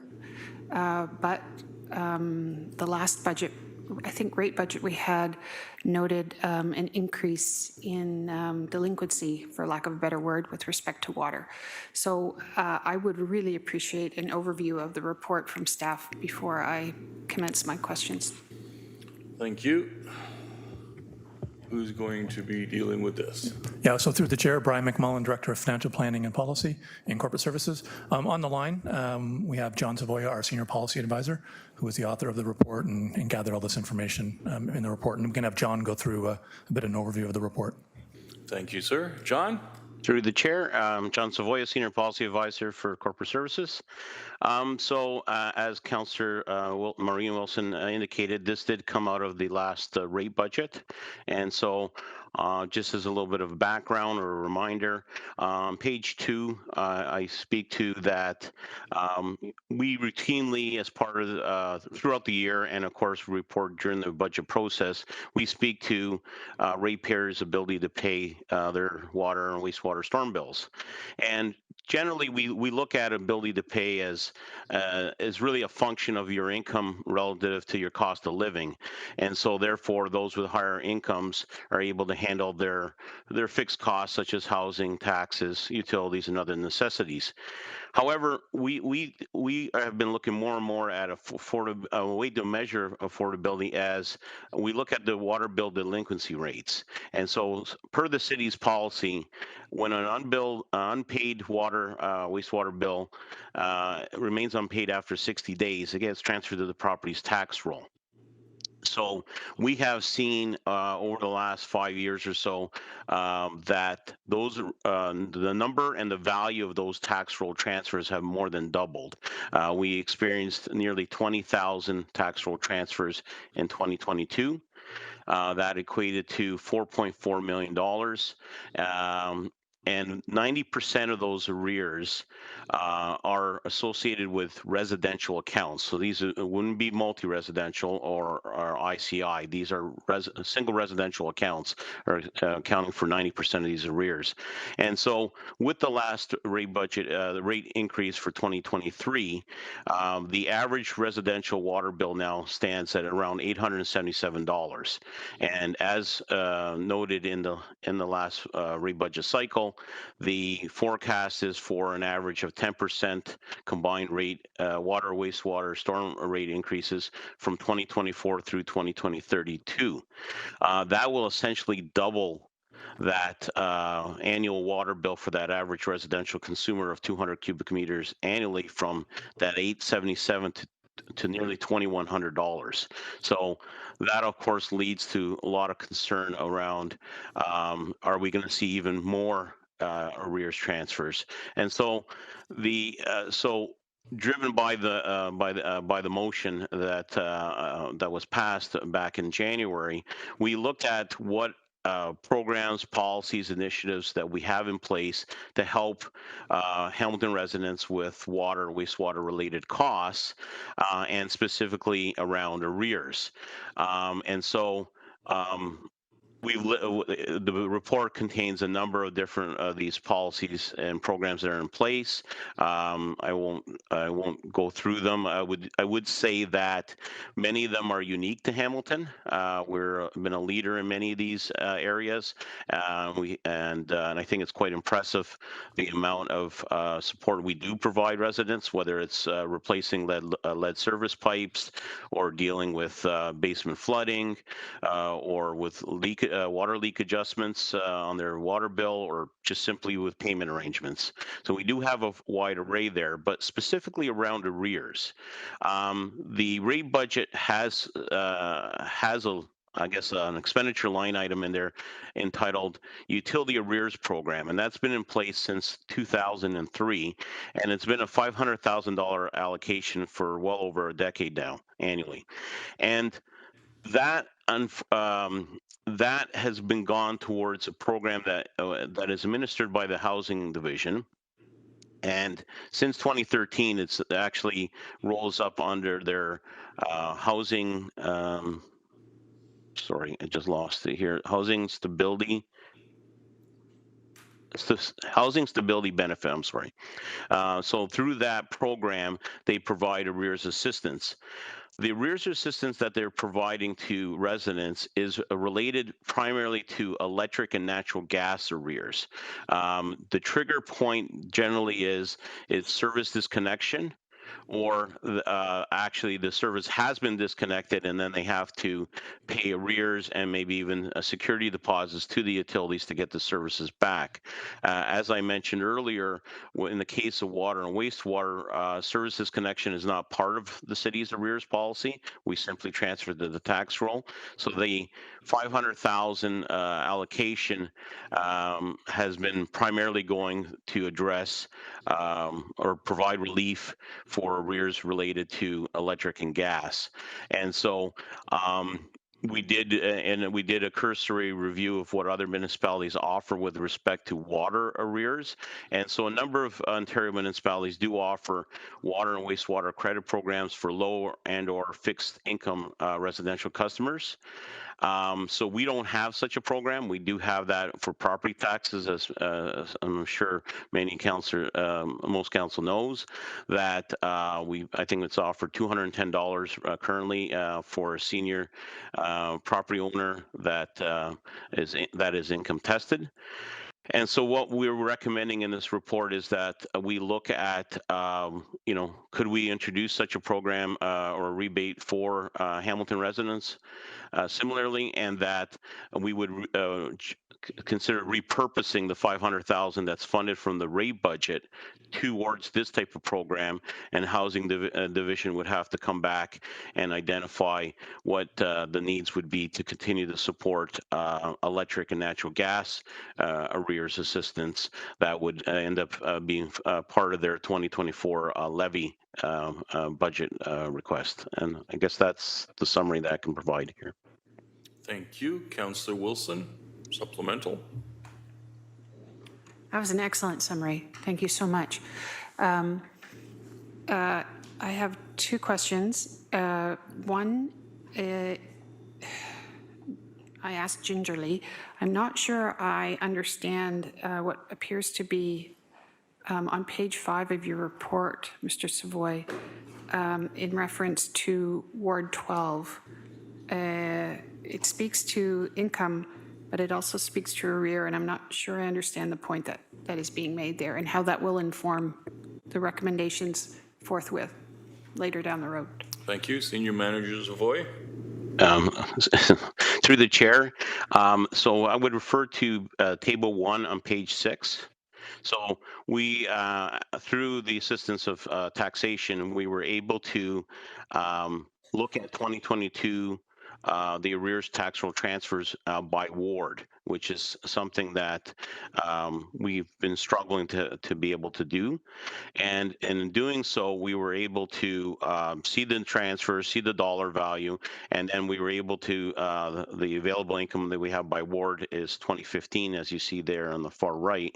And so what I was looking at was, you can see that wards 3 and 4 account for almost a third of the total transfers, and you do see that the average income in those two wards for the 2015 census is that it's below the city average income of nearly $88,000, whereas in most other wards they represent less than 8% of the total transfers, and there tends to be a correlation between income and the arrears transfer frequency. However, Ward 12 has the highest average income, but it still experienced nearly 8% of the arrears. So just trying to, I think some people like to generalize or have perceptions that, well, this doesn't happen in this part of the city, perhaps, when here we have some statistics that show that the arrears issue is occurring across the city.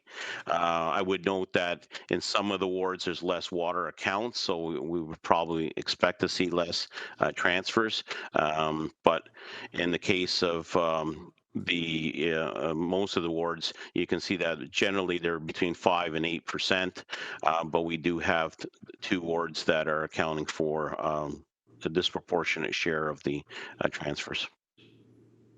Councillor? Yeah, no, thank you. I really, again, very appreciative of that. If I had just one question, it's a general question on the report that, assuming this passes, that GM Zegeric and his team will be bringing forward. Given that kind of outlier of Ward 12, through the chair to GM Zegeric, my understanding of the principles behind user fees, which I actually quite like, is that they're very efficient and they do speak to the issue of equity, whereas when you get blanket programs that say are age-based, they don't speak to need. And I'm wondering if that is the case, how this table will be in, how you might be using this to inform your report coming forward. That might be a too bit of a nebulous question and too early, but it just kind of is weird, this table, through the chair. GM Zegeric? Yeah. Through the chair, maybe I'll expand just slightly in terms of the information that's in the report. Mr. Savoia made reference to our tax arrears report, and that was a report that was before committee, I believe, maybe 2 months ago. And there was some additional information in that tax arrears report beyond what's referenced in this report as relates to income, income by ward and arrears by ward. And it also speaks to tenancy, owners versus rented properties. It's that information that I expect will inform any policy changes with respect to affordability or credit or some form of assistance program for water and wastewater. Beyond the fairness and equity of a user fee program, one of the value or benefits of a user fee program is that consumers can affect their charges based on their consumption of the good or service. And so that as well is one of the merits of a user fee program. So through the chair to the councillor's question, the information that's in the report, in addition to any additional information that either we've reported publicly or have as it relates to what are some of the triggers or issues across the municipality, I expect will help to inform the recommendations that come forward as it relates to the form of the assistance program.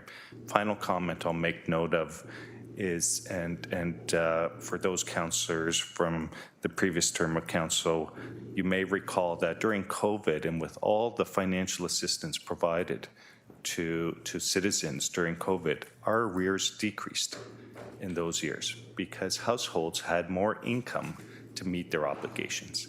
So again, in terms of what we are seeing as it relates to need, what we are seeing as it relates to means, it's clear that when senior levels of government have programs in place, whether it's basic income or other programs, we are seeing the impacts of those programs as it relates to citizens being able to meet their obligations to the city. Councillor? Thank you. It's almost as if investing in people is good economics. Thank you. I really appreciate that. Just a closing comment. I'm very much committed to shining a light on our infrastructure deficit, very much committed to showing and demonstrating the real costs of the built form and how we grow.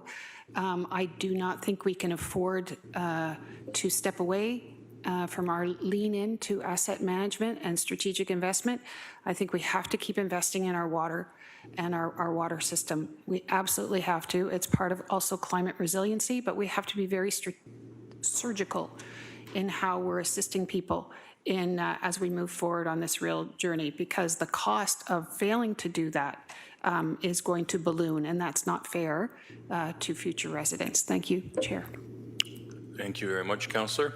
Seeing as there are no longer any further speakers, let's have the vote then on 10.1.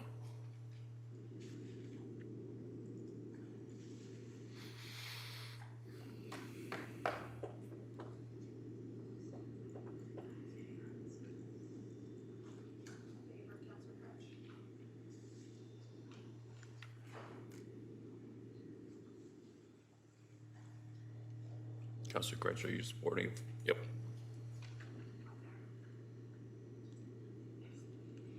That vote carried 14-0.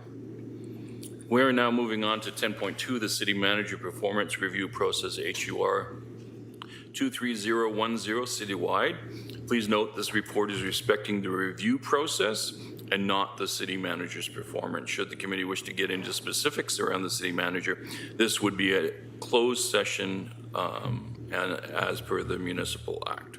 May I have a mover and a seconder to put it on the floor for discussion? Moved by Councillor Wang, seconded by Councillor Crutch. And do I have a speakers list? Councillor Crutch has raised his hand. Go ahead, Councillor. I think we should go into closed session.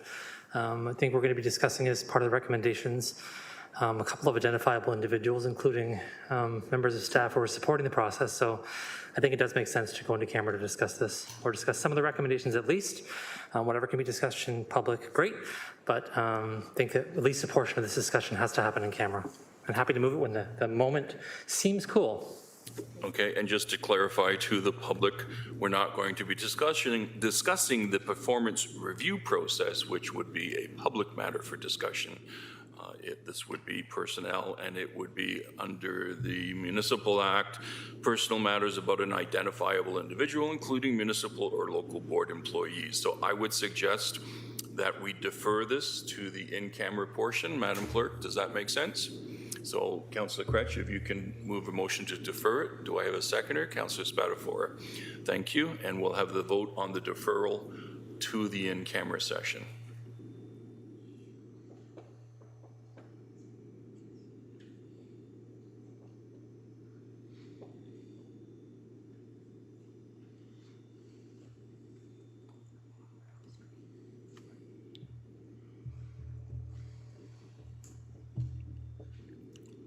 Thumbs up from Councillor Nan. Thank you, Councillor. That vote carried 14-0. When we do go in camera, I'm assuming you want senior staff to leave so that we can have the discussion, or are you wanting any of them present? Thank you, just making clear. Okay, we're moving on now. 10.3, Next Generation 911 Messaging Service Delivery Project Update. May I have a mover and a seconder to put 10.3 on the floor? Moved by Councillor Spatafora, seconded by Councillor Beattie. Any questions on this matter? I'm seeing none, then I will call the vote. Thank you.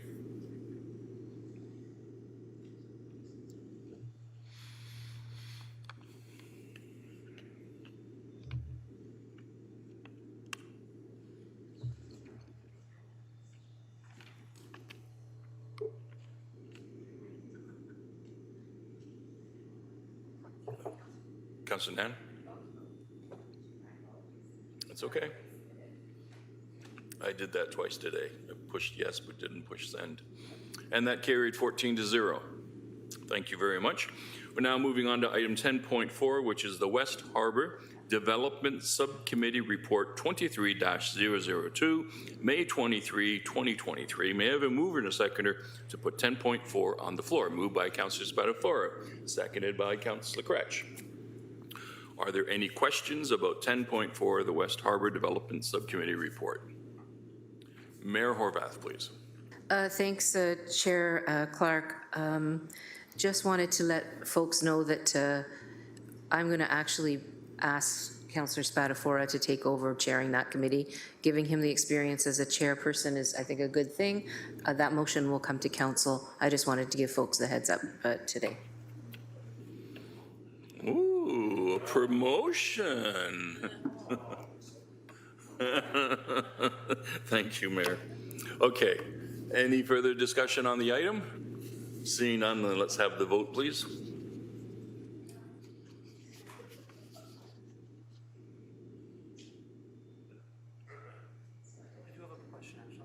Councillor Crutch has a question. Please hold the vote. I'm so sorry. I just want to make sure I That's get it right.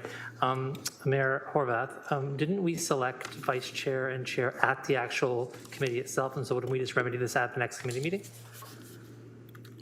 Mayor? Yes, we did, but by what I've heard, what I've learned is that I can actually bring a motion, or that's what my understanding was. So perhaps I'm wrong. My staff have been working with clerks is what I'm hearing, but if that's not appropriate, I will work with clerks to make sure we have the right process. How's that? Councillor? Sounds reasonable? Yeah, I think the clerk was going to weigh in, so I just wanted to hear her So advice. just through the Deputy Mayor, so you're moving that motion now or you're doing it at a later date? I don't have that in the report. We'd have to amend the report in order to do that right now. That would have to be at council because we approved the appointments at council. Right, it would have to be. Sorry, a reconsideration or It'll be next week. Thank you. So, So could I just clarify then? So we didn't approve this appointment at council because selecting the vice chair and chair of the West Harbor Development Subcommittee happened at the West Harbor Development Subcommittee. So couldn't we, my question to the clerk is. It's ratified by but it was council. ratified at council. Thank you so much, dumbing Yeah. over here. Appreciate okay. it. Got Thank it. you. Sorry. Thank you. You're not at your best falling off that bike, are you? We're still with you, Councillor. We're still with you. Okay, so did we have that? The vote is now up.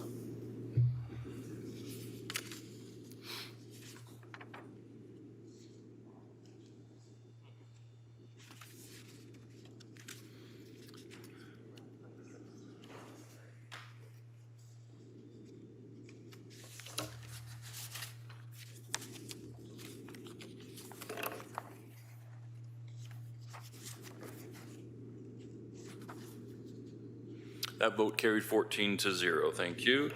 Are there any motions today?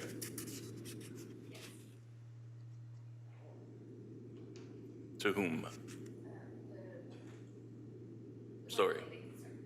Through you, Deputy Mayor, the one that I indicated earlier related to the delegation. Yes. There was a report, or there was a motion, yeah.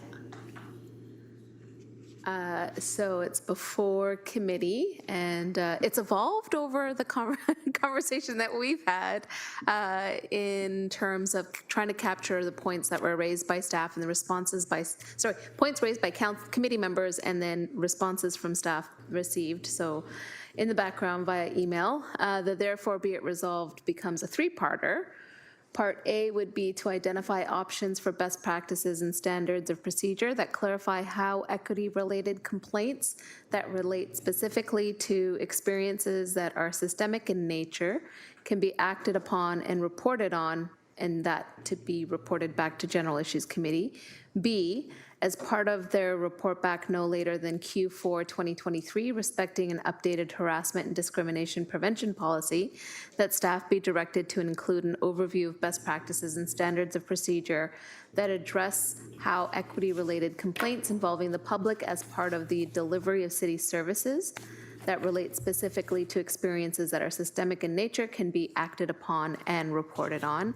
And C, that staff report back on the feasibility, report back on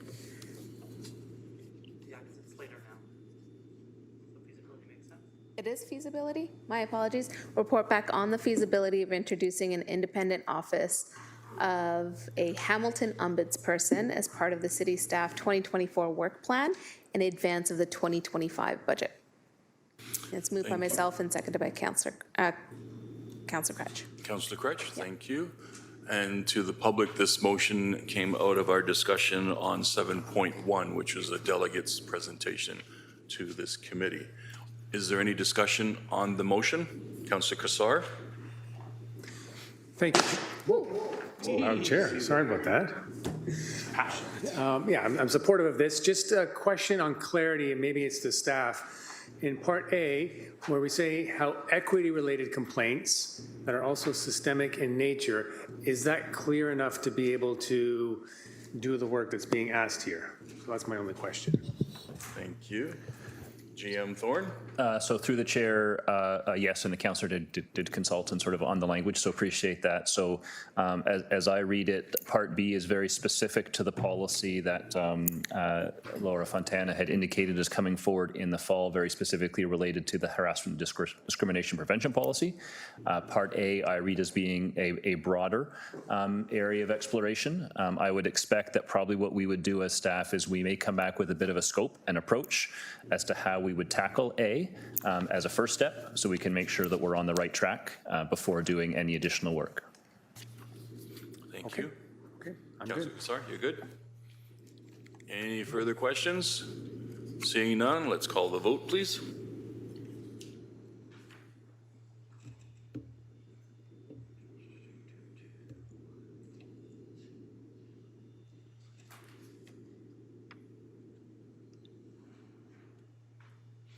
Thumbs up from Councillor Taddison.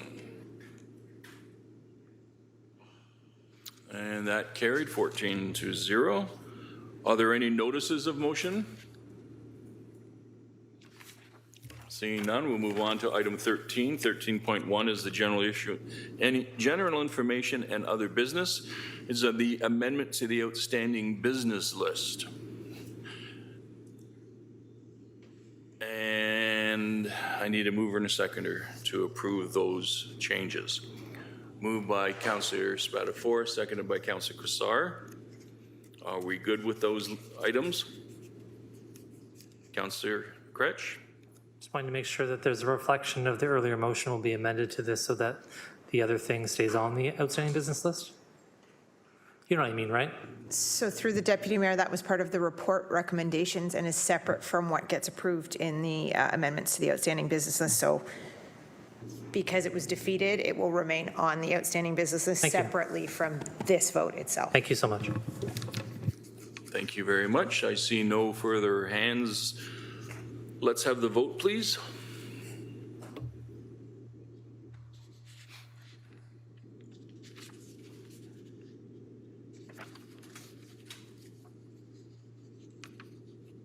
That vote carried 15-0. We're now moving on to item 14, private and confidential. 14.1 is the closed session minutes of May 17th, 2023. May I have a mover and a seconder to approve the closed session minutes?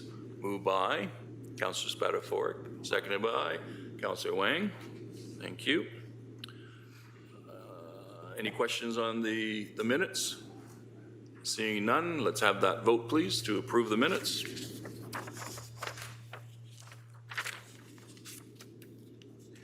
The vote is up.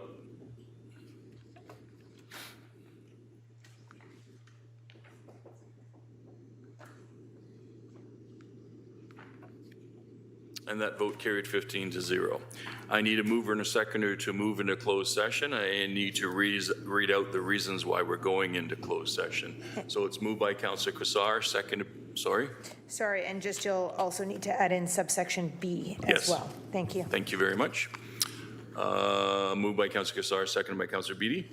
Thank you. Pursuant to section 9.3, subsection C, F, H, I, and J and K of the city's procedural bylaw 21-021, as amended in section 2392, subsection C, F, H, I, J, K of the Ontario Municipal Act 2001. We need to include B in that line there, correct?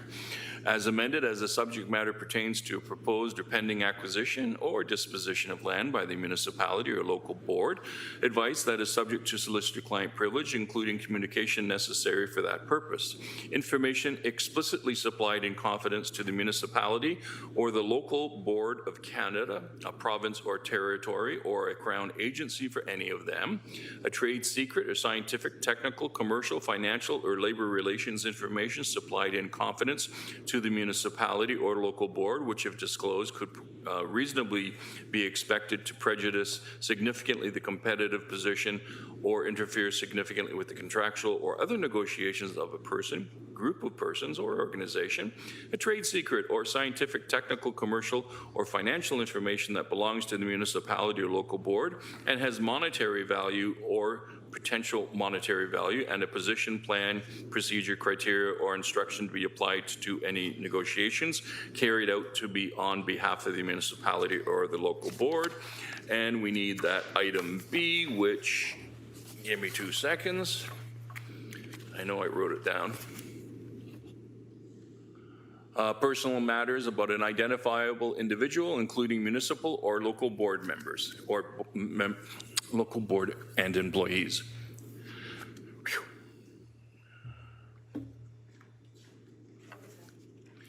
Thank you.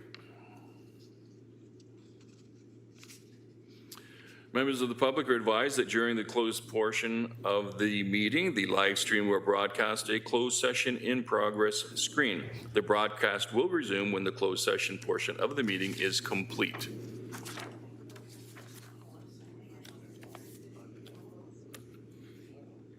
Do we have everyone's votes, councillors?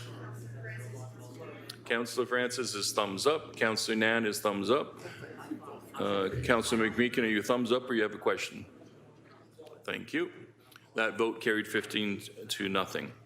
As we are now moving to closed session, I would ask all members of the public, delegates, and external participants to please now exit the WebEx meeting and the chambers, as well any staff that are not directly related to the in-camera items are also now asked to please exit the WebEx meeting. A reminder to all present in this closed session that under subsection 8.7 of the procedural bylaw, Item B, the use of electronic devices, closed meetings is strictly prohibited. C, staff from the office of the city clerk are exempted from the subsection 8.7B when using electronic devices for record-keeping purposes. So we will go through 14.2, 14.3, and then we'll deal with the city managers.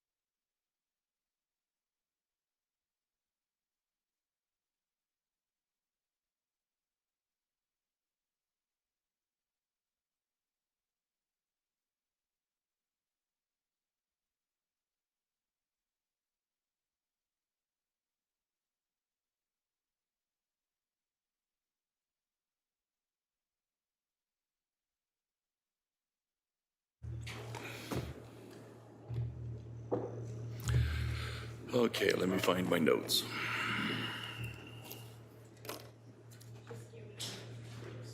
That's fine. Okay, it's 10.2.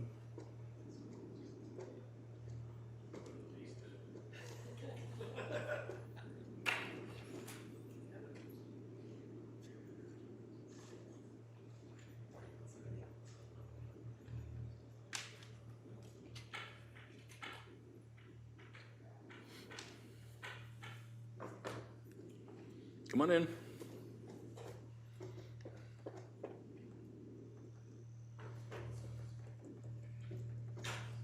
Thank you, Jessica.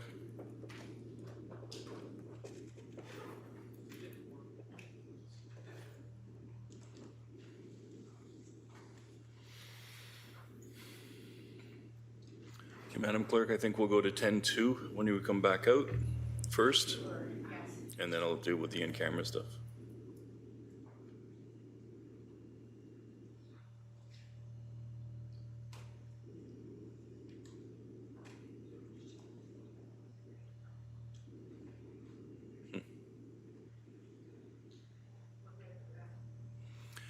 Thank you. Welcome back. We're back into open session. We're now dealing with item 10.2. Can we place the motion on the screen, please? And Madam Mayor, do you wish to move that motion? Absolutely. And I need a seconder. Councillor Kretsch. That staff be directed to engage a third-party consultant to work with the mayor and council to facilitate the process of the city manager performance review with an upset limit of $25,000 annually. That's the motion that's on the floor for 10.2. Any comments or questions? We all good? Okay, let's have that vote, please. Thumbs up from Councillor Jackson. Thumbs up from Councillor McMeekin.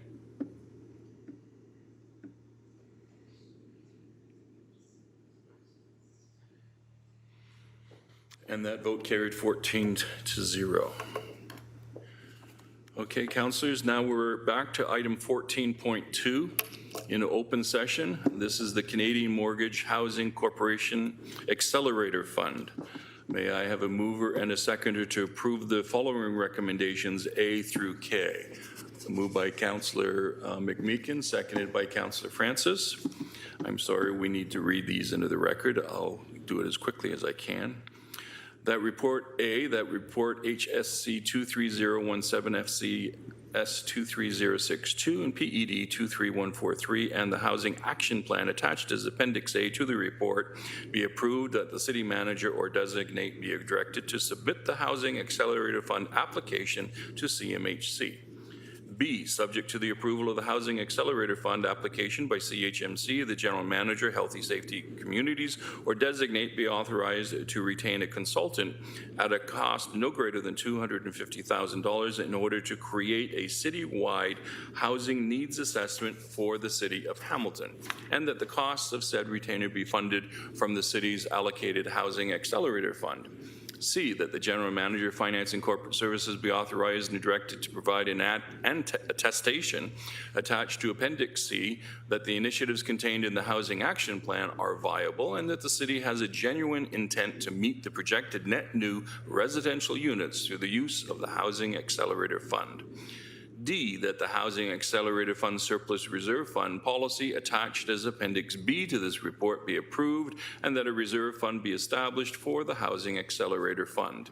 E, that staff be directed to allocate any Housing Accelerator Fund surplus funding as follows: that the General Manager, Healthy and Safe Communities be provided the delegated authority to transfer Housing Accelerator funding from the reserve to the purposes highlighted below.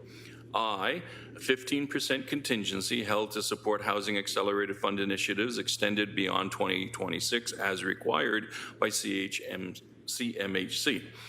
45% to the Affordable Housing Funding Program, Department ID, to support capital investment in the development of new not-for-profit-led affordable housing developments. 40% to be allocated to eligible growth-related infrastructure and growth planning projects to support new housing with specific infrastructure projects to be determined through the annual budget process. That the city manager or designate be authorized and directed to enter into and execute the Housing Accelerator Fund Contribution Agreement with Canada Mortgage and Housing Corporation, CMHC, to accept the funding with the content acceptable to the general manager, healthy and safe community department, and in a form satisfactory to the city solicitor. G, that the city manager designate be authorized to hire staff as determined necessary by the city manager to support and administer the Housing Accelerating Fund initiatives as indicated in Appendix A, provided that staff will be fully funded through the Housing Accelerator funding allocation. That the general manager, healthy and safe communities department or designate be authorized and directed to administer the Housing Accelerator Fund.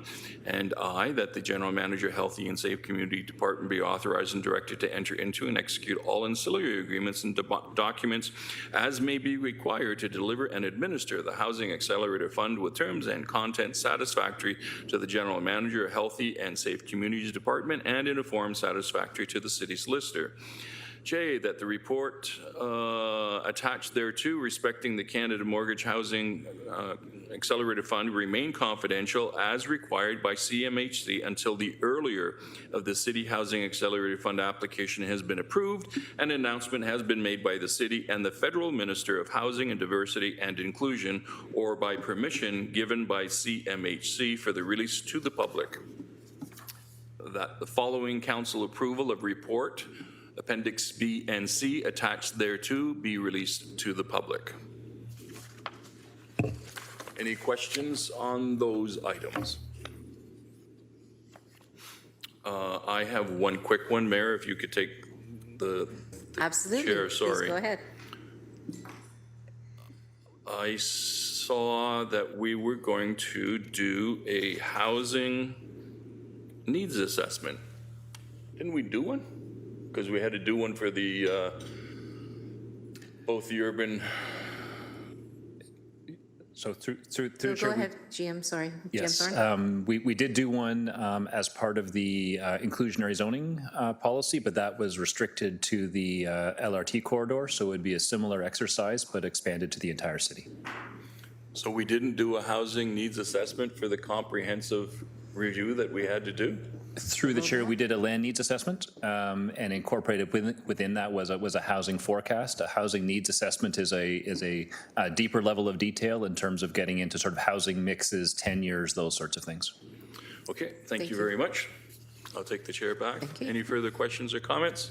Seeing none, let's have the vote, please. Thumbs up from Councillor Jackson. Thumbs up from Councillor McMeekin.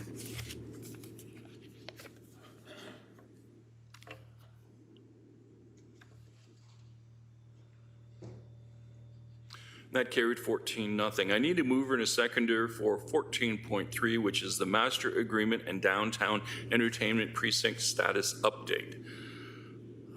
Moved by Councillor Kretsch and seconded by Councillor Jackson. That the confidential update from staff regarding the public release of the master agreement for the Downtown Entertainment Precinct assets be received and remain confidential. That B, report LS 23022 and PED 18168, respecting the master agreement and Downtown Entertainment Precinct status update, along with Appendix A and D, be received and remain confidential. And C, that appendixes B and C to the report respecting the master agreement and the Downtown Entertainment Precinct status update be publicly released following approval by council. And seeing no comments, we'll have that vote when you get a chance, Madam Clerk.